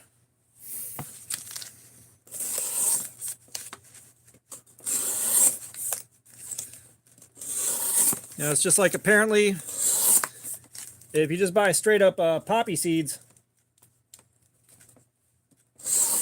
there's some way to get messed up off it because, again, like I started finding empty jars of poppy seeds hidden all over the damn store.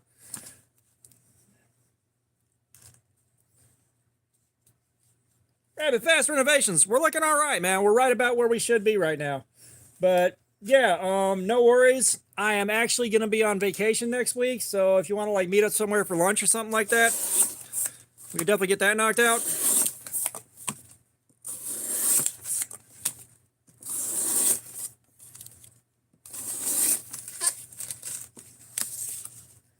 It's like I'll be happy to pass that off, and I'll be happy to pass the chubby off too in the G10.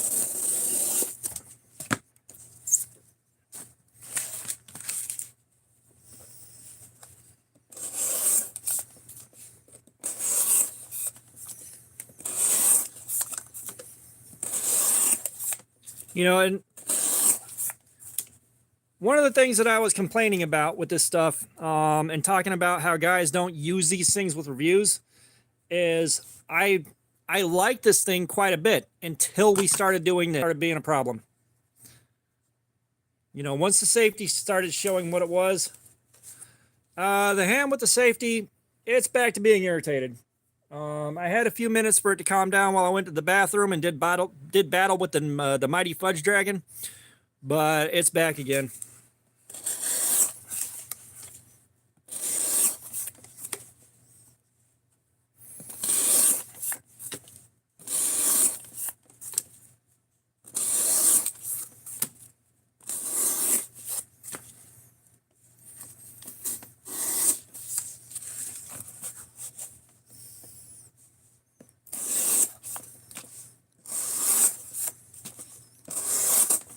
I mean, in the spirit of fairness, it took a... No, you cannot. Once it's open, the safety ain't moving.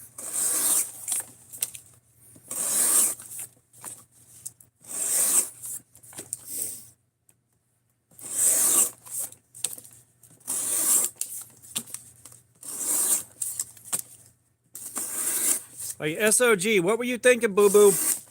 Who decided to not test this, especially in this location? Like, I don't think it was ever intended to do this. I don't think it was ever intended to be doing this the way I'm doing it. But, you know, if you've got to do like some cuts through some harder material or something like that, or you got to cut some rope and push down really hard, you're going to notice this immediately. If you don't... Carlos, what's going on? Welcome, man. You know, if you're not pushing down this hard on it and really giving her the beans, you'd never notice it. It's like I've carried this and used it and really enjoyed it. And never noticed that until I started doing this. Didn't even give it a second thought.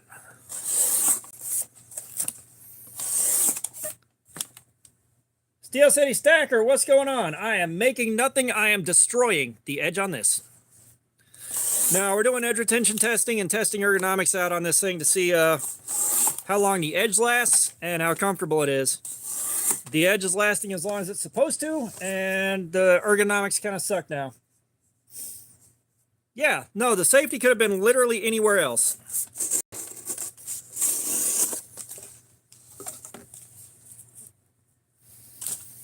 That's the thing. Like, if somebody wants their stuff tested for ergonomics or something like that, they need to call me.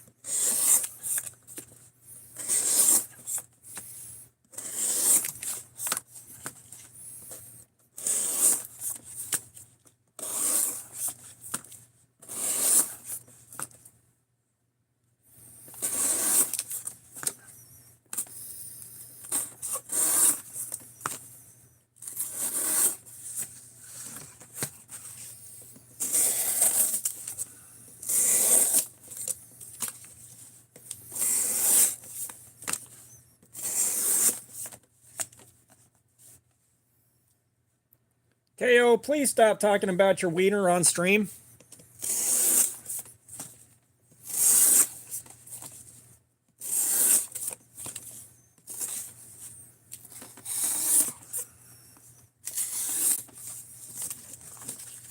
Gerdark!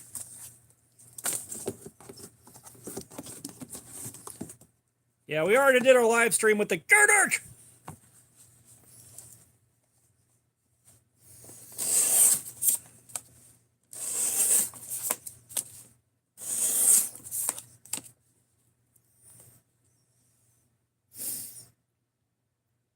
Like, I'm pretty sure I could take this thing apart and pull that safety off.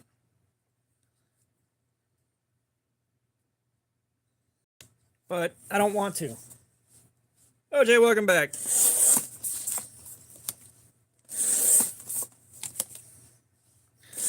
You know, I don't feel like it's worth the time or headache to get rid of the safety. Especially since most of the people that will buy this aren't going to ever take their knife apart.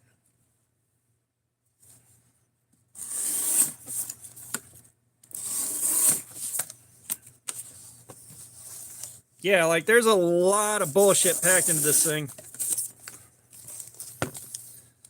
You know, I feel like I could have looked past the spring-assisted axis lock. I feel like I really could have.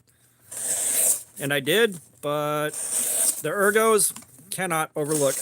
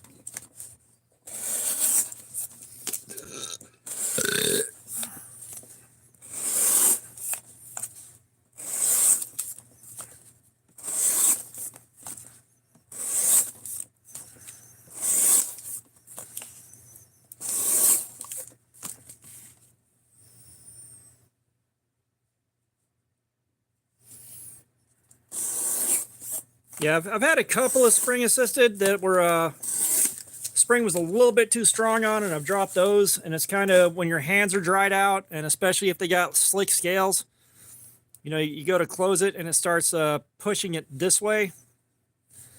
That's when they get annoying.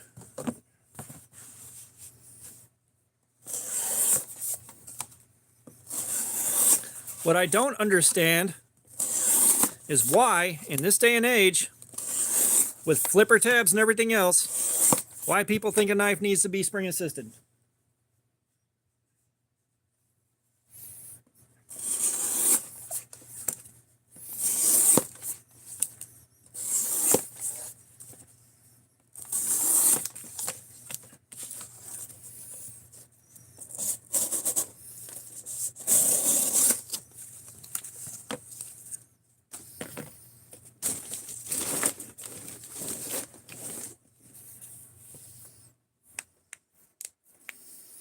Well, I mean, that's the thing. A push button automatic is one thing, but like just a basic ass knife, like,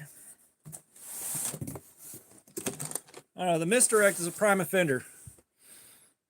This doesn't need to be assisted. And then it's so small when you go to close it, it really pushes its way out of your hand unless you grip it hard, and then your fingers are kind of in danger's way. Like this thing, also, not a great design. Not a fan of this one. Crazy Fist, what's up? Welcome. So we are doing edge retention testing, seeing how long it takes to wreck the edge on this thing. And this is the SOG Flash A2 with Cryo D2, and do not buy it.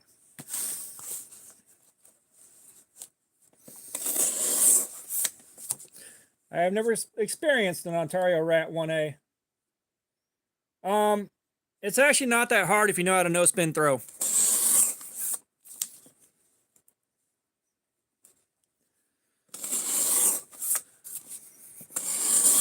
We have been cutting for, like, the live stream's 4 hours old. We have been cutting for about 3 hours and 20 minutes with it. So this thing has gone through a lot of damn cardboard.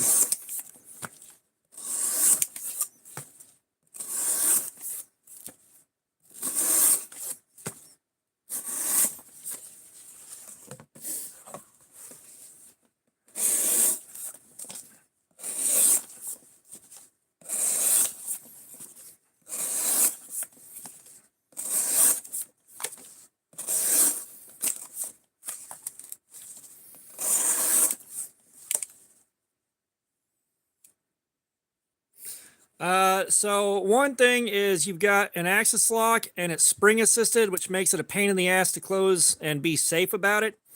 Like, it's really hard to get this, especially if you got smaller hands, and close this without your fingers getting way too close to the edge. And this safety here on the back is fucking my hand up right here so bad. Like, it is not comfortable at all.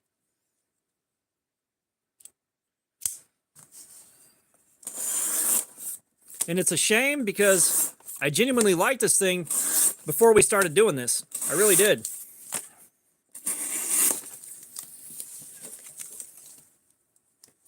Yeah. Like, normally it's hard to find something that completely, what do we say? Completely, I don't know. That completely knocks a knife down. Like, I can find something good about most knives, but this thing, no. This ain't the right move, boo-boo.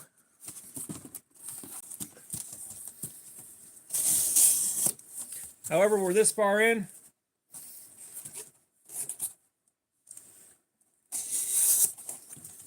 Yeah, I don't like closing assisted openers on my leg. It's again, it's too easy to get distracted or be in too much of a hurry and get bit.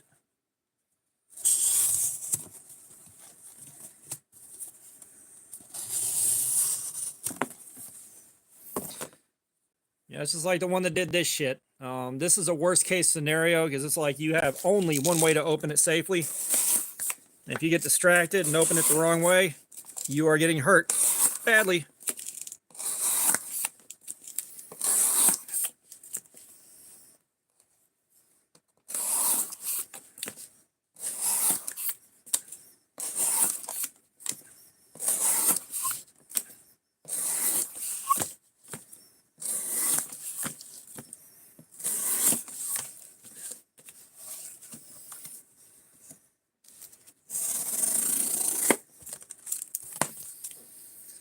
All right, we should be right about to start seeing edge problems. Like, really seeing them.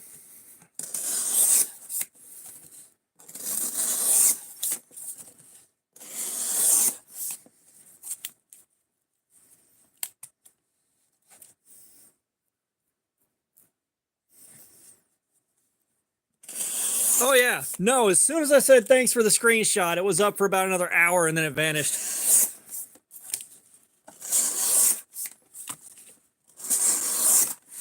So it seems like that's just going to turn into my go-to when guys do that.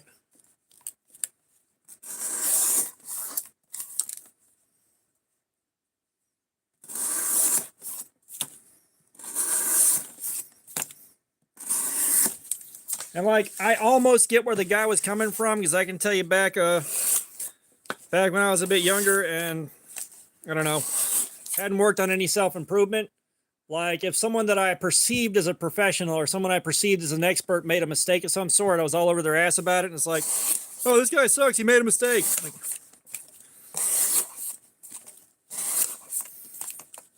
there's basically no room for error if you were supposed to be good at what you were doing. And it took a while to learn my way out of that kind of stupid ass hattery.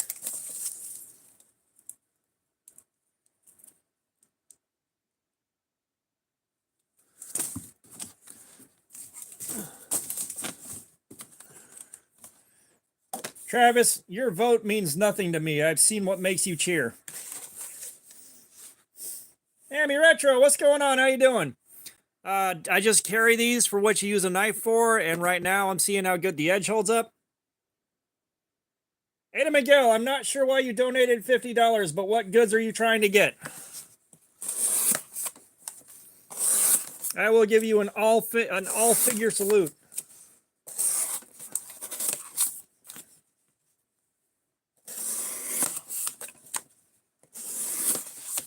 Yes, thank you for that so much. You have no idea how much that helps.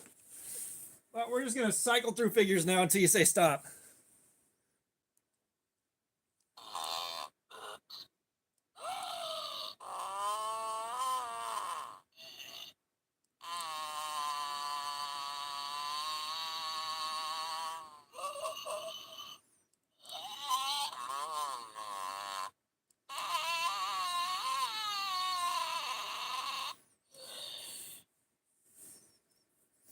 Yeah, we're going through all of them. Fuck it.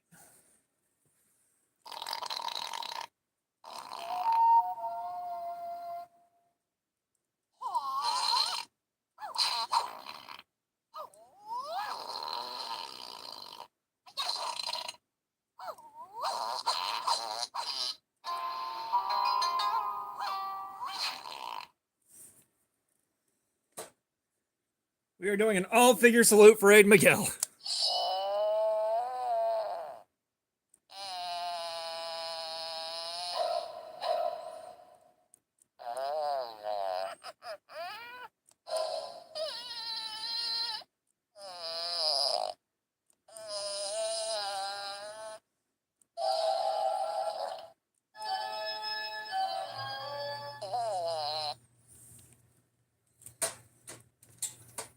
Don't worry, we're getting to the robot alive and kicking.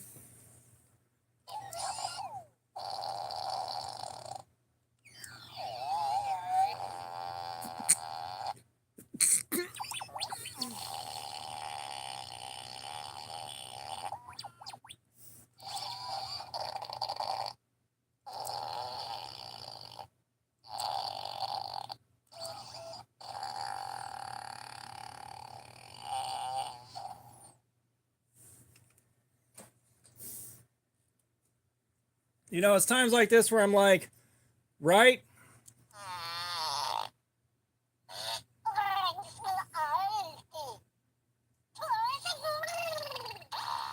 Error 123 Bob, what's up? Welcome.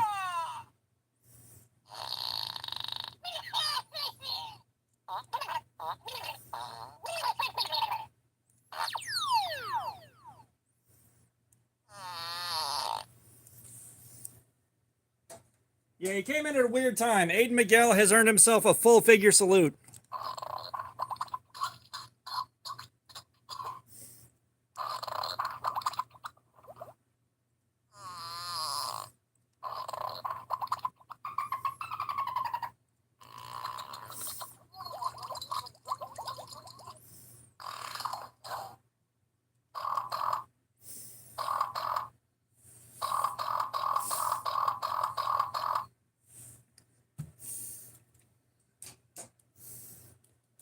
Yeah, I'm not sure what else I have to offer the man at the moment, but he gets all 8.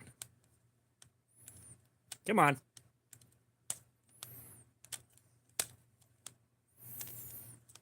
You've got new I guess we're swapping some batteries. 4K. Yeah. All right, new batteries for him.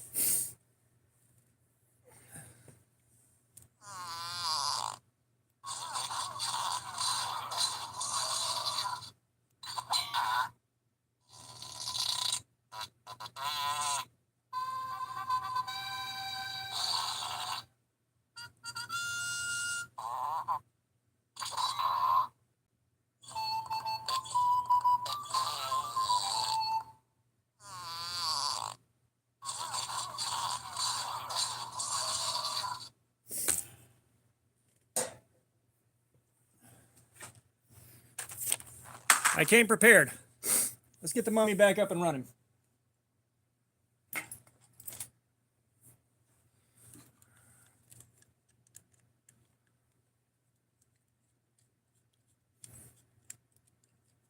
No, we're not spending our evening devoid of mummy.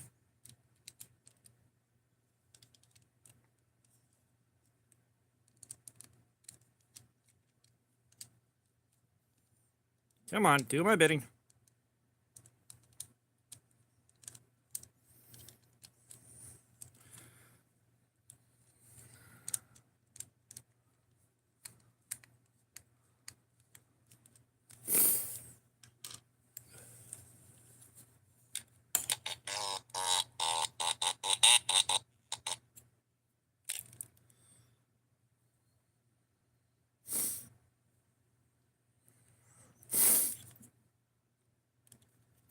Ah, there's the issue.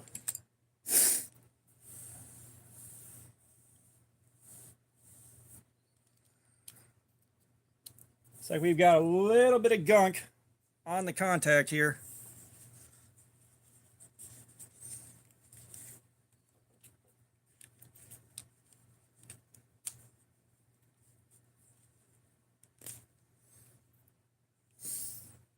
Okay, let's see if that gets her. Firefly 123. We are edge retention testing this. However, somebody earned a full salute from all of my figurines, so we are doing that real quick. We are almost done. We're going to be back to cutting up cardboard.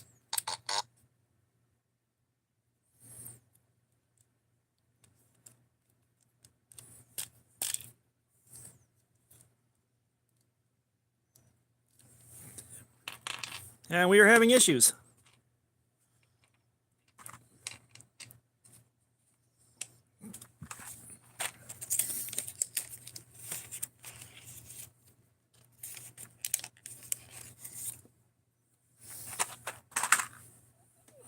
What I want to know is why.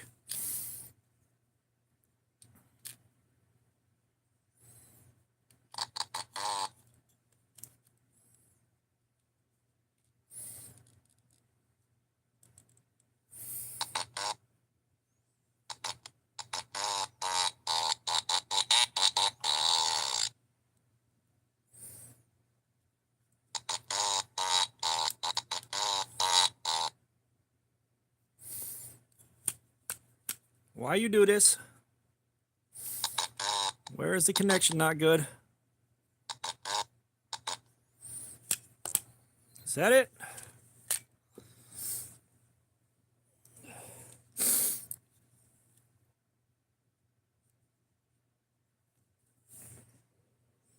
Gentlemen, we are getting to the bottom of this.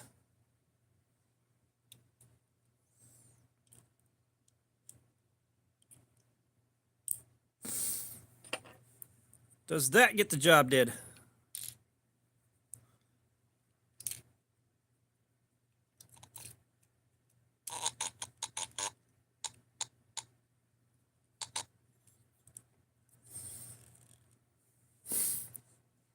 Okay, we are suffering some kind of malfunction here, and I am not happy with it.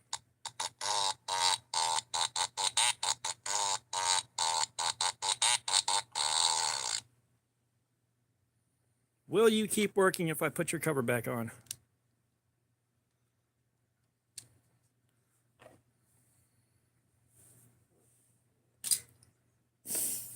Gentlemen, we did not need this today. Where did I put my screwdriver?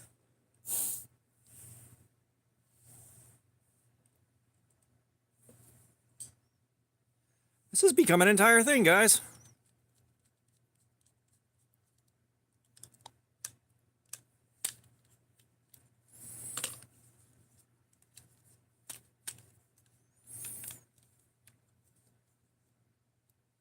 Yeah, like this has now become like repairs.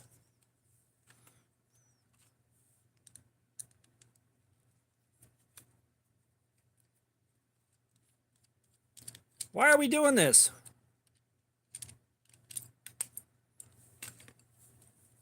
Why is this broken?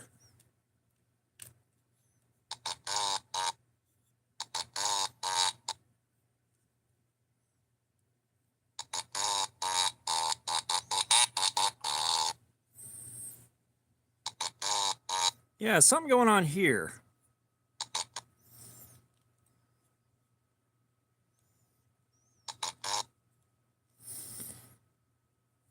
Okay.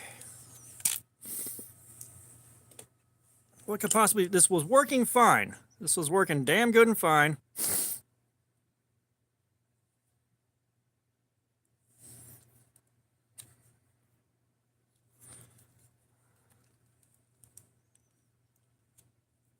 Oh no, the spring is already like flexed out. I flexed it out pretty hard.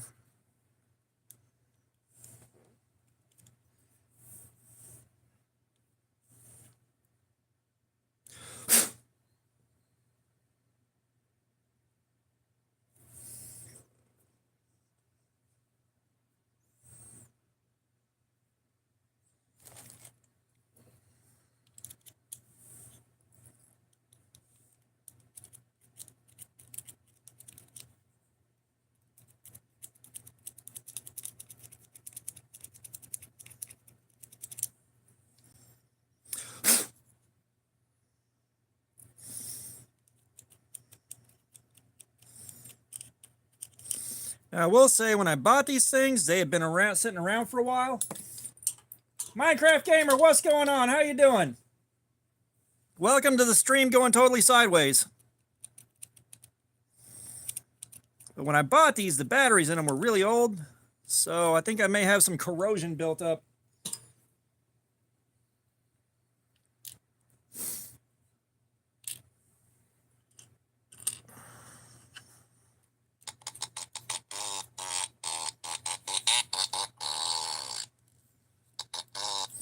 Got it.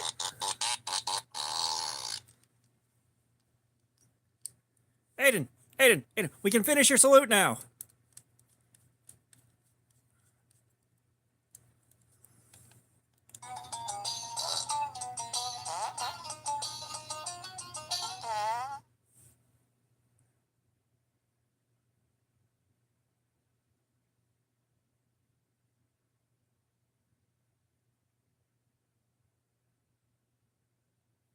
Aiden, were you also asking for socks, or did I miss something?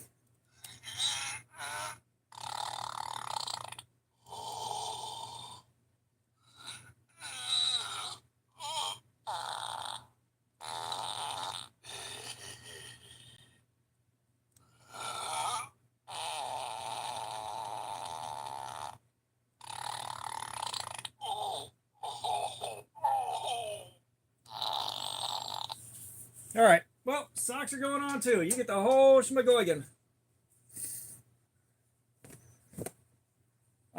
Yeah, dude, chat's been going by so fast, and I've had so much happening here. It's no wonder that I missed some stuff. However, Josh, what's going on? Socks shall now be acquired.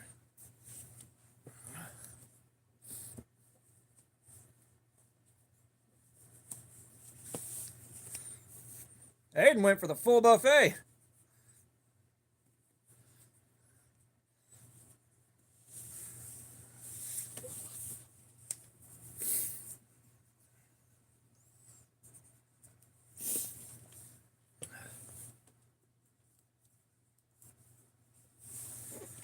Okay. Come on.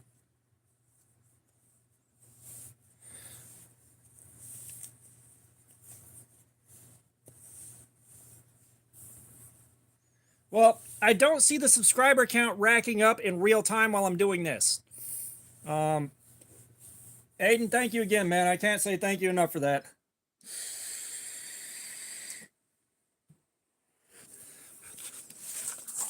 Okay, we're back.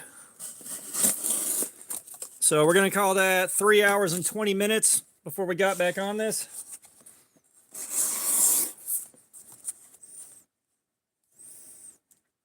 William in the hoodie, what's going on, man? Welcome. Yeah, I know you'd mentioned it earlier, but I had like 5 things happening at once.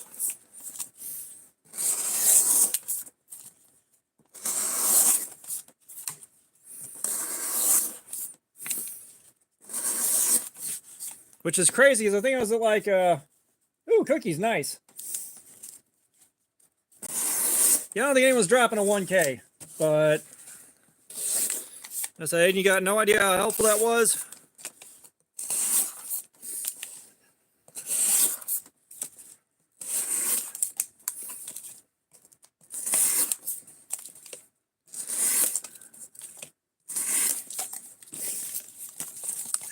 God, this safety sucks so much. Jesus Christ.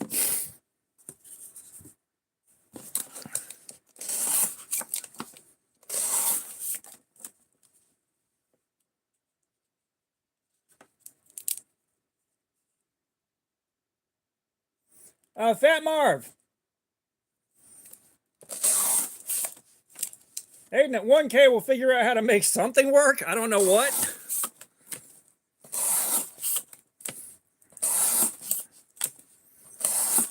I don't know, you come down to Blade Show Atlanta 2025 when we get to go hang out for the day.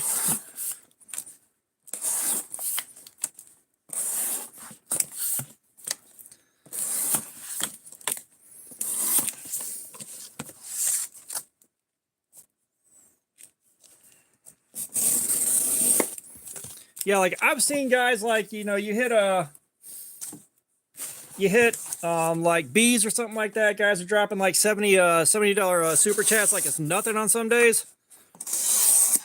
I don't think I've seen anybody go over 100 on one yet.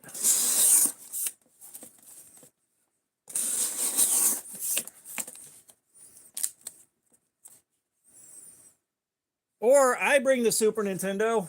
I've only got 3 of them.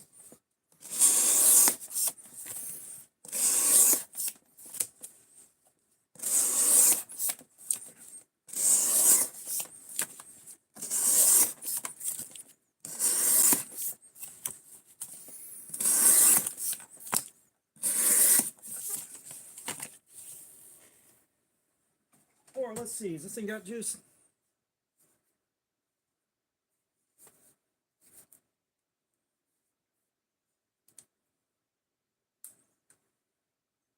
No! I was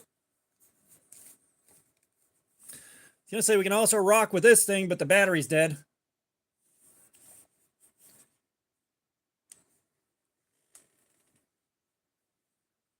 And I'm not 100% sure where the charger cable is anymore. I haven't used it in a long time.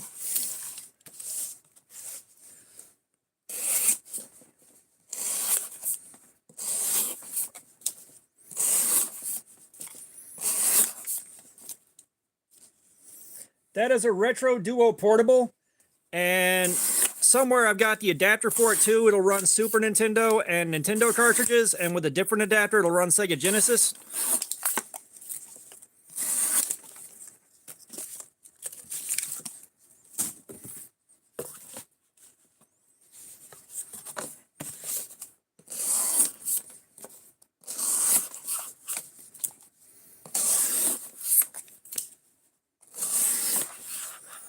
All right, Wilderness, see you in a few minutes here. Sadly, no GameCube adapter.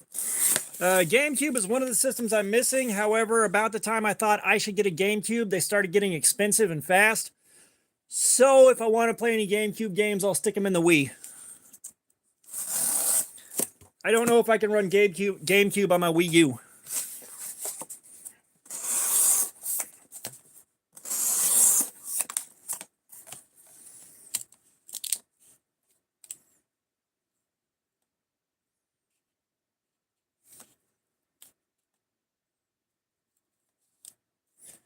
Hey, give that a 3 out of 10. Justin Cooper, what's going on? Also, Carpenter XD, what's going on?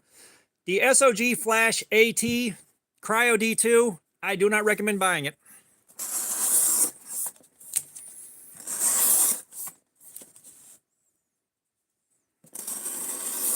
We have discovered some profound issues with it now that we've been doing this for a few hours.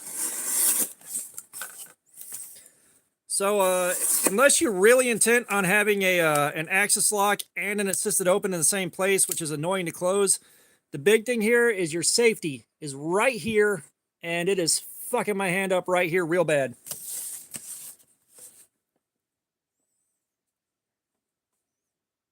I haven't thrown anything on the stones. Not tonight.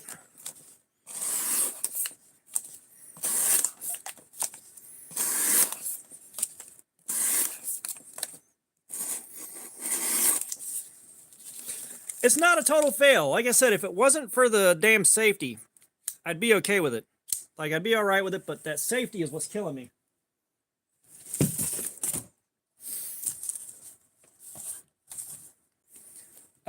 What is your budget? Under $25. I'm gonna have to think for a little while. So, one of those, if you can get to Harbor Freight. If you can get to Harbor Freight, this right here is $10. This thing is fantastic for $10.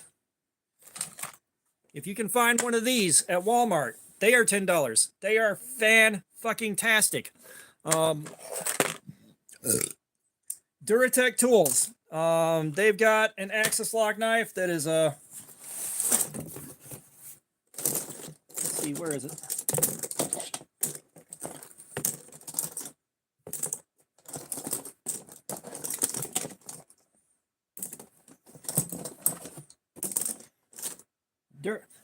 Duratech. This thing is like 13 or 14 bucks. Also, very good. Steel's a little bit soft, but otherwise it's really good. Yeah, Ganzo's, the build quality's there. They're not too shabby.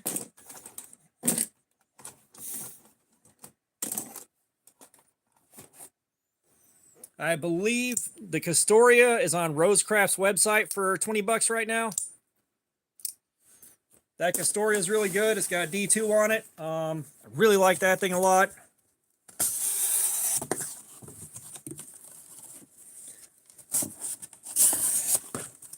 Crescent Tools has a knife on Amazon that's it's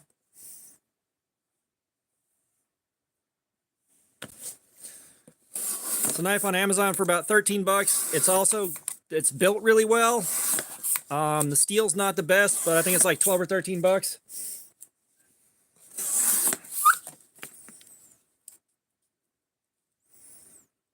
Moisty, what's going on? You have walked in on edge retention testing on a knife and seeing how long we can go before we destroy the edge on this thing. And if you would have shown up about 10 more minutes ago, it would have been even more confusing.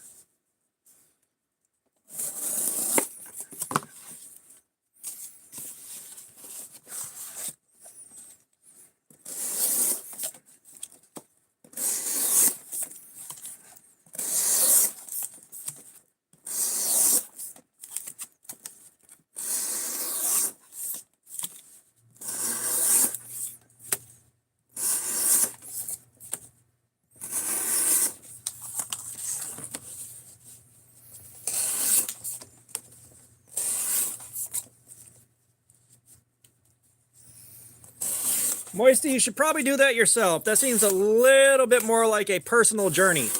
Something that takes you deep into your own spirit.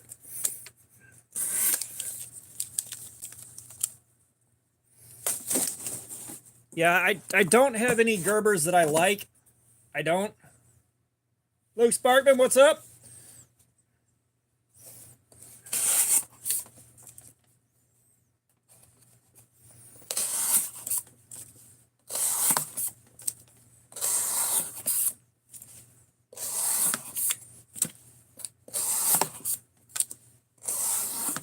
I'm just saying, if you're going to use your happy sock to do edge retention testing with it, that is a deep, personal, spiritual journey that you should take yourself.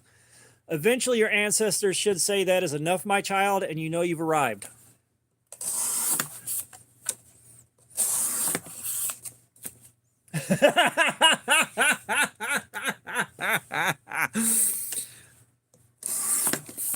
Unfortunately,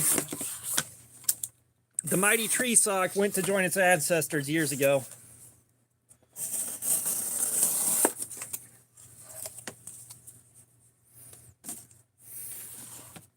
Yeah, I couldn't tell you what all I've had stolen from me. It's been way too much stuff.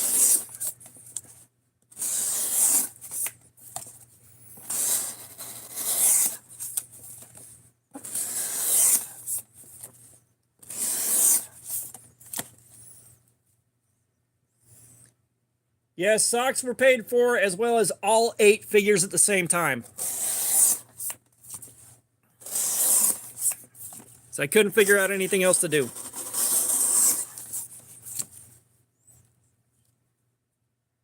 Mafia Bill, what's going on, man? Welcome. How you doing?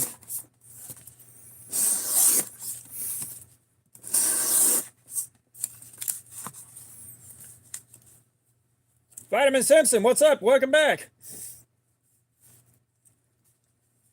Oh, gotcha. All right. I am sure that was frustrating as all hell. I gotta tell you, we're hitting the 3.5 hour mark here, and this thing is still fighting the good fight. We may make it past the 4 hour mark.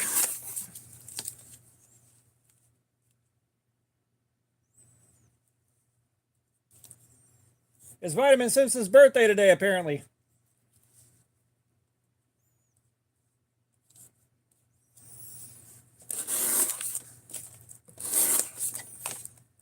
Yeah, I got a bunch of pins that I made for myself, and people have tried to walk away with those. I'm like, motherfucker, not one more step.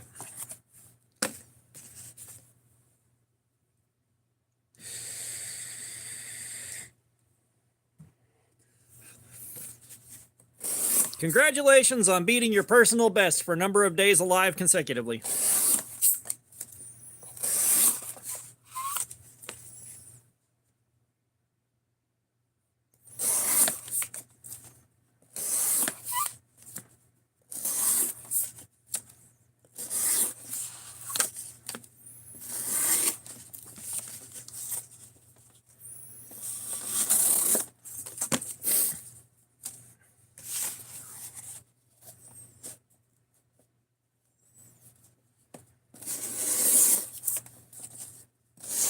Yeah, if I carry one of the ones I made, it does not leave my person. Thank you, Vitamin Simpson. Cat Club, what's up? Welcome. We're seeing how long it takes to annihilate the edge of this thing. That's what we're doing here. And the chat has devolved into complete chaos.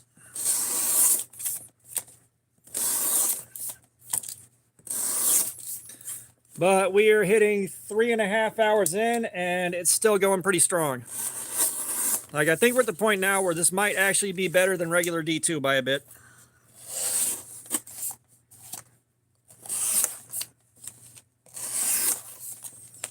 I said I'd have to go back and take a look at the Cardboard Slayer Aftermath video for the Terminus XR to tell you how that one did. But I mean, it's still going, and I'm going to have to swap out empty boxes to jam cardboard in after this panel.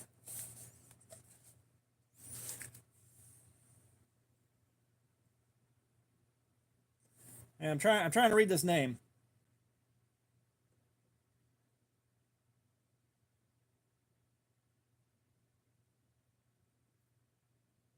I got DNLLDERENCH. I'm not sure how to pronounce that, but my hand would be okay, except for the dumbass safety on the back is getting me right here, and it hurts.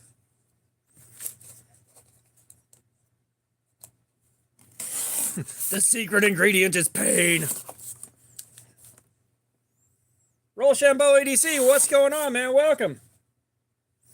I am not liable to run out of cardboard anytime soon, Cat Club. I've got enough here to support a few more live streams, and I'm going to acquire more while I'm at work this week so that I am set for vacation time.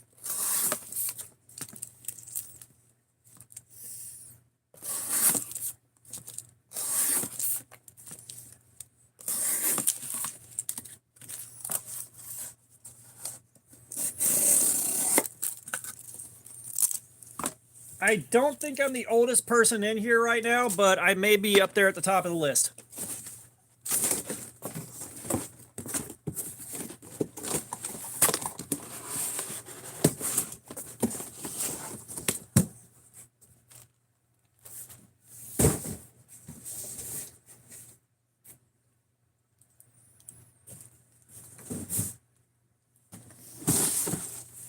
All right.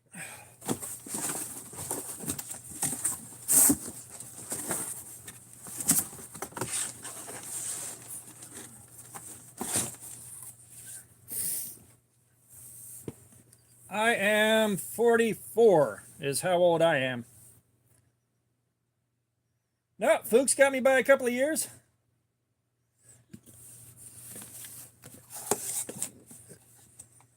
Oh, thank you, Cat Club.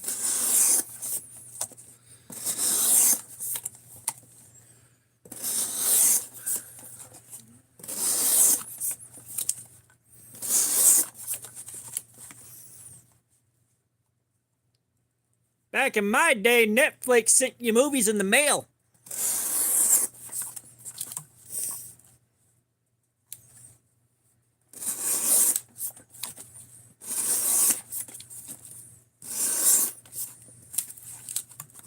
Yeah, I said thanks, Cat Club. I did say thanks.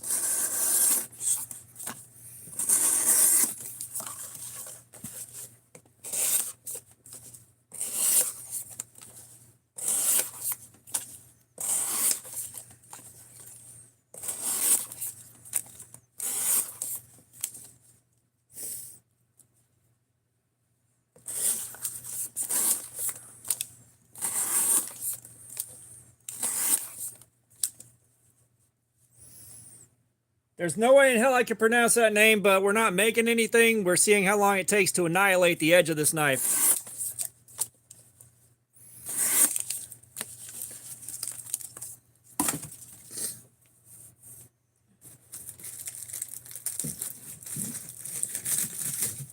We'll work our way through the rest of this.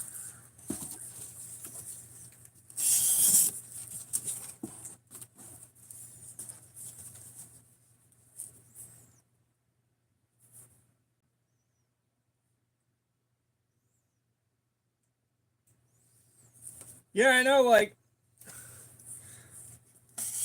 now granted, when Netflix offered themselves to Blockbuster for sale, I don't think anybody knew exactly what Netflix was going to turn into. Because at that point, streaming movies seemed a little bit out there.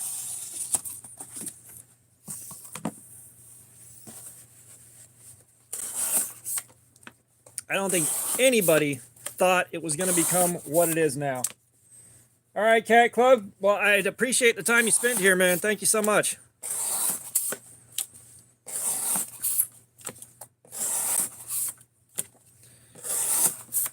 Yeah, like, I already wasn't like really 100% on board with the idea of mailing DVDs back and forth.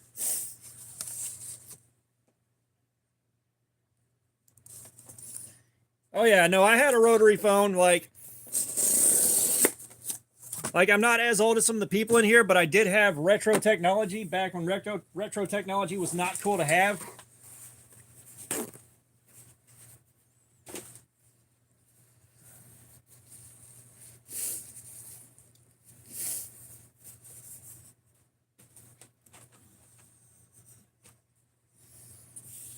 Remember when payphones existed?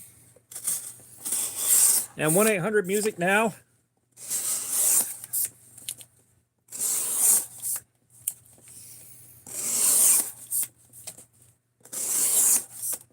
Movie phone?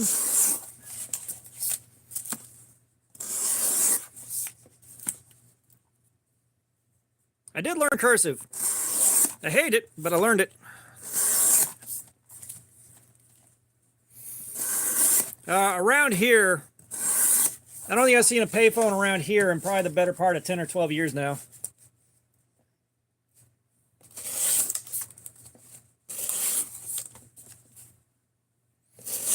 Right, collect calls.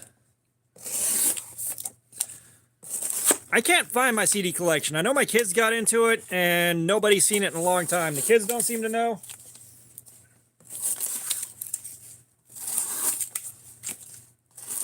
I'm sure Japan was interesting.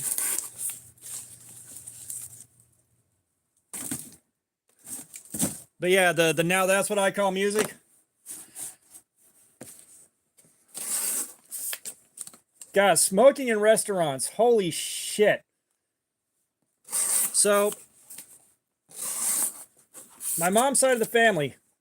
Yeah, we can tell you learned English. You did do that. But, now my mom's side of the family, like, they kind of just dealt with all the family business at Waffle House, kind of like a hick mafia. And it's like, you know, we'd know exactly where the Waffle House was, every Waffle House in a 5-mile radius of us. Even if we'd only just gotten to that particular part of town. But there was a while there where I didn't have the money to go and there wasn't a Waffle House nearby. So we're on our way to Texas and we stop at Waffle House so we can chain smoke and pound coffee, as we do. There were no ashtrays and we found out there was no smoking in there, and I had an entire existential crisis.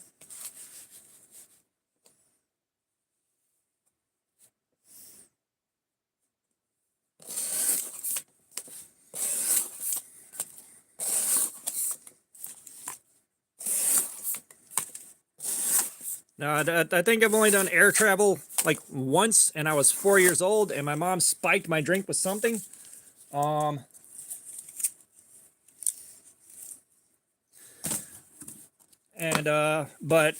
smoking while you're on a plane, like, think about that.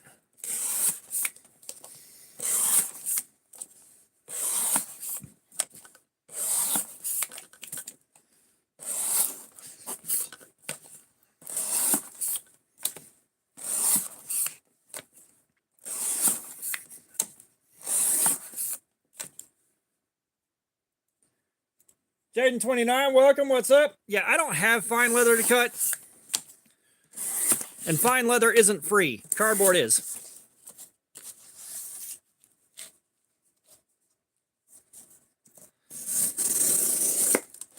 I said, I haven't been on an airplane since I was 4 years old, so. Yeah, Kato, you'd mentioned that earlier.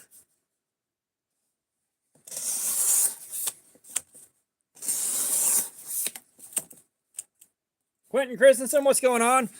Edge retention testing. We're seeing how long it takes to completely fuck the edge of this knife up.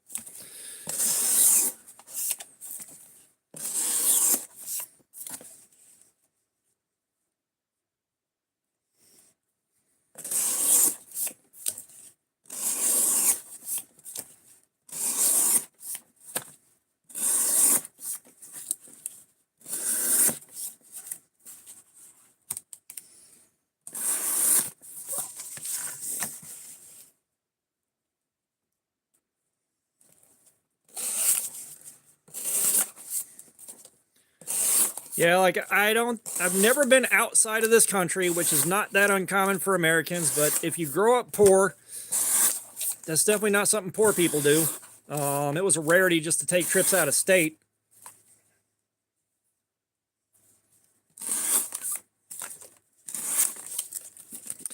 But like my 6'4" ass and the thought of sitting in one of those airplane seats for longer than about 30 minutes. Oh my God. Oh yeah, dude. Like snow days were the best too, because like you're sitting there just watching the bottom of the screen waiting for your county to show up. It's like, oh fuck yeah. Although after a while I stopped watching this, I get out of bed and I'm like, nope, I'm not going today.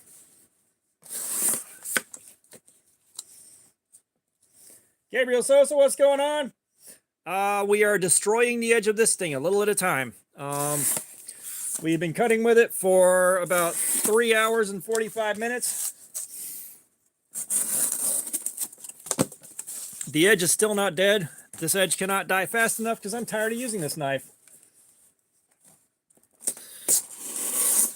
Yeah, the Cryo D2's got something going on.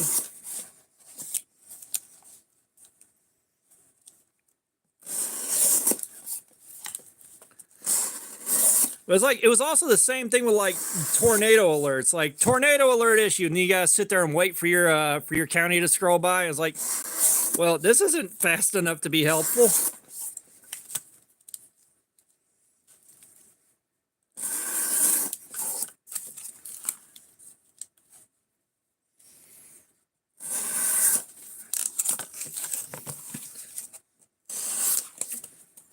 Oh, we're starting to see some issues.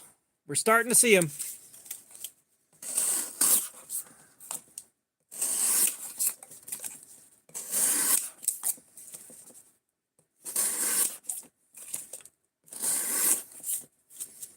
Like just riding in the back of a car fucking sucks, especially for longer than about 20 minutes.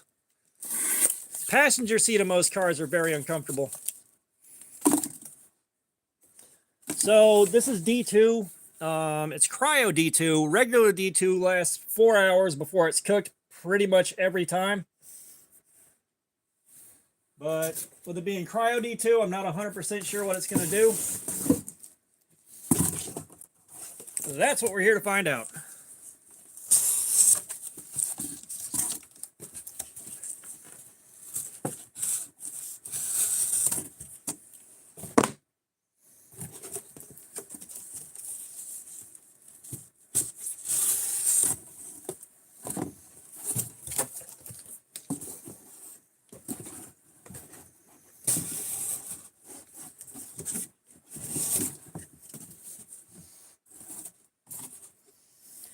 No, sir.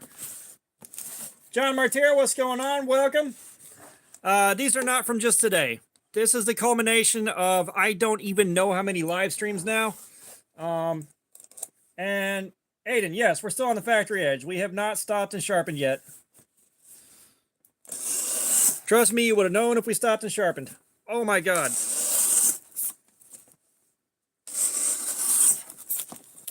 But this edge cannot finish dying fast enough.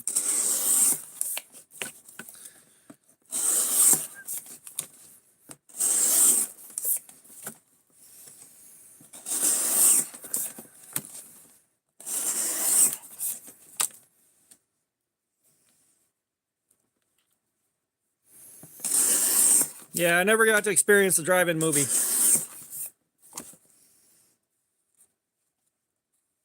The live stream is now 4 hours and 53 minutes in. Yeah, so we're creeping up on the mark that regular D2 lasts.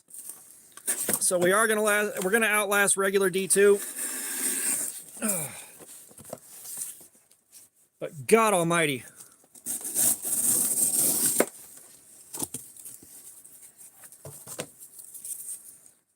Speaking of smuggling stuff in trunks, you know, I had this idea that I never got to execute, and that's taking the weave extensions, the braided weave extensions, and sewing those to the inside of the liners on swim trunks and going to the pool with those fuckers hanging out the bottom of my shorts and put some beads on them so they click when I run, do like a cannonball with them. I never got to do that. I wanted to. I still want to.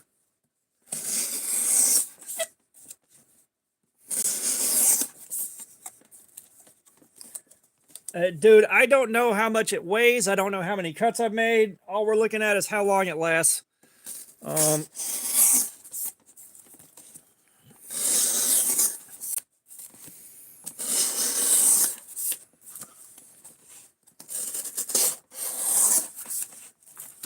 So we're like getting real close to the 4 hour mark, and we're starting to see issues.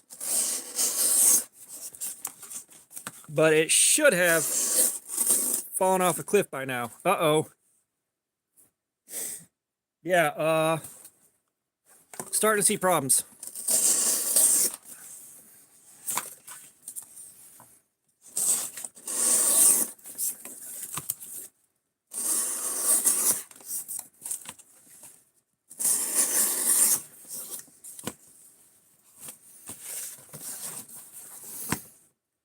And that's the thing. Some of these knives, they're doing fine and they're doing okay, and then they fall off a cliff. Like 10 minutes worth of cutting, and all of a sudden it's all this.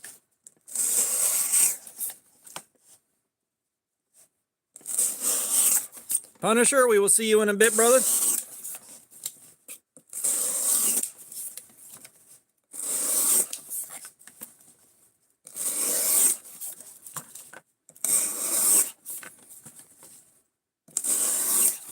I'll tell you one thing, this hurts so damn much.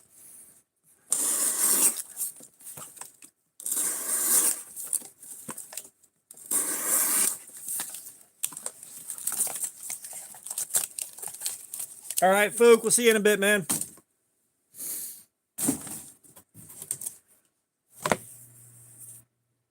All right, Cat Club, see you later.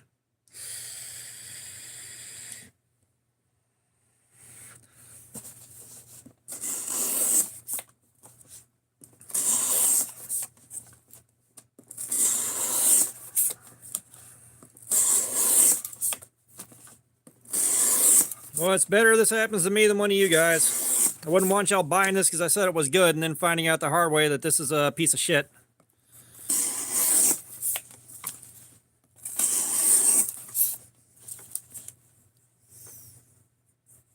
Not dull enough yet, no. And no, I don't believe in pain being weakness leaving the body. You know, I believe pain is just pain. That's all it is.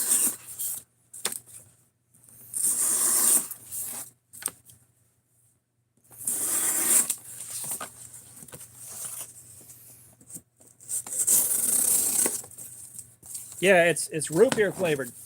That's what I went for tonight.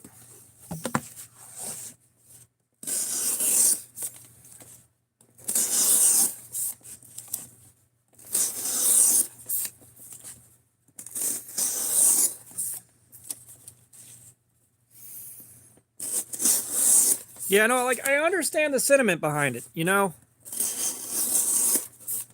I understand the sentiment, but I've experienced so goddamn much pain. It's like, motherfucker, I passed a goddamn 5mm kidney stone. I don't feel any fucking stronger for it. All right? Like,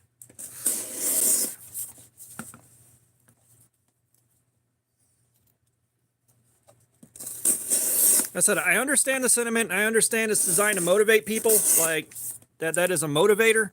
I get that. I don't have a problem with that.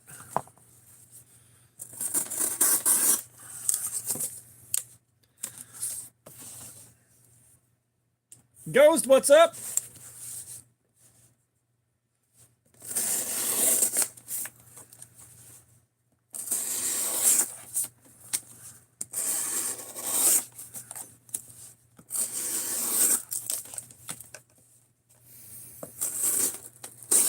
Yeah, there's not a way to describe passing a kidney stone. I'm not going to lie, but it's one of the worst things you'll ever fear. You'll ever feel. This is the SOG Flash AT. Do not buy it.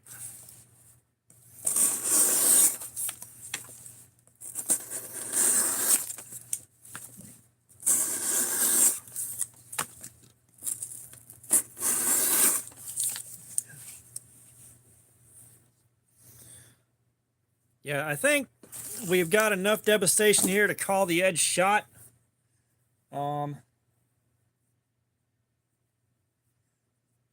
Oh no, there was no fear of pissing afterwards. I'll tell you what though, when I almost shit myself to death, I hadn't taken a piss in about 2-ish, maybe 3 weeks. Before I got to the hospital, I was so dehydrated. Mansfield 84. It's not that it's a crap knife. It's they designed some stupid shit in here that don't belong here. But they gave me steroids to stop the nonstop crapping, and I went to take a piss. I'm like, oh my god, this feels amazing. It has been weeks. But this safety right here, I cannot tell you how much my hand hurts from this thing now. Like, you just got some weird decisions going into this, but I'm going to check the edge on this on the sharpness tester shortly. But yeah, we are done with this thing. The edge is devastated enough, and it hurts too bad to keep going. Ghost, I can't count the number of cuts I'm making, because like at 20-30 minutes we pass 100 of them, and it's been 4 hours. So that tells you anything.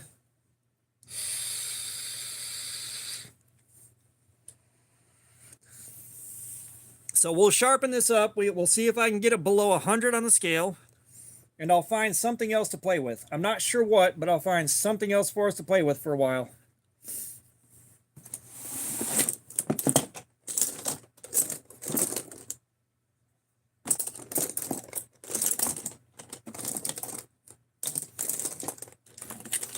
There's got to be something in here we haven't done anything with yet.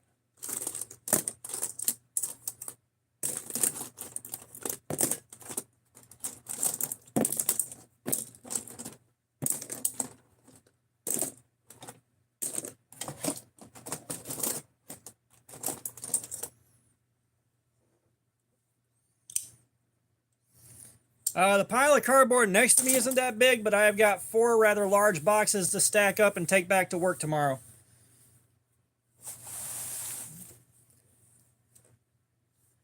Yeah, you don't want to do 4 hours of this. I'm trying to figure out what else we can play with. You know what? We may dig out one of those burner knives from Albatross. Normally the lives are about 7 hours. Sometimes they go longer. It is 10 o'clock now, and I've got probably another 2 or 3 hours to work with before I got to go crash.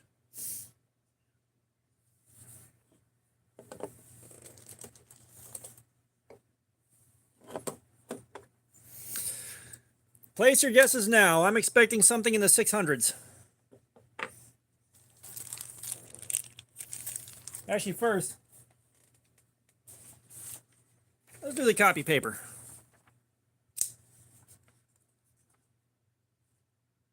Sir, what is up?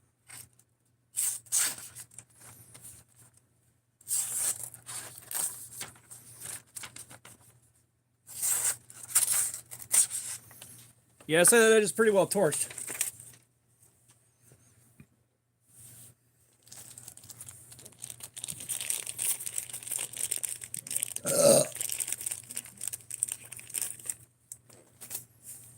It's already Thanksgiving. Have I been cutting that long?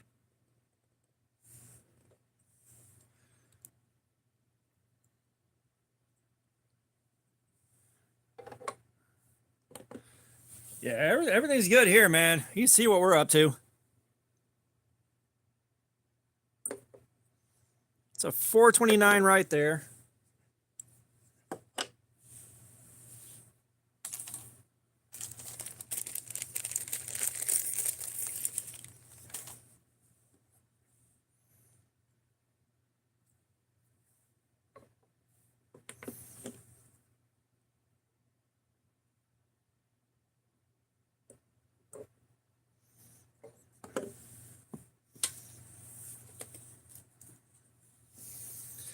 Yeah, we hit the sweet spot and it pushed the wire out of the clip instead of cutting it.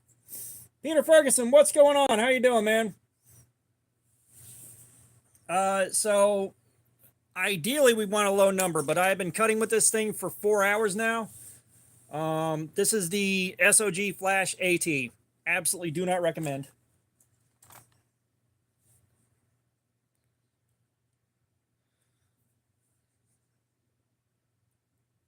Zuda, what's up? So the opening action is spring assisted, but it's also an axis lock, so it's a very stupid design to start off with. And the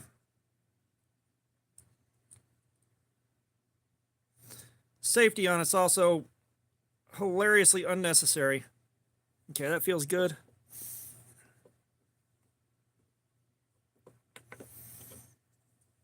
Yeah, we just got spring assisted. You don't want an axis lock and a spring assist at the same time, and this safety back here is stupid. It is Cryo D2.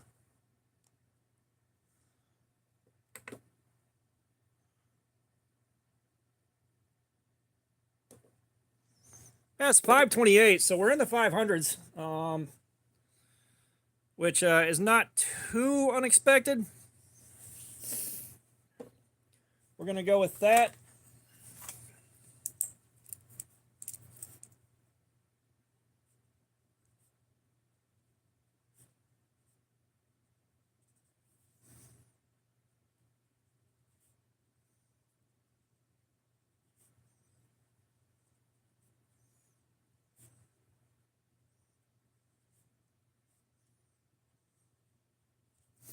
Okay. Thank you, Taylor. Louis Mendoza, thank you. Yeah, I got paid to put socks on and no one's paid to take them back off yet. All right, so we are going to call it at, we're going to call this at 4 hours. It is too painful to keep going with this thing. So we're going to sharpen it and see if I can get this down to below 100 on the edge tester. And I'm sure I got something else we can play with.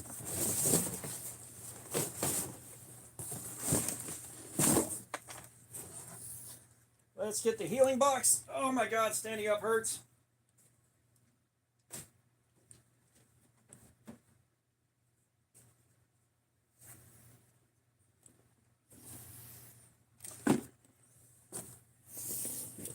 Okay.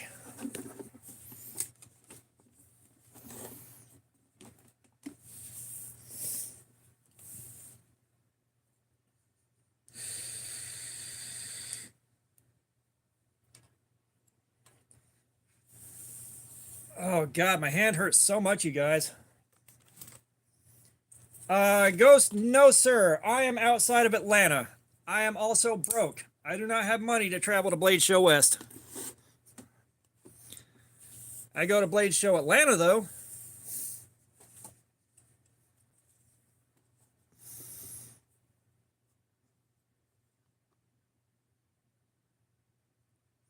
So we're gonna go for a nice 17 degrees. Well, Blade Show Atlanta's in Atlanta.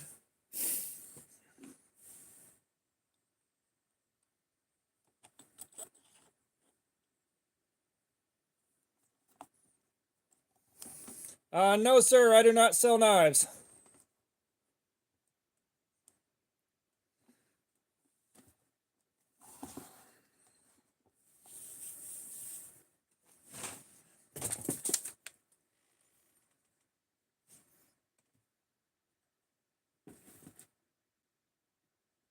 What did I just knock down? Where'd it go? And guys, bear with me.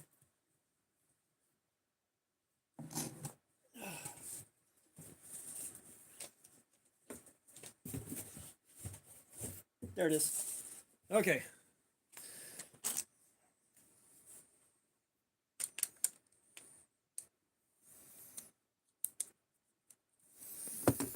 All right, so the noise from this may or may not be a trouble for you. I apologize if it is. Where the hell is my dry erase? There it is. Mike James, what's up? Oh, the sharpener. This is the Work Sharp Precision Adjust Elite. The guys that are doing the super chats so far have been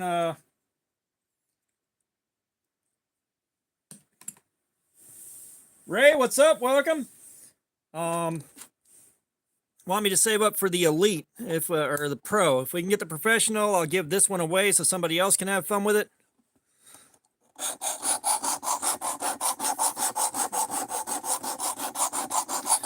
So right now I'm doing the dry erase marker on the edge to see if my angle is right.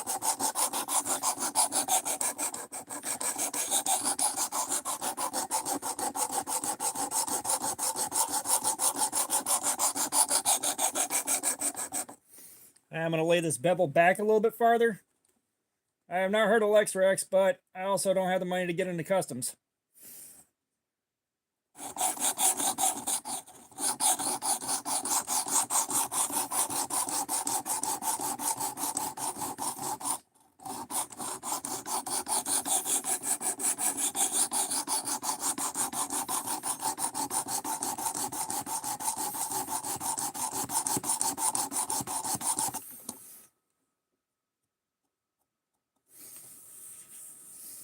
God, there is no burr yet.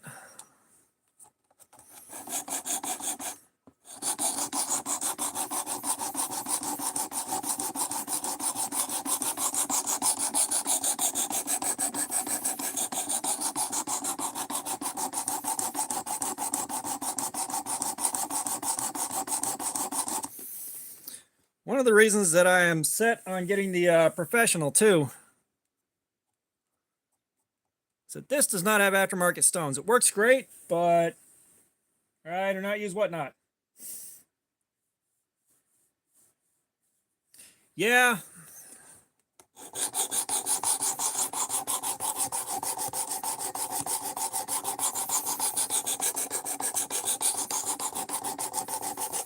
You know what?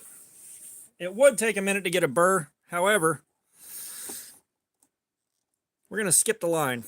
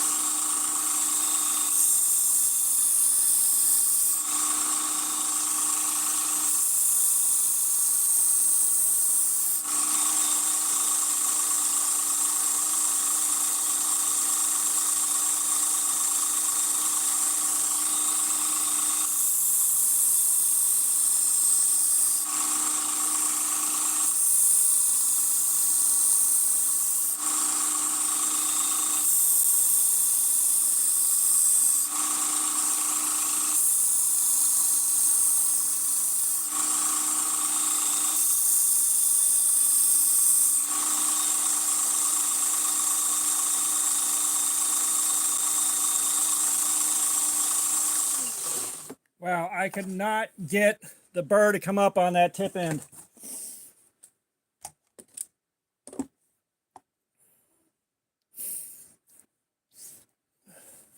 But I do not like this knife anymore. All right, I cut with this thing for 4 hours, and that safety just tore my shit up right here. That's gonna hurt until sometime tomorrow.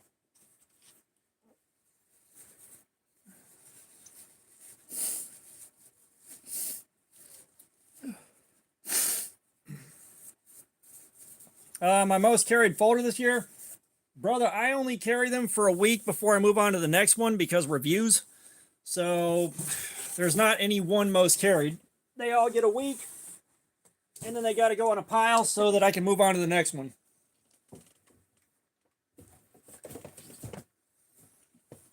You know, that's part of why this channel is the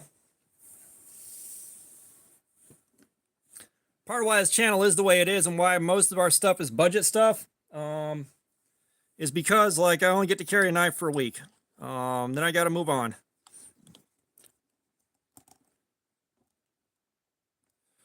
All right, so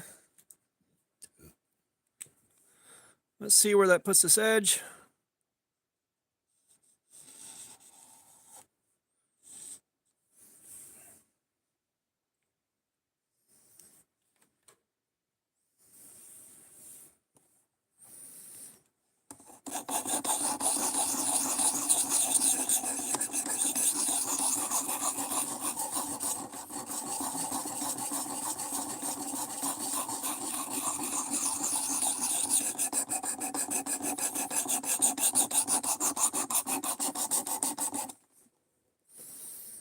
Yeah, that probably just shaved about 45 minutes off of sharpening it.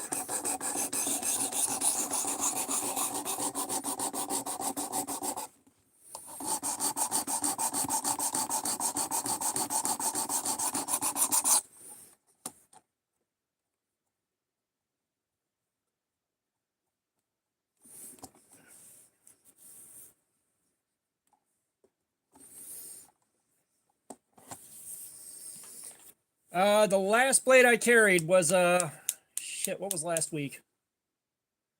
Oh, last week was the Concept Motto. This week I am carrying a Camillus Cirque, and Camillus is known for kind of sucking, but I am trying my hardest to find a good Camillus because I got a soft spot for him.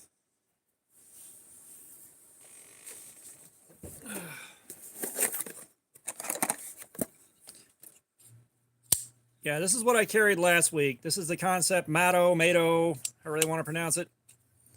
And S30V, or S35VN, CPM S35VN.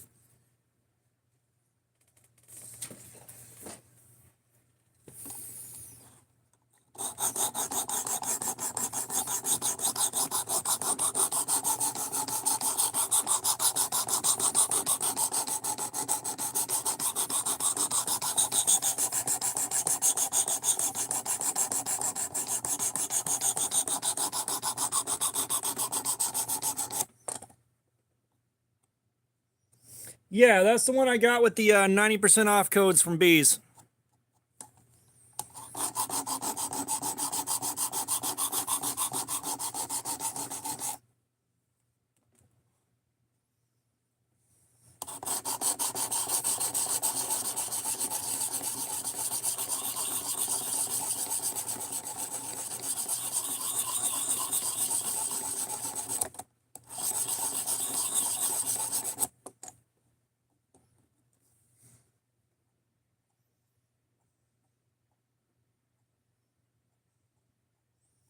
James Lavolo, I am indeed doing it right. If you want to hog off some extra material with this thing, this is how you do it. I'm trying to focus on this one small area.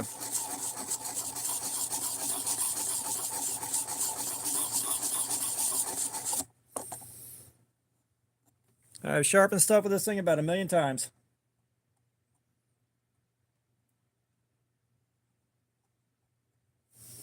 Oh, I am certainly no master. It doesn't look like what you see everybody else doing on video. They don't show that part, but they're already sharpening a refined edge that's pretty close to the angle they started at, and they're not hogging off a ton of material. See, now you do this to clean it back up. Lucky Badger, what's going on? Work Sharp, Precision Adjust Elite.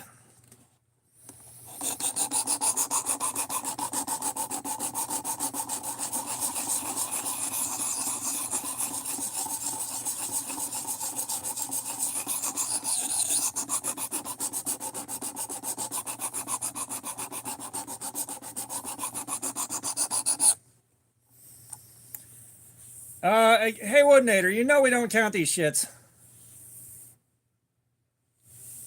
Like unless you're going back through and counting every single cut for me, you damn well know we don't know. Oh, I love this sharpener. You know, one of the things the guys that are doing the super chats had me saving up for is for the professional version. And then we can get this done a lot faster. And then I can give this one away.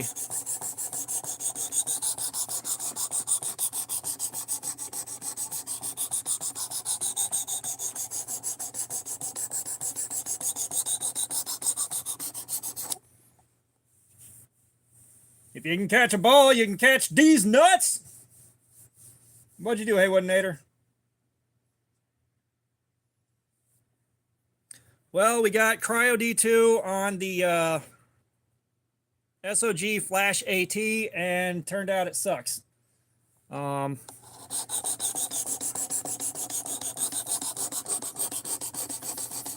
The safety on this turns into a massive source of pain in your hand.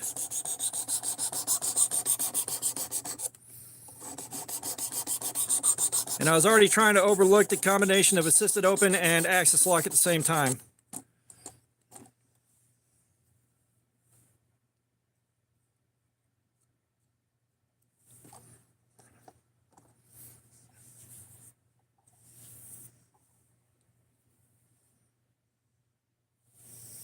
Oh no, here's the thing. If it works for you, it works. You know, I'm doing what works for me.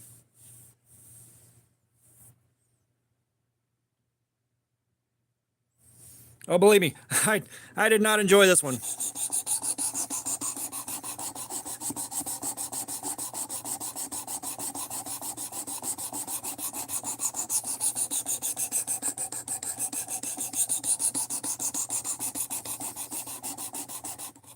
UX!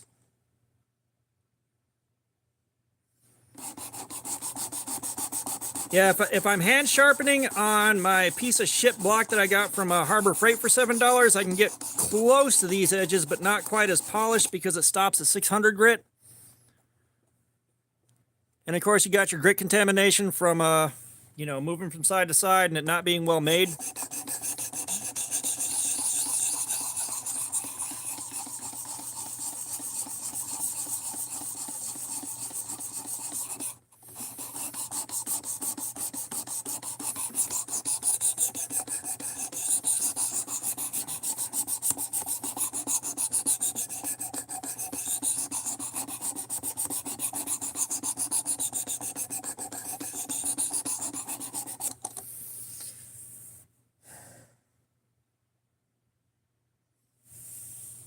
Travis Merricks, what's up?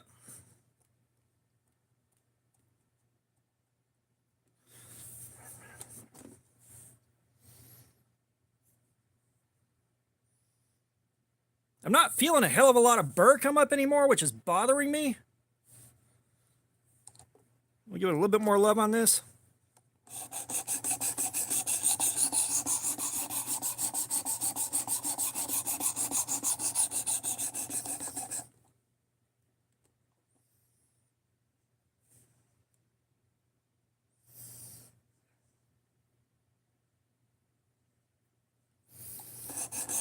Well, in this case, the safety is meant to keep it from opening accidentally.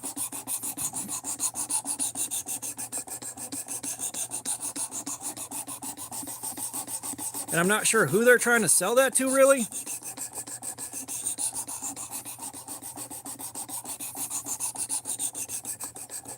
If you can find my unboxing video on this thing, it wound up being a two-parter because I couldn't figure out how the fuck to open it when I first got it.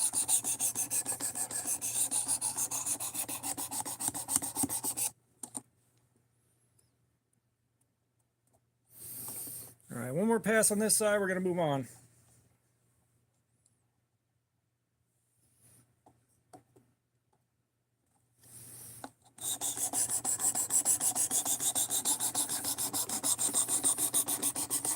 I mean, that was me back in the day. If a knife got too dull to use, I'm like, I don't know how to hand sharpen. Fuck it, I'll buy a new one.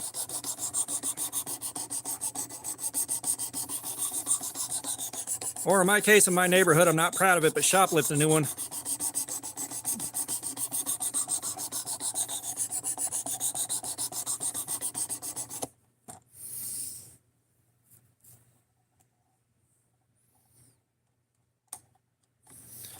Let's move on to 400. I'm assuming we are sharp enough, or we are fully sharpened, because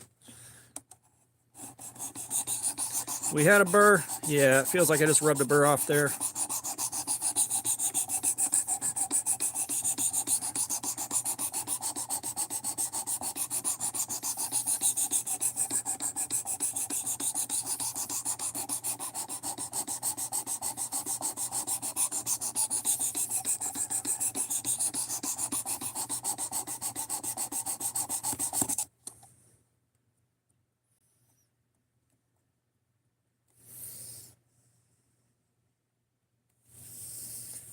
We got 4 hours, and I called it. The cuts were getting bad enough, and it hurt too much to keep cutting.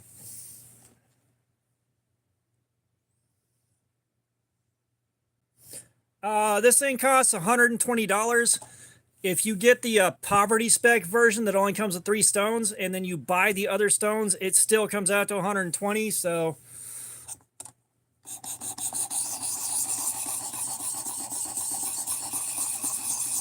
if you're gonna buy it, buy the Elite.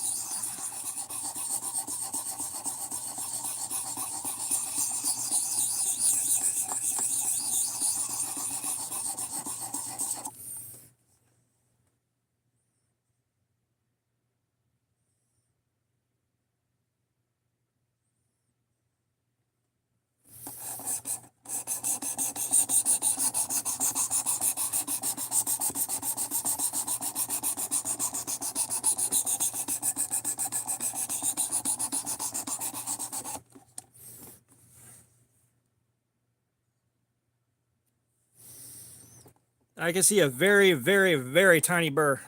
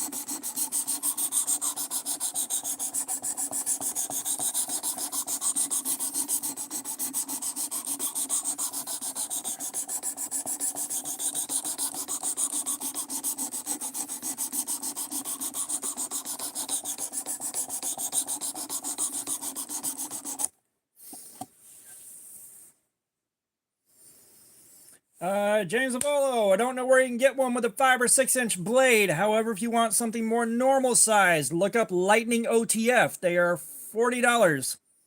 They are a good price. The one I have feels good. I still need to carry it for review, but it's pretty nice. I'm not pressing down hard enough on it to flex. It's not really an issue. However, I've got some other things that are going to need a brace. Like at some point, I want to do cardboard slayer on this, but I need to figure out how to sharpen it with one of these and make a good, clean, crisp edge. I don't want the edge off of the belt grinder. I don't want to fuck the tip up.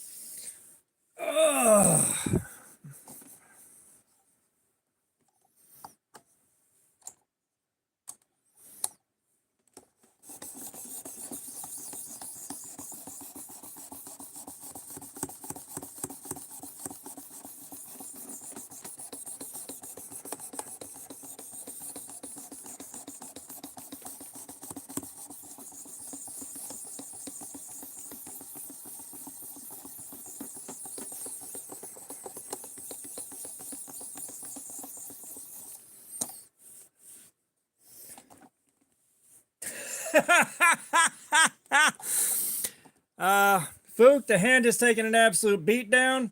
Dare dude, what's up? Eduardo G. Hold on a second, Lauren. There you go. There you go. You like it, don't you? Yeah, you like it. You know you like it.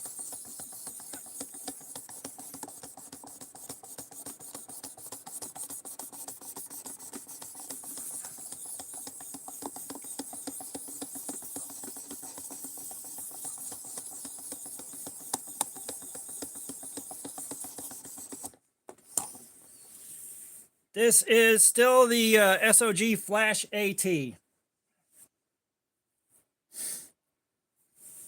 I know things do better with a lower grit edge, but I like my mirror polish. I do.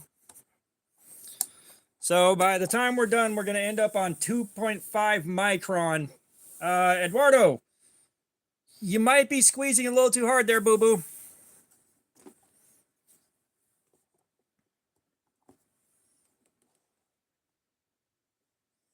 James Avolo, I have not skeletonized the blade. Oh, wow. Thank you for pointing that out. KO. Holy crap.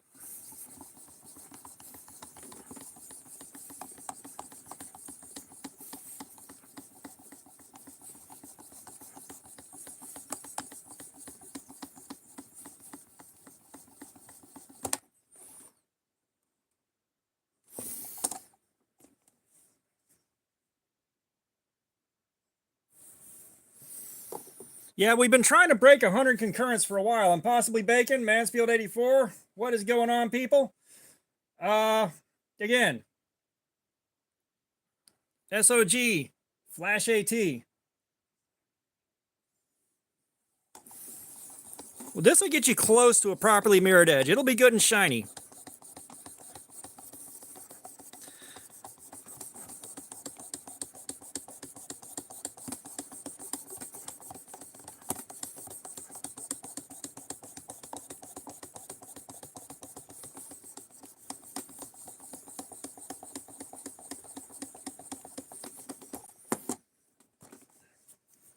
I was not going to do a dance at 100 viewers. I am neither a computer nor electrical expert. However, if you need somebody that knows a thing or two about throwing groceries on a shelf, I'm your guy.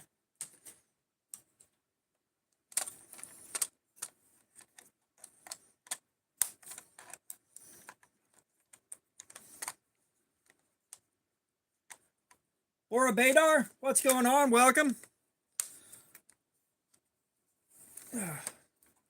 And Eduardo, yes, it will be very sharp.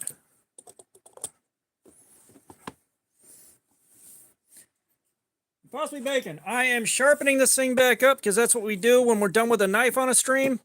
I will figure out something else for us to play with for a while. But at the moment, I've got to put this up, but we are not quite done sharpening.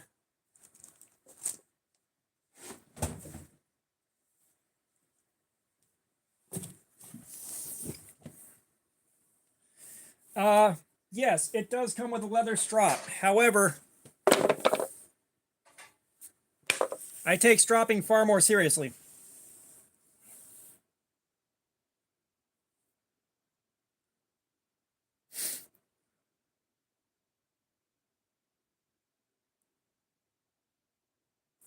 So, jammies, I like these socks. I got paid to put them on. Yes, so if you're here and you feel like it, Venmo at the Best Jody.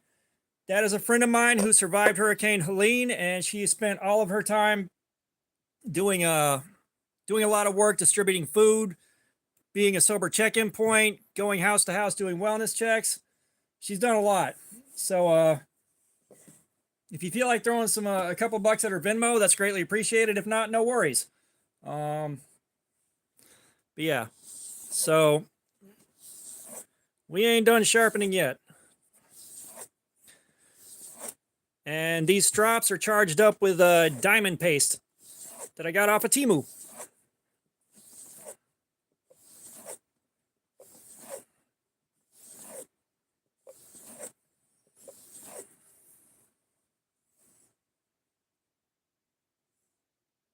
Oh yeah, if you're doing knife stuff, you're gonna get cut. I had a $3 knife off Amazon that I was carrying that got me because that piece of shit was dangerous, and I knew it was, but I ignored my instincts.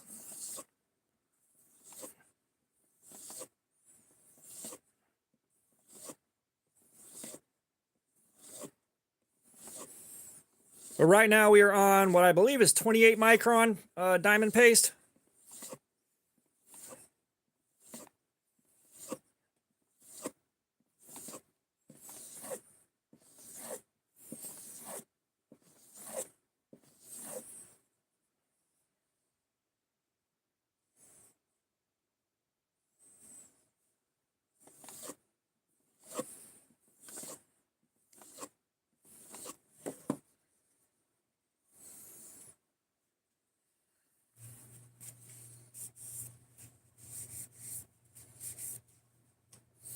Yeah, actually, I uploaded the video about this thing a few days ago. If you want to check that out after the stream. And possibly bacon, thank you so much. Do you want me to take the socks off now?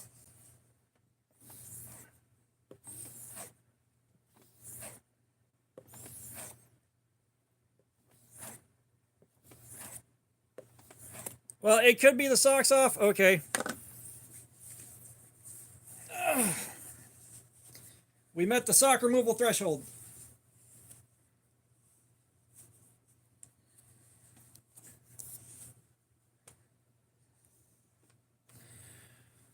Oh, so much better.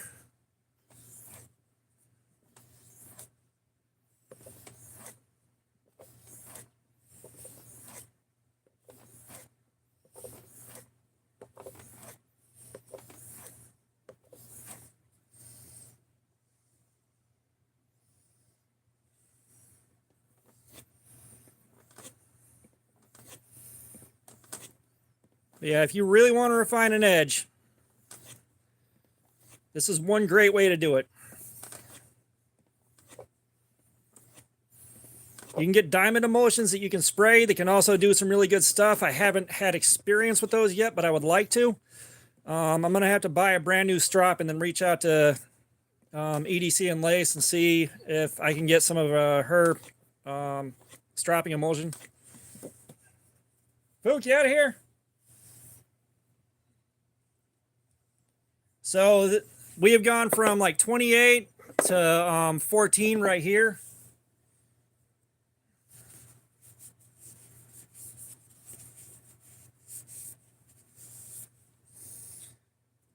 And now we're stepping down to 10 micron.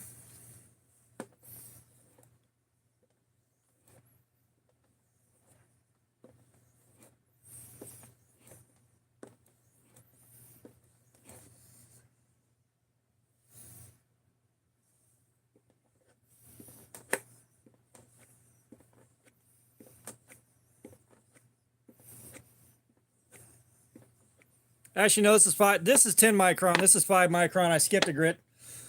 I don't think it matters.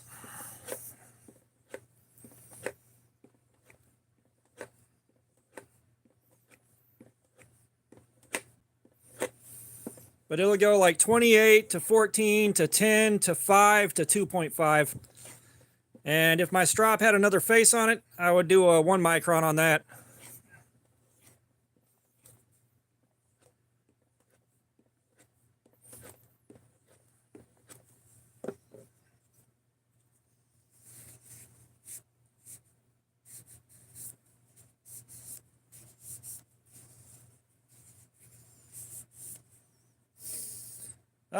We'll show you in just a second. Of course, the easiest way is to tell our course to see if it'll shave. Like, that's always at least an okay metric. Eduardo, G, you missed 4 hours of cutting something. That's why we're sharpening this now. You missed 4 hours of cutting stuff. Right now, we're going through and undoing the damage. We're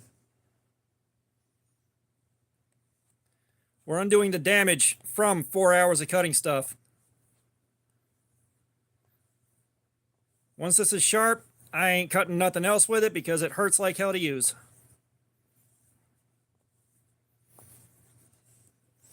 Oh no, you're good, Eduardo. Now that being said, I'm going to find something else to play with for a while longer, but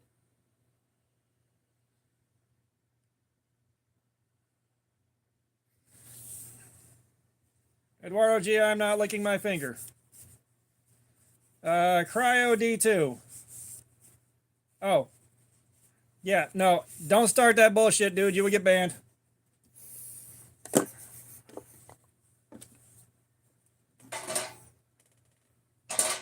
This ain't the stream for that bullshit.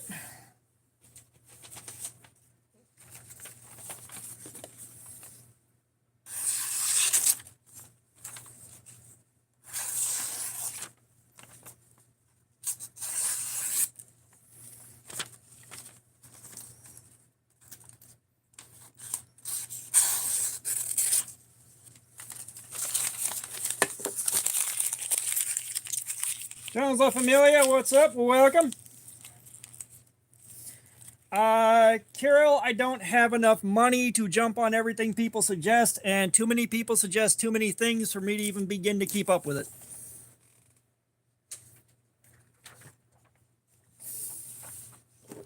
You know, Lumen, that's fair.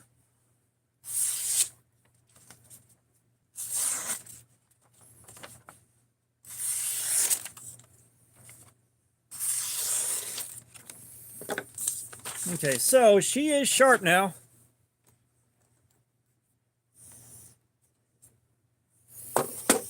Okay, so we started at 136 on this scale. Oh yeah, like I've been doing videos for a while now, so I've got something like 240-ish knives piled up. Like I got a lot. Longing for the woods. No.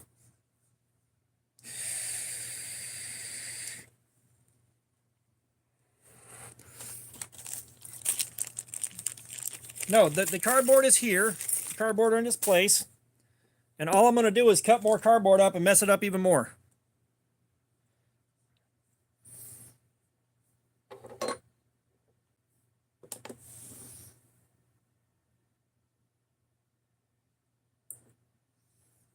We got 189 on that cut.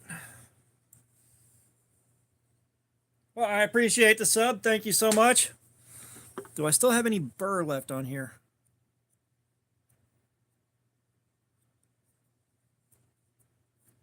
Believe it or not, I did.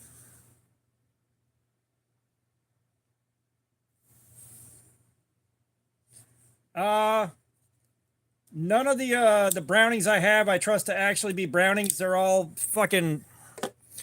Unfortunately, you can't buy a Browning without it being a Chinese dropship clone of something else. Like, the guys will make huge batches and put Browning on there. They'll put S&W on there. They'll put, you know, some random Chinese company name on there.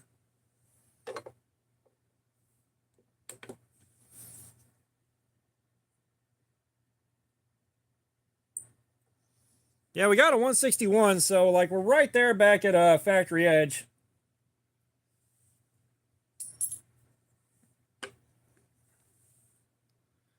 We got this thing. Let's try it out.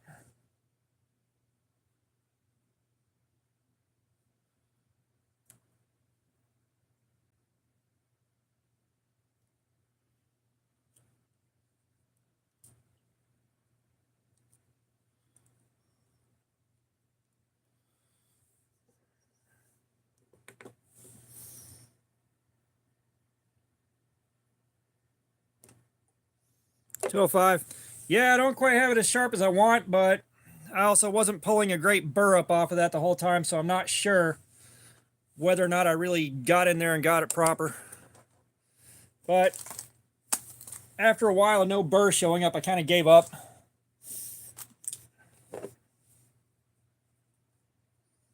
Daniel Fiore, well, nothing gets by you, does it? You know what? Let's try power stropping it. I'm trying to get them below 100. Trying to get them below 100. We're going to try a power strop.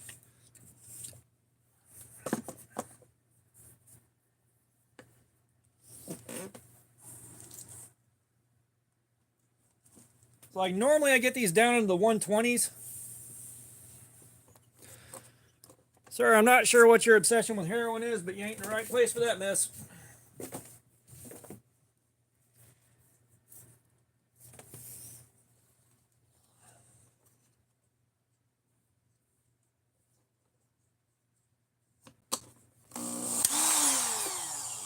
Hooray!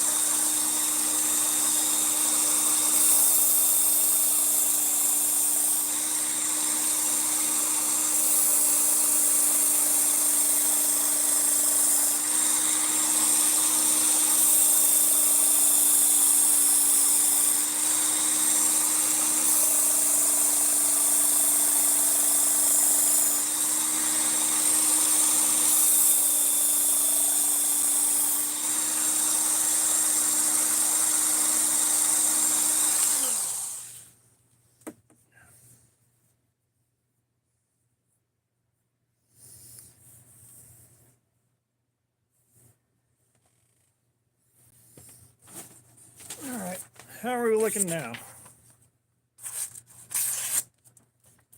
Don't tell me that didn't help.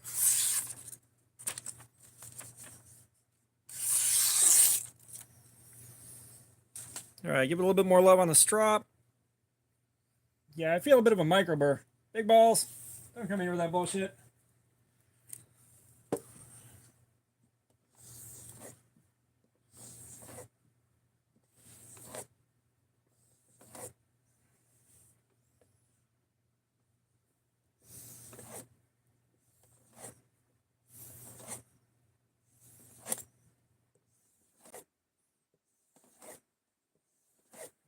Well, it seems to be about average for D2 as far as the hardness goes. I mean, it held up to. It probably could have kept going for another 20 some odd minutes maybe before it totally crapped out.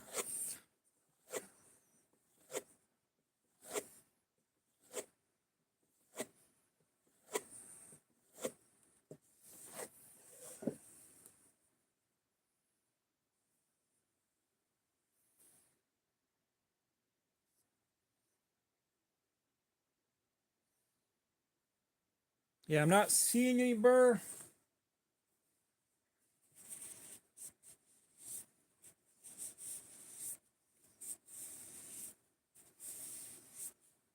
The issue is not the salting of your butter, sir.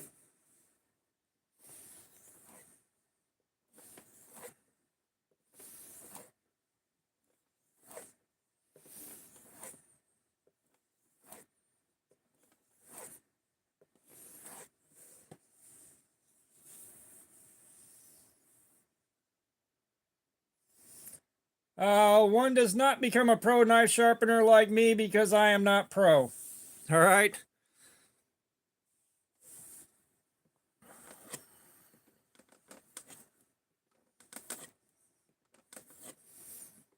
Trust me, if I was a pro knife sharpener, we would have gotten the number I was looking for out of it without having to go through all this twice.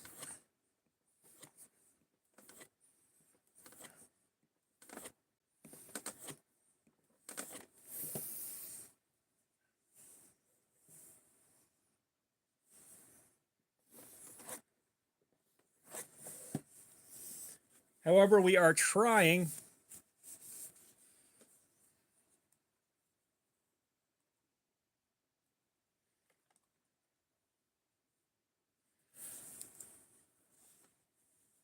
We are trying to get the number down below 100 if we can. And one thing I hate about that belt grinder is it did round the tip just a little bit. So I'd have to go through and like resharpen the hell out of this from scratch before I got that tip back to perfect. Yeah, that's why I use that belt grinder on the cheap knives, not the good ones. In this case, this wasn't necessarily cheap, but it's not one of the good ones.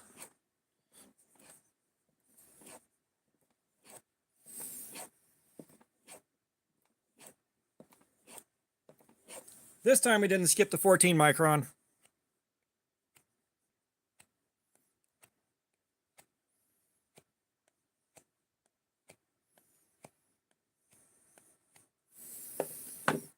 Tell you what though, this edge is hella shiny.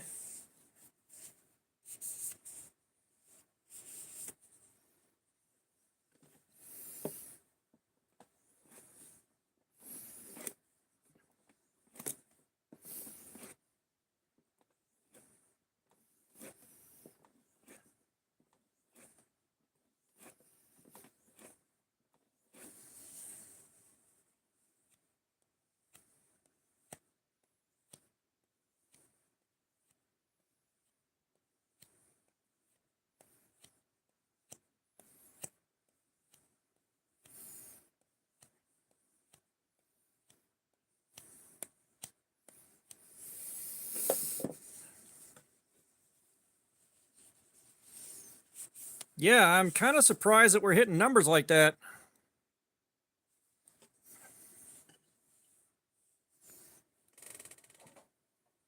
All right, back down to 2.5 micron.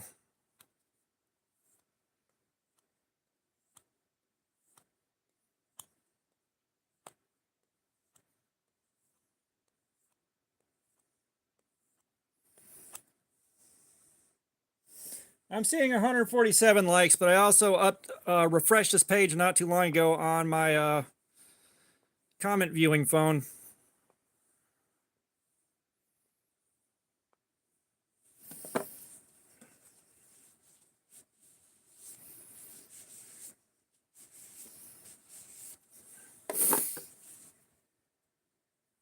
Yeah, we were smashing out some big numbers tonight. The analytics are going to be kind of nuts.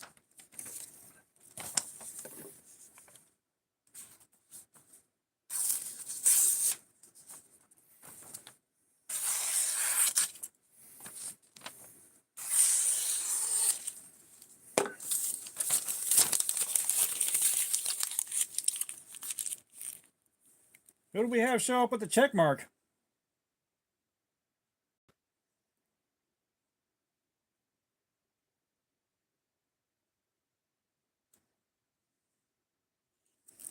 Yeah, I'm kind of curious who that was now.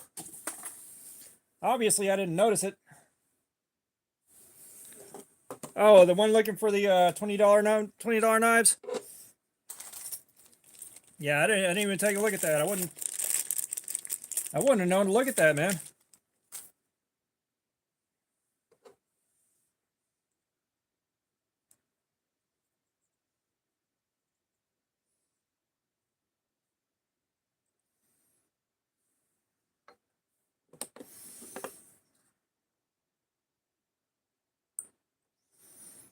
We're down to 136, so like that's exactly what it was at the start of the stream.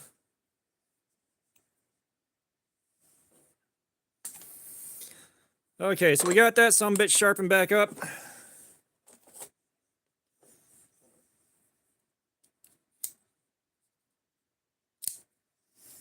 All right, what's the next thing to do? So I think I got about an hour of content left of me right now.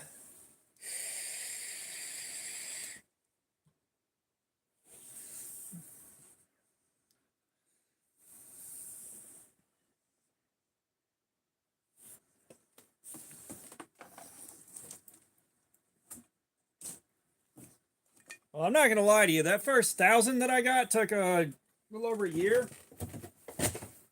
Like, my first 1,000 was more than a year. My personal favorite blade steel, just going off of the ones that I have actually used so far, is Kaiser's 154 CM. I do like Kaiser's 154 CM. That's the best performance we got out of that. Now, that being said, we still got S30V waiting to run. We got 3V waiting to run. What else do we have? I know we got those. And then I got I don't think we've really flogged 14C28N, or if we did, I don't remember. Shit. Son of a dick. I don't remember what the cut time we had on it was. I haven't messed with M390 yet. Again, that was Cryo D2, which the Cryo D2, it did D2 things. D2 is a solid blade steel. It keeps the price of a knife down a little bit lower, and it still performs quite well.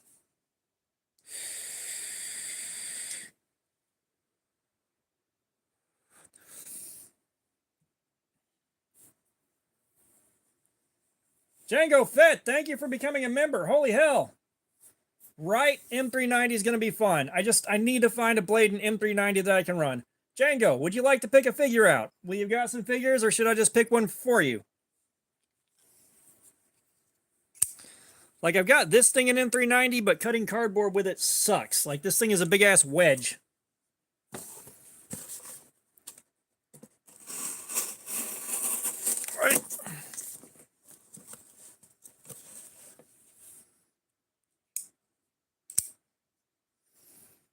Like this, it's on a factory edge. Yeah, so you can pick between the Ninja, the Frankenstein, the Robot, the Grim Reaper, the Mummy, the Knight, the Scuba Guy, or the Alien.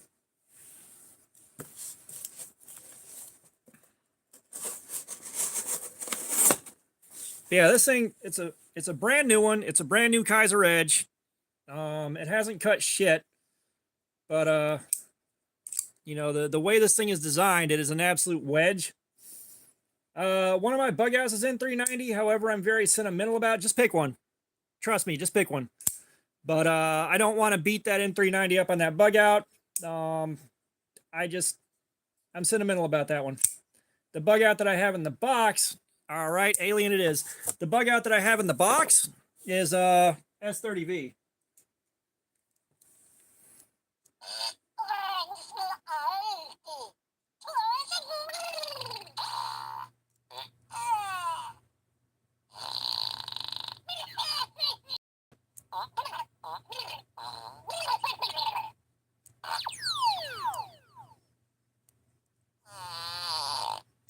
There you go. So yeah, like I'm real sentimental about that bug out. I don't want to tear it up. Probably not. So like I need a better I need a better M390 blade. Like this is just a toy with an edge. I get what they were doing there. They were trying to make a meme knife out of it, but if I didn't get this on sale for like 40 bucks, there's no way in hell I'd have it. No, so the bug out that I've got in the box, I've got my CF Elite right here, and this one is just S30V. My other one upstairs with the aluminum scales is the M390. Like I kind of don't want to trash this one, but it's one of those where it's been too nice to carry for too long, and now that like I kind of have put this on the channel enough times, and I don't think it really needs to be reviewed yet again. It's probably about time to do something with it. So while I'm on vacation, I'll be doing a live stream on this while I'm on vacation to see how long it holds up.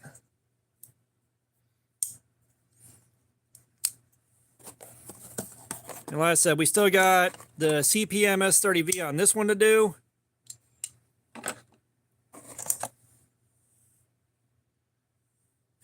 You know, we got this guy to play around with at some point. I was kind of hoping we got this. We got 14C28N on this guy. We got a bit of a hollow grind on here, but it really lasered through cardboard at work.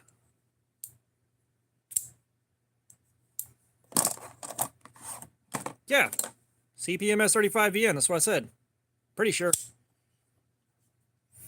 Yeah, the aluminum scale bug outs, I will say they are kind of overpriced. Like I get it's M390, but 275, 280 bucks is, yeah, tall order. I did say S30V? No, that's S30V. S35VN. So now we know. We're clear. So Albatross, if you check out the video I did, we got a bunch of burner knives and then we got one of their nicer one. So I'm carrying one of their burner knives for the week alongside my regular carry. Try to get that week knocked out because I want to do cardboard slayer with it. Albatross doesn't list the blade steel for that one on Amazon. Yeah, I need some Nitro V. Well, no, I do have Nitro V. We did Nitro V. It lasted 4 hours. But what was I saying? I forgot what I was saying. So S35VN ran for 4 hours too. The coating doesn't really make a difference with cutting. The coating is just there to kind of help prevent corrosion and dings and scratches on the blade. I completely forgot what the hell I was saying. 100%.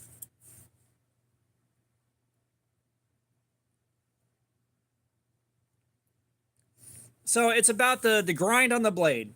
All right, if you've got a deep hollow grind on a blade, it's not going to do cardboard worth of shit. It'll cut plenty of other stuff. It won't cut cardboard worth of shit. You got a nice thin flat grind, it'll cut great. Like your edge angle also makes a big difference. And the socks are still gone. No one paid to put them back on yet. But yeah, the Albatross. So the knife that I'm carrying, it doesn't say what the steel is on Amazon, but on their website, in one of the pictures, it says D2 steel. So I'm interested in seeing how that does. If we get a good 4 hours out of that on Cardboard Slayer, we may have something. We may have a burner knife to compete with the Ozark Trail and the Gordon knife. Because again, $10 for D2, even if the knife's kind of ugly.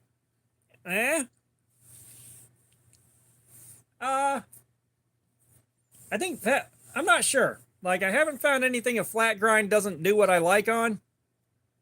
I'm trying to think. Like, is there anything flat grinds don't do well? I know, like, you wind up with a much thinner piece of steel. Like, the hollow grind will let you run a thicker piece of steel and still have fine cuts on it. You know, and it's, again, like, for cutting up cardboard like we do, kind of sucks. For everything else, it's pretty decent. You know, like, we've had a couple of hollow grinds that did pretty good. Like, this did pretty good, but you almost can't tell it's a hollow on here. Like, you really have to be holding it and feel the hollow on it, and it's very, very shallow.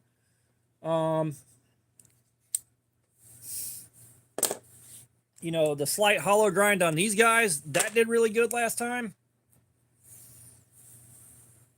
The Midnight Run, what's going on? How you doing, man?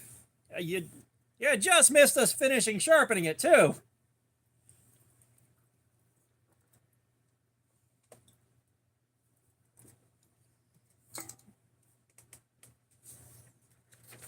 Like, we just got done putting a new edge on it after annihilating the factory edge. Let's try this.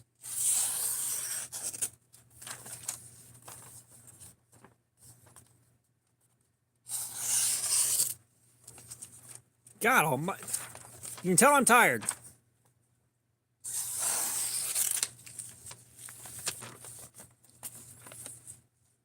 Don't come in here with that bullshit, dog. You will get banned immediately. That's your warning.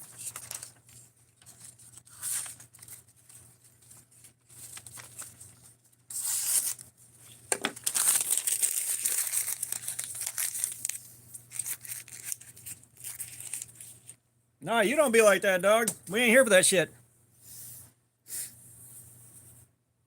But yeah, you do have stuff where if it hangs onto the blade, softer materials like that, they do softer materials do tend to stick to it.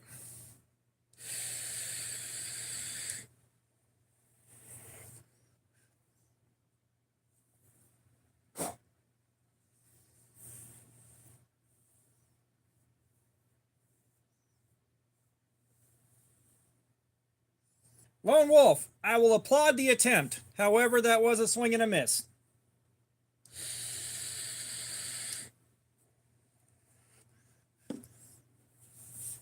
But bravo, that one was buried pretty deep.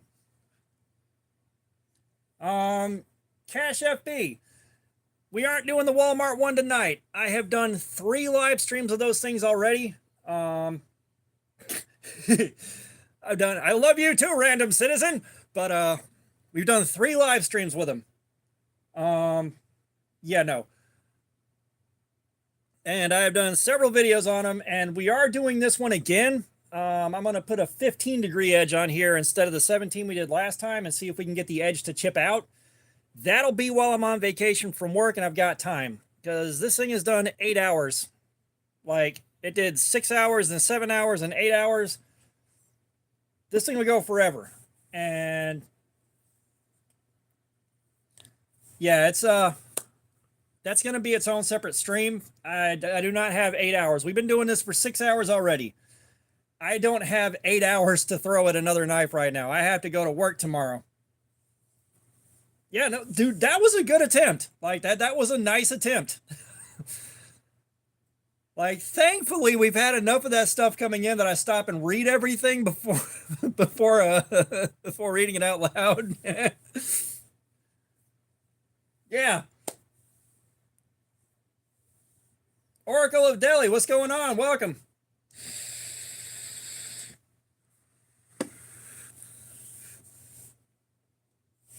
Yeah, I'm trying to think of anything else we can get into for the next hour here, because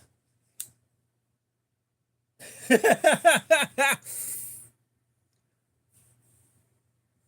no, that was a full send. But no, like, stuff like that I don't mind. But you start getting racist or doing weird shit like cut your skin, cut your hand open. Like, no, I ain't having that. That don't fly. And normally the brain rot shit that comes in will get a warning, but, you know, brain rot keeps up. Bye. I don't need it. Most expensive knife. The most expensive one that I know the price of, it's going to be this guy right here. That's the most expensive one that I know the price of. However, I've got some oddball pieces. Let's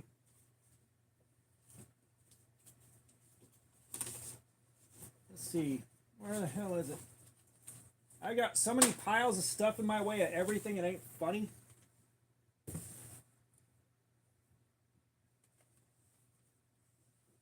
Yeah. No, sir. I do not have any chef knives. I do not find any joy in cooking. But we have got this kukri here from Pacific Cutlery, which, you see that? I think you know. At the moment, Campbell's Adventures, yeah, no, like, there's silly, but then there's also just not fucking okay. Like, I'm pretty laid back until you hit that point. But my favorite knife at the moment is, again, this. I saved up for 4 fucking months to buy it. Eric the Actor, what's going on? How you doing, man? I've got a katana, and I don't know how good a quality it is. It came from a friend of mine, a friend of the family when he passed away. So mostly I'll use these knives for just basic knife stuff. You know, I work at a grocery store. I work for Publix. I'm a team lead there. So, like, I got to break down boxes occasionally. I got to cut plastic off of pallets, stuff like that. How much for what? Yeah, the Mayhem's basically a sword. But, you know, just general use. And I'll carry them for a week. I'll do the review on them, and I'll put them off to the side and go on to the next one. The Mayhem was like 300. Like, full price is like 350, somewhere around there. You can buy them for around 250. And then I got mine on Blade Bench for 175. But I have no idea how much I've spent, dude. Because, like, I'll buy stuff, and I'll buy batches of stuff and then work through it slowly. I still have a pile of stuff in the backlog to check out right now.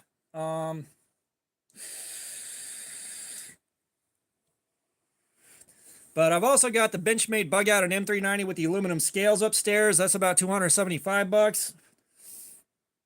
I've got a Puma Prince folder that's like the only one I can find is in brand new shape for about $600. I don't know what mine is. It's used, and it's also doesn't have the box anymore, the plastic case. I don't know the value on the pre-Benchmade. I don't know what that's worth.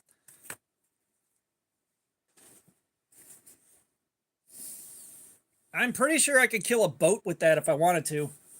But let's take a look at the backlog, stuff I haven't carried yet.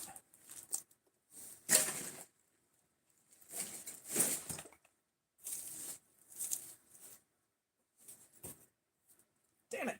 Get off my foot. There's so much crap on my floors it ain't funny. Punisher! So, like, one of the things I have yet to carry is I've got a thin cut slashkin right here. Yeah, slashkin. I haven't carried that yet. That's got to get its weaker review.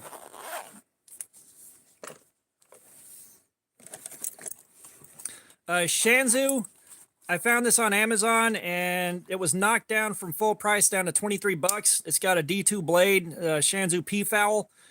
I've seen a couple of videos pop up on YouTube for it, but I haven't. I've got to carry this. I like what I'm seeing so far. I've never heard of Shanzu before, but this thing looks like it's going to be pretty solid. So I'm definitely interested in seeing how this does. Poppy, what's going on? Albatross. So we were talking about Albatross earlier. They just sent me a bunch of stuff. I reached out to them and they were like, yeah, cool. Thankfully, they asked me which ones I was specifically interested in, and I pointed this one out because the rest of the stuff they sent me is just straight up burner knives. But this one I think is pretty damn nasty. I like this. I like this one quite a bit.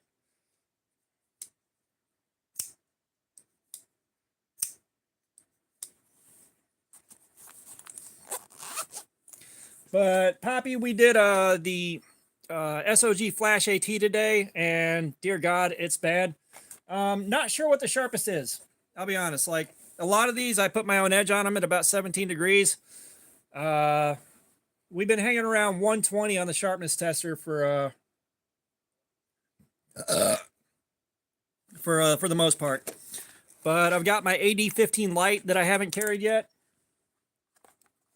Which way did I open this? Guys, which side did I open? You know, I've got the AD15 light, Scorpion lock, all that, which I'm really looking forward to this because I love my AD10, but it's not easy to safely open and close it one-handed without dropping a guillotine on your fingertips, basically. Like I've gotten caught right here once or twice by it just swinging shut on me when I press the lockdown. Yeah, like I caught it on sale. It was down to like 50 bucks. I was like, all right. We've got the Kaiser Critical Mini right here. This is in 3V. I've got to put my own edge on it. It was used. I got it in a good trade. So I've got to put an edge on this thing and carry it. And then we got to do Cardboard Slayer with it because we haven't done 3V yet. And then, of course, we got the Lightning OTF here that I'm looking forward to carrying this. I've wanted a double action OTF for a while. And again, this was part of a trade. Same guy that I got the this from and the Sin Cut. Actually, quite a few knives from. We've got the Olatan's mini airship to carry. And this thing was just, I forget what I paid for it, but it was the right price. And I like Olatan's knives a lot. Oh, I enjoy a good flipper tab. I like my back flippers quite a bit. We got the Rosecraft Blades little chonk. We have done the Rosecraft Castoria, and we did the Pocket Monster, which they were both solid performers. And then I gave away a Castoria and a Pocket Monster a couple of weeks ago, and I've still got to get someone's address straightened out because they got returned to sender. I'm not sure why. We've got the Cold Steel Spartan right here. I've got to put an edge on this. This is part of a trade, and it's pretty beat down, but I do want to carry this. One thing I haven't tried out, I haven't tried the wave function on one of these to see how it treats me. I've been kind of disinterested in it, but I kind of need to know. I need to know how much I want to... Damn it. There we are. It can centrifugally open. I don't quite have the hang of it. As you can tell, I look like a complete fool. We got the Rosecraft Blades OG right here, which much more conventional knife, but I do like the looks of it. I like how it feels. I like the blue accents. Like I like pretty much everything on this. And then we've got the petrified fish beluga. And this is also one I've been looking forward to because I haven't handled a petrified fish before. I have no gravity knives. I haven't been interested in gravity knives. I don't see the appeal of them outside of, ooh, they were illegal. So I haven't really worried about them that much. And the ones that are out there are either cheap pieces of shit or they're expensive, like way too expensive for what you get. Look, so Browning, the Browning name gets slapped on stuff from China where they make giant runs of stuff and they just slap different companies' brand names on them, and that's the only Brownings I've seen. Well, no, your gravity knives are like OTF, but they click and make noises.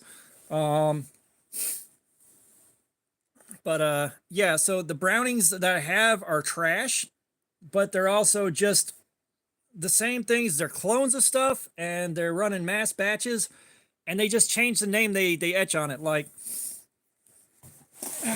this is a clone of a Strider right here. This is a Temu clone of a Strider right here. And if you look right there, you got your Browning logo in the fake Damascus.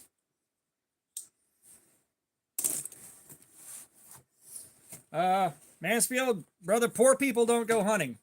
At least, from where I come from, the poor people where I come from, we can't afford to go hunting. I still can't afford to go hunting. I have no reason, no how, or way to go about skinning a deer without doing something real stupid. But if you see this, each one of these knives is basically a week of carry time and a few videos. And most of these will be a live stream eventually. So, like, it's going to be a while before I'm down to the point where I have to have something else. And then I got something else coming in right now as it is. So, like, I buy carefully. I pick and choose, or I trade. And, like, this is all stuff that was in my price range when I bought it. And, I'm not hitting a deer with my truck. I'd probably get killed by my airbag. There's a recall that I haven't really done anything about. K110. I swear to God, I've got K110 on something, and either we have already done it or something. Oh, yeah, no. The Beluga. That's K110. I knew I had something.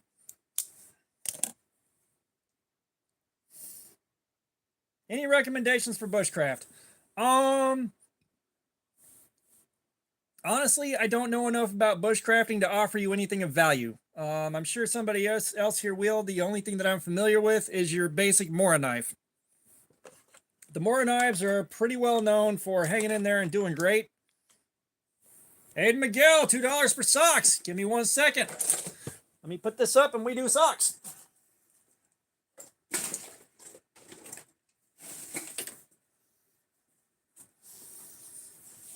And K110 is another name for, oh shit. It's another name for a pretty common steel. I can't remember which one. Yeah. There we are. I knew KO would come to the rescue.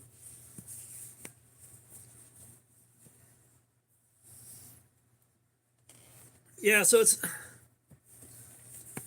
it'll be interesting to see if we make it past the 4-hour mark with that.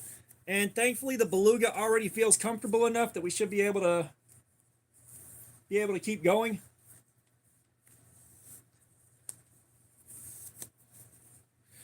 All right, the socks have returned, but yeah, it'll be interesting. Like, because that thing looks comfortable enough that I can keep going past 4 hours. What happened to SpaceX? Poppy, thank you so much. What happened to SpaceX?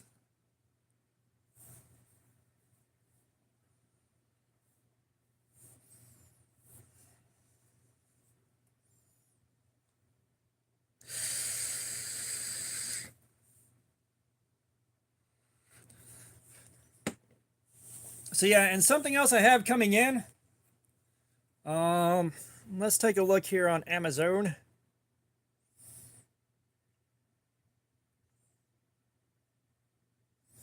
And unfortunately, it got the slow ass shipping. Like, it is October 16th through 22nd for I don't know what reason. But we have got the HX Outdoors right here with the weird shaped blade. And I believe, yeah, the titanium is 100 even. The gray that I got in aluminum is 40 bucks. However,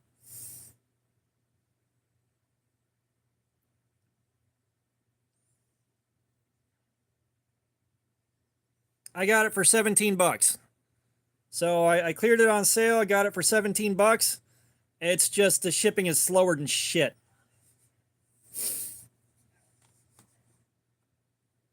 And then of course we do have the we've got the Devo X Stasa 23 Fireball that is going to get ordered on the 17th. Oh, dude, they're finally landing them upright. Sweet. But the Devo Stasa 23 collaboration Fireball, that is S90V. The only kick in the nuts is it's a deep hollow grind, but I've got one of the prototypes, and I got to tell you, I really, really want it. Really want it.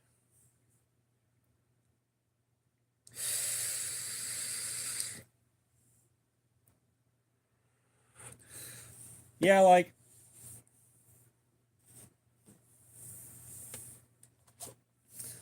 the hell was I gonna say? I would love to get my hands on to like have some microtechs and stuff like that in the collection. It's just they are too expensive. Like I can't afford to do that. I really can't.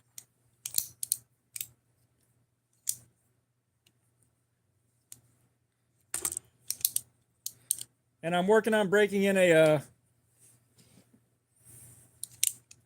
butterfly knife multi-tool, basically.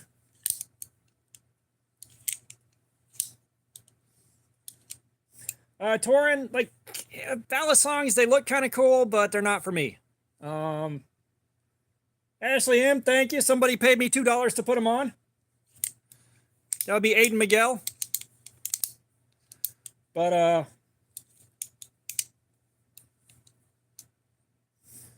yeah, like, Microtech, I like the Microtechs, and I know I'm getting a good OTF out of it. Yeah, like, I can buy all the Balisongs I want, but, you know, I'm not interested in doing Balisong stuff with them.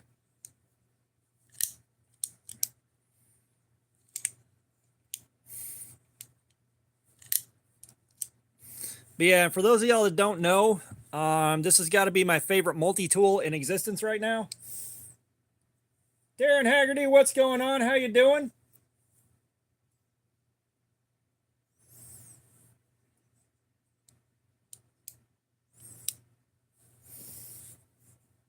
Gotcha. Well, part of that may be I'm in a Facebook group where everything is stupid expensive. Like you can find knives being sold for like 2,000, 3,000. I've seen knives go up for sale in there for 8,000 and people are buying them. So I've kind of gotten a taste for some of the nicer stuff if I'm going to spend the money on it. Like Microtech is kind of their baseline budget knife essentially.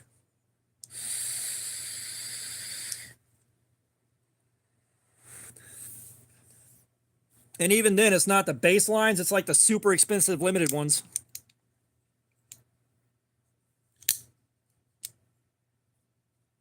I have not heard anything about Total Tool Company.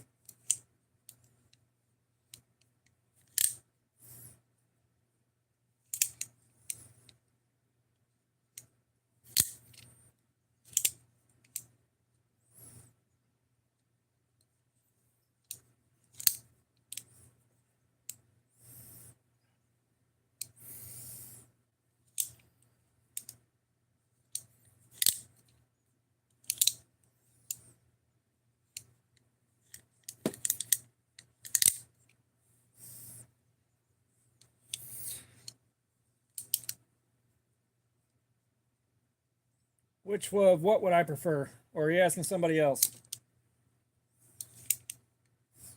All right, KO, see you in a few. But yeah, if you guys haven't seen these guys, they're like 30 bucks on Amazon. In a battle. Oh, shit. Gun. Like, the only fair fight is you're tied to a chair and I'm holding a gun. Like, I'm too old and fat to try to, like... Yeah, I'm too old and fat to be trying to throw hands.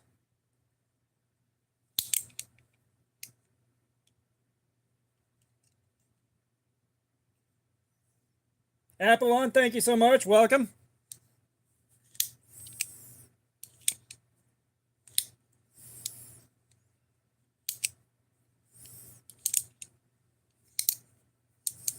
What brand is the Glock of knives? That's kind of a hard call to make, man. There's so many knife brands out there, and so many of them are good. That being said, unless it's a Hogue, don't buy a knife with a gun company's name on it.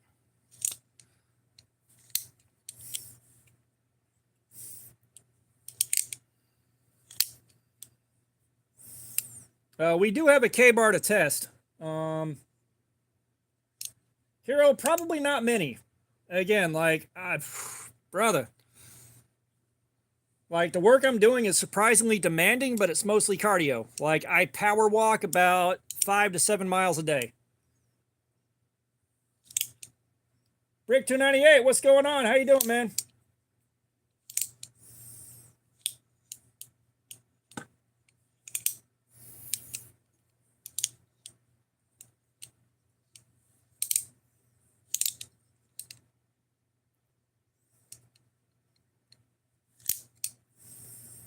Yeah, no, I mean, that's the thing is like if I'm backed far enough into a corner that I gotta fight you, nothing is off the table.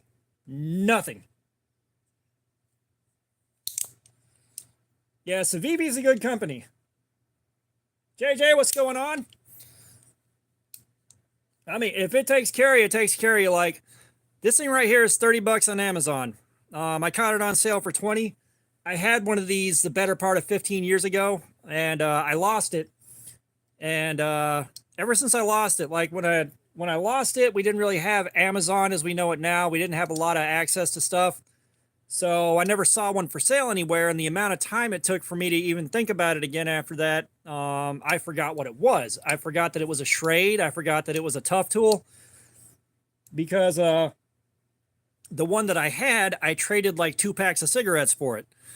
So I finally remembered what it was after doing a ton of Google searching, because I used to like stop every so often and go through Google and try to find what it was, and just find a picture of it so I could remember. Finally got another one of these, and I cannot tell you how excited I am. Part of it is because you get it broke in, you can do that with it, but the other cool thing is almost every single thing on this locks open. So like you can open it from the side here without having to open the tool, and it's got a lock on almost everything on it. So like your tools lock open, and then you press down right here and it closes. Like,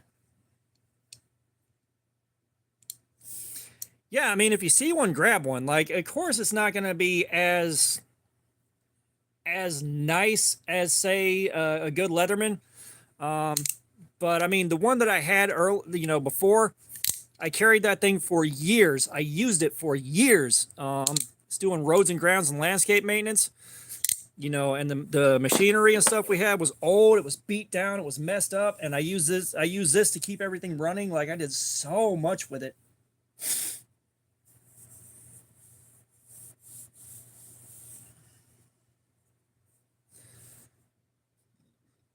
Like I said, this thing has brought me as much joy as this thing.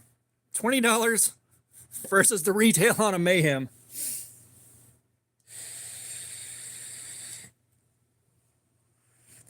Oh, believe me, up until I buy another multi-tool to review, this is staying on me. Don't get me wrong, I love that Leatherman I just carried. That thing is great. Like, I was so happy to have that, but this thing, my God. Yeah, this was fun to carry at work. This was a lot of fun to carry at work. I'm not going to lie. I wasn't supposed to have anything like this on me, but the guys that are there are cool as long as I'm not like busting this thing out on the sales floor. And it centrifugally opens, which, centrifugal opening. Centrifugal opening is the best opening, period. It's better than automatic. It's better than OTF. Yeah, I've heard bad things about the Bear Grylls knives. A lot of them are like hardness related issues. The edges roll when an ant farts on them. Yeah. But Gerber dear God, I haven't bought a Gerber yet that I like, but I also haven't bought one of the more expensive ones. What's the one with the axis lock?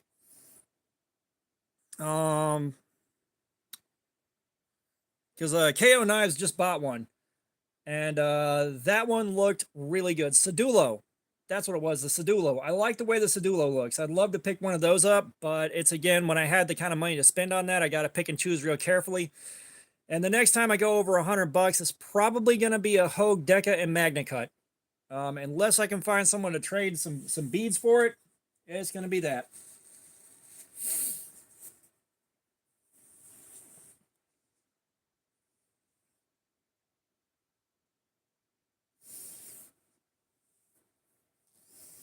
Beetlejuice, what's going on? How you doing, man? Welcome. Yeah, it's just, like, and of course, like, I want the Magna Cut so we can do the live stream with the Magna Cut, because that ought to be a lot of fun. That's going to be miserable by the time it's done, but it's going to be fun. Sharpening it, I don't imagine is going to be much of a treat, but it'll be fun.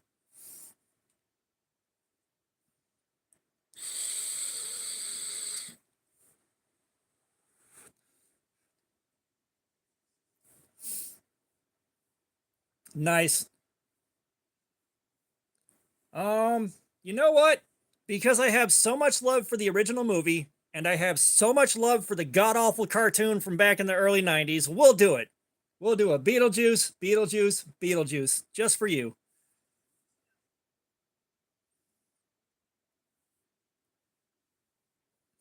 Uh, I don't run into issues with stuff being brittle because I'm not in a hard use environment. I don't beat my shit to death.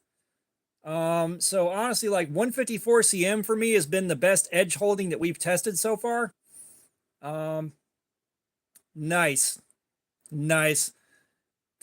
Those of y'all that haven't been here before. um,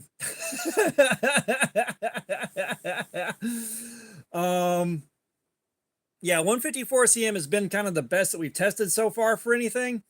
And again, like, we have the weird fucking aberration that is the Ozark Trail D2. I'm looking forward to the next live stream with that and seeing how that does for me. Because, again, it taking 8 hours for the edge to fucking die, I don't understand it. The grind shouldn't have made that big of a difference. We just did D2 with a very similar grind to this one, extremely similar, and it only went into Gravy Seal. You can't stick around. Because, like, we've got a very similar grind. We got the same kind of shallow right here. We got the same shallow right here. Close-ish to the same blade width. Blade stock is actually a hair thicker on this one. This took 4 hours, started showing, its major issues. This thing, it took 8 hours. No problems. Well, Gravy Seal, I'll pick a figure out for you so you can bounce. We'll go with the knight.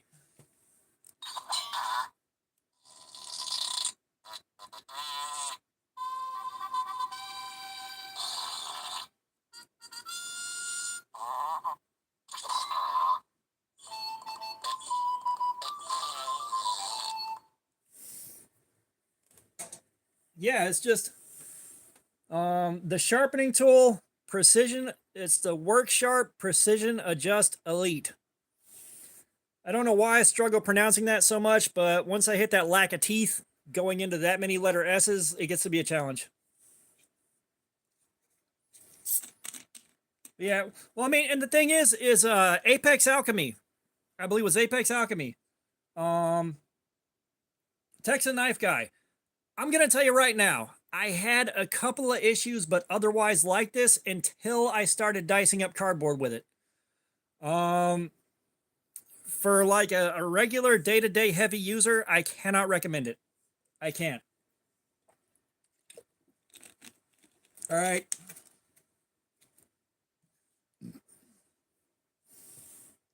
Kellen Gaskill, what's going on?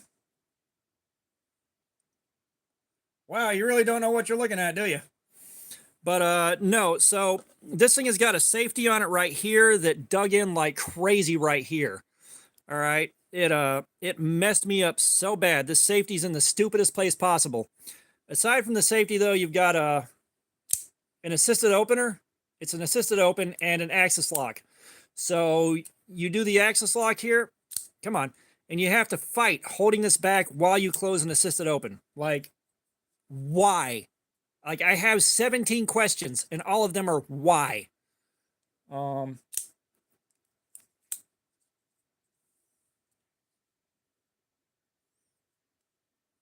It's not a shower channel, it's a grower. It's been cold in here. Don't pass judgment. Yeah, it's a cool looking knife. Like, it carried well enough. Like, it's very comfortable carrying it. It's got a nice flat profile. It's contoured very well. They got a lot of things right. And if it wasn't for the safety right here, if it wasn't for this switch being in the stupidest possible place, I would still like it well enough. Like, this, I can live with. All right, you can learn how to do that easily. You know, you can learn how to do that. But you can't learn your way around that goddamn safety. Yeah, it's just, why did they do that? Why? There's no good reason for that at all.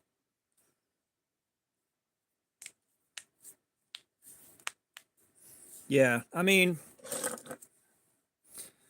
and I mean, it's a shame too, because you kind of got some of the bug out vibe going on here. Like, you've got that nice, flat, easy carry. It's heavier, don't get me wrong, but if it would have been just the axis lock with no assisted open and that safety gone, this thing would have been phenomenal. It's like someone designed a great knife and they're like, let's fuck it up. Yeah, well, I mean, the thing is I have no reason to carry this anymore. It's going on the pile, and you know, it shan't be seen again. Like, I've carried it, I've done reviews on it. We did Cardboard Slayer with it. I'll do that video. And it's just no. There's too many things wrong in one go. Yeah, I mean, if you're looking for an axis lock or something like that, you can find better. You can find better stuff to play with for significantly less money. You know,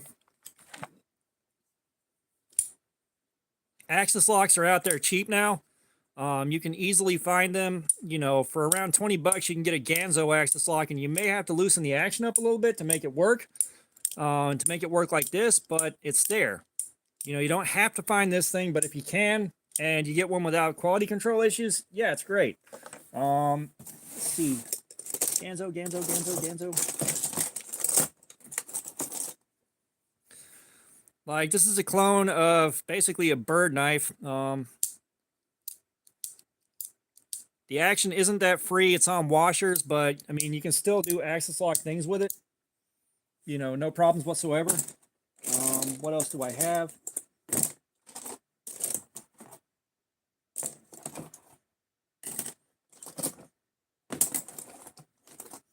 I know I've got the Duratec in here because we just had it out.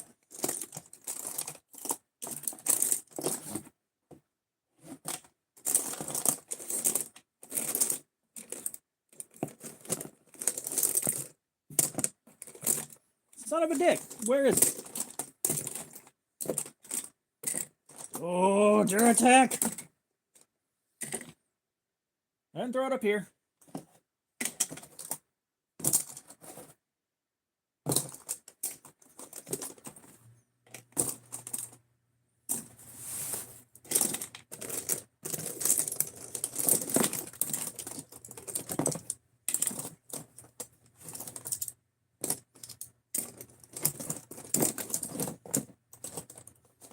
There it is. Jesus Christ. So we can look at, these are still on Amazon, but the Duratec, this is a really good one. The steel's a little bit trash. Let's see if they're still on Amazon, because that was 15 bucks when I bought it. You want to know, Nicole?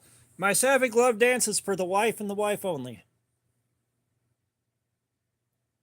Torin. My favorite pizza cutting knife is one that I made and I lost. I don't know where the fuck it is. It should be in the kitchen somewhere, and it fucking vanished. It went into the ether.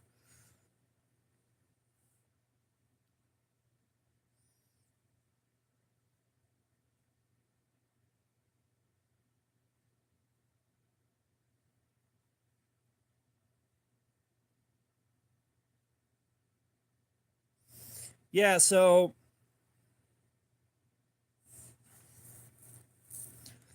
this axis lock is on Amazon for $15.99. What was the blade steel on this?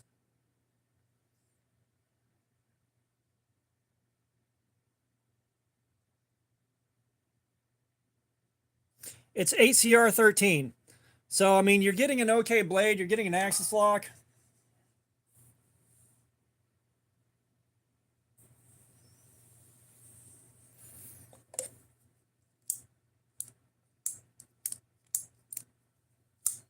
And this will centrifugal open. I don't know if they're all like that from the factory. I know somebody else that had one said they do. But if you want a cheap axis lock, this is really, really hard to beat. I mean, really hard to beat.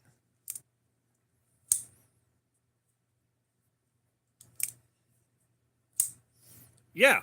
And it's like, I carried this. It did fantastic. Like, everything about this is skookum as frig.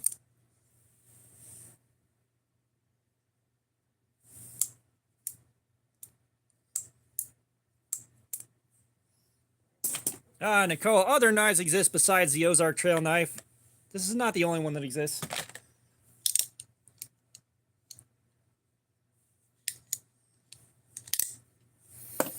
Now,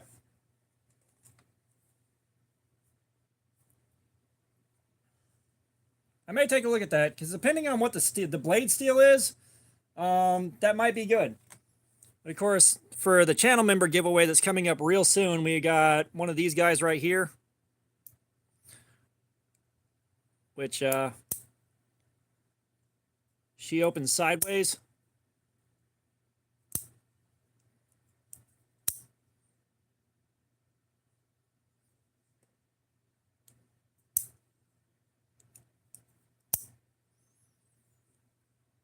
Yeah, I have no desire for 7CR17.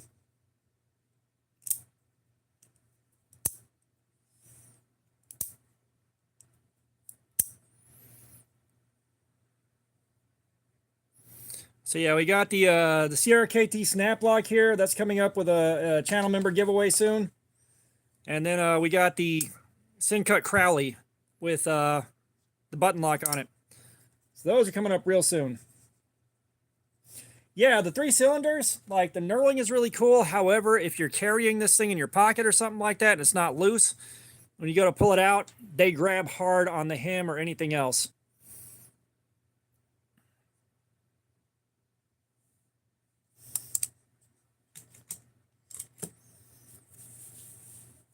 Oh yeah, did you guys see the three seashells joke about the ST-155s the other day?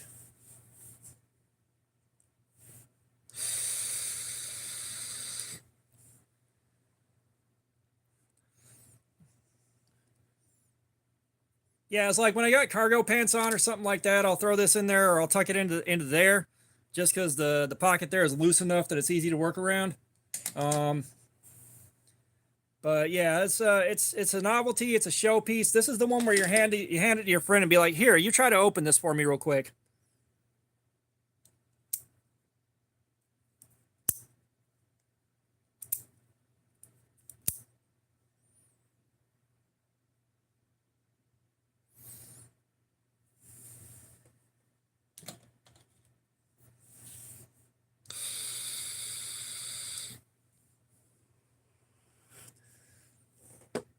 But I think we're gonna wind this down in about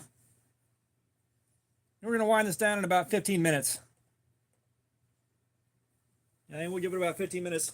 There is a Camillus axis lock on Amazon that I am going to try out.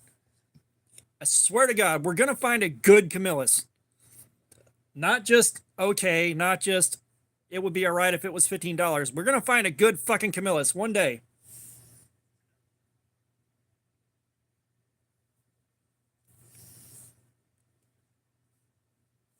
Yeah, no, it's yeah, KO, don't jinx it, KO. I will blame you. I will straight up blame you. Yeah, the lever lock, that thing is so cool, but they don't make them anymore. And like the two that I have, the old one and the newer one, are both built quite well. They're both built quite well. They both do what they do smoothly. Like the action's smooth on them. They're really good. Yeah, I think these are from before Camillus went out of business. I don't know about the newer one, the newer lever lock.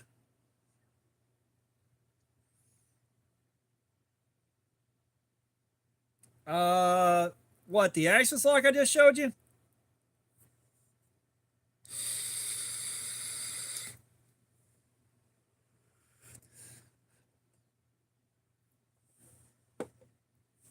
Justin, what's going on, man? You still didn't tell me. Like, are you and your wife both going to be off work some afternoon next week? I've got vacation time. The wife wants to see the baby. I want to drop by and hang out and see how you guys are doing. Yeah, the basement life sounds terrible, Torin. It just sounds god awful. And somebody paid me $2 to put socks on, so you got to pay me $2 to take them back off. Okay, so that one is the Mantis Gearhead. That thing apparently has gone up to $200 for 440 steel. I'll reach out to one of you guys. I'll give you a call or a text a little bit later on. We'll see if we can work something out.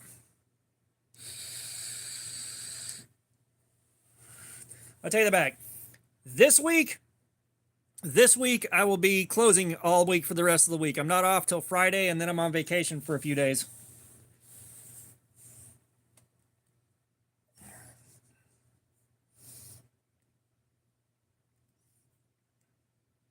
Yeah, this week I'm closing. Like I got Monday, Tuesday, Wednesday, and Thursday closing, and then I'm off on vacation. So it'll be next week.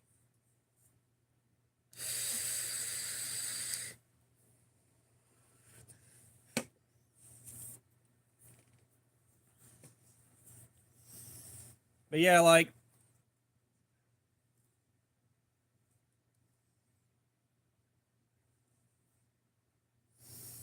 so yeah, like I'll reach out to you guys because I want to bring supplies and cook like 15 pounds of spaghetti for you guys. That's a lot of spaghetti. So I hope you either got a big ass stock pot or a bunch of Tupperware. Torin, yes, I stopped cigarettes. What had happened was, like everybody else, I used to make fun of guys for vaping and like just had so much fun with that because I didn't want to quit smoking. Please don't. No, it's too late. It's too late. You signed up. You signed up for it. Well, we can do soup. We can do a lot of fucking soup too. If you don't want spaghetti, we got another option. But I got up to 2 packs a day. A pack of Marlboro Reds and a pack of Camel Wides every fucking day. And I spent about 6 to 8 months desperate to fucking quit. And I finally stopped making fun of it. And I finally said, you know what? I'll give it a shot. And it wound up that I liked it so much that I just gave up cigarettes. I had to smoke one a day for about a week. I had to force one down a day for a week, and then I could not stand cigarettes anymore. I was done with them. What kind of soup? It is chicken soup with a whole bunch of extra stuff added to make it better. It's really good stuff.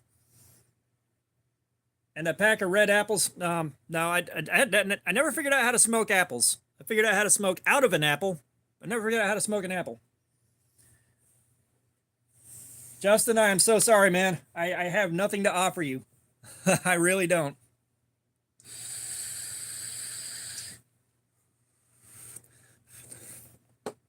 I mean, that's the thing is I can smell anybody that had a cigarette recently, and it's becoming fewer and fewer people as time goes on.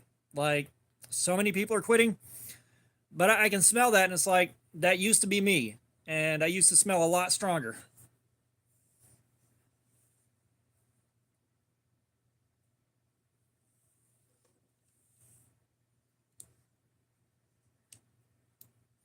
I am not the one to offer it, brother. I've been out of that game for way too long. Yeah, I was tired of smoking. I wasn't even starting to feel chest pains or anything. I was out of breath really easy. You smoke that much every day, and you're gonna be out of breath all the fucking time. It's just I got tired of it. I just got fed up with it. Yeah, I never had that problem. I was one of those people that was pretty lucky with it. Um,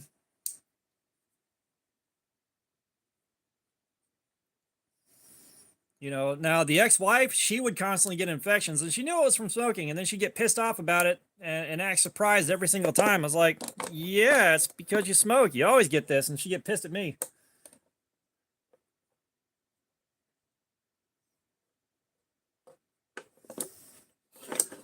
Yeah, I mean, it's. I think smoking is one of those things too, where both of you have to be smoking, or it's horribly unattractive. Because one of you is gonna taste like a fucking. Oh, gotcha, gotcha. I'm surprised it wasn't Morley's. I'll be honest. But then again, it's Tarantino.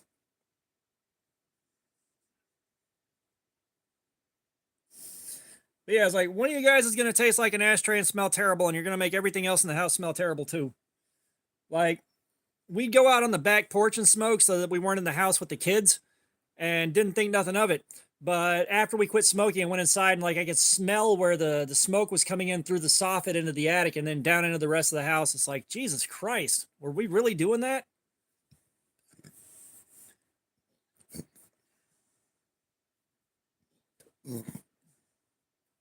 Yeah, I don't think we can blame you for that, Punisher. That is always a terrible fucking time. That is always a terrible fucking time. One of the reasons we don't have a dog now is I am not ready to process the fact that that's eventually going to happen again. You know, we had to send our guy over the Rainbow Bridge. Like, I think it's been like a year now. I'm still messed up over it. Like, I am still not okay about it. Sir, I was just barely starting to smoke in '96. Actually, I started in '98. I had tried a couple of times, and then after I turned 18, a friend of mine gave me a cigarette. I'm like, fuck it, I'm on a full send, and I got dizzy as fuck.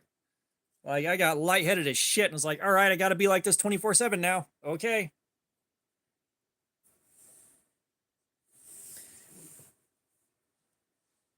Oh, yeah. I'm old, dog. Yeah, I'll give this about 7 more minutes, and then, I will, wrap it up so we can go over to yours.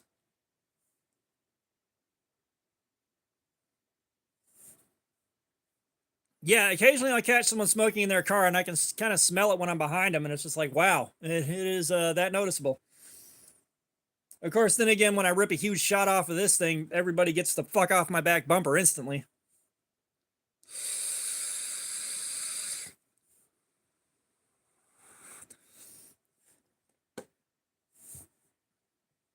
But yeah, KO, I will be over on your live stream for at least a little while. So I will see you there for at least a bit. Which we need to drop by KO's live stream and show him some love, like we do.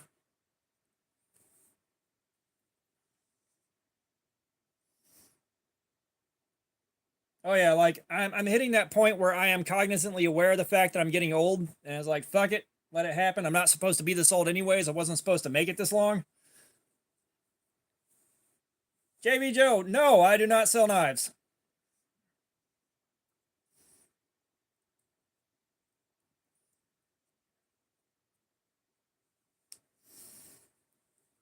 Yeah, like in 1998, that's about when I started smoking. That's about when shit started getting wild for me. Like shit was wild before that, but about the time 98 hits when I started like having to be stoned 24/7 and getting into a lot more advanced bullshit than I was getting into before that.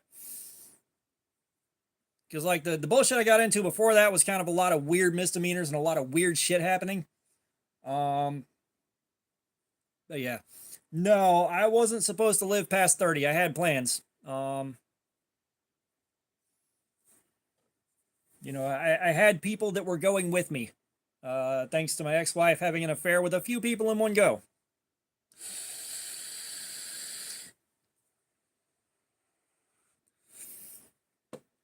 All right, we got about 4 minutes to wrap it up, and then everybody needs to migrate over to KO Knives' live stream.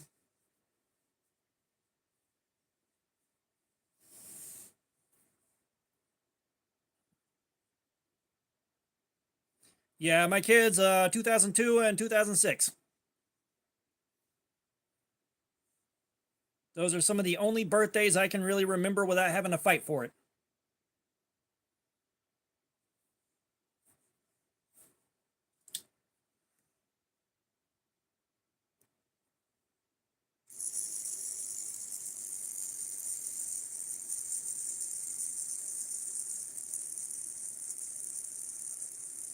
Oh yeah, no, brother.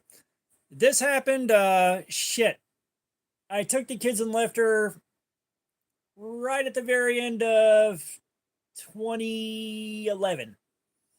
So that was a long time ago. I have fucking moved the fuck on. Um, Me with knives. Well, go get some rest. We are wrapping this up in a couple of minutes here. Um, but yeah, no, it's that ended a long time ago. I have moved past it. I have made my peace. However, there's some shit that I still find funny about it, and there's some shit I can't believe I fucking lived through. Like, if somebody else told me they went through that shit, I think they were exaggerating. Boy, I'm glad I never wound up in prison because I ain't cut out for that shit. Like, I am too goddamn soft for that shit, and I know it.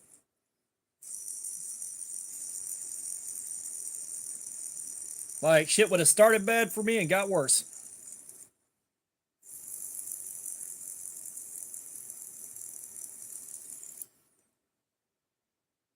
Crystal Beast, not doing some surgery. I was showing off some stuff while we wrapped the stream up. We cut up cardboard with a knife for 4 hours to see how long it would take to destroy the edge. And we destroyed the edge and we sharpened the knife, and we're kind of wrapping the stream up now because my buddy KO Knives is doing his live stream as soon as this one ends. Me with Knives, have a good night, get some rest. So much cardboard. Like, it's kind of hard to process just how much cardboard gets cut up until you see it happen. And like, I gotta haul all that stuff to work tomorrow and get rid of it.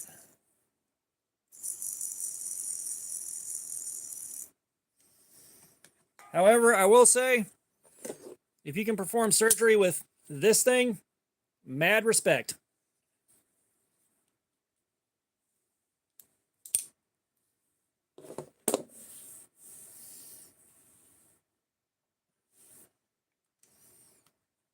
Yeah.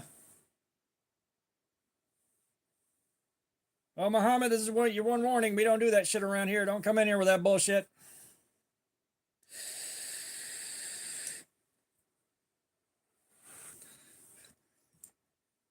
We don't run out of cardboard around here, boy.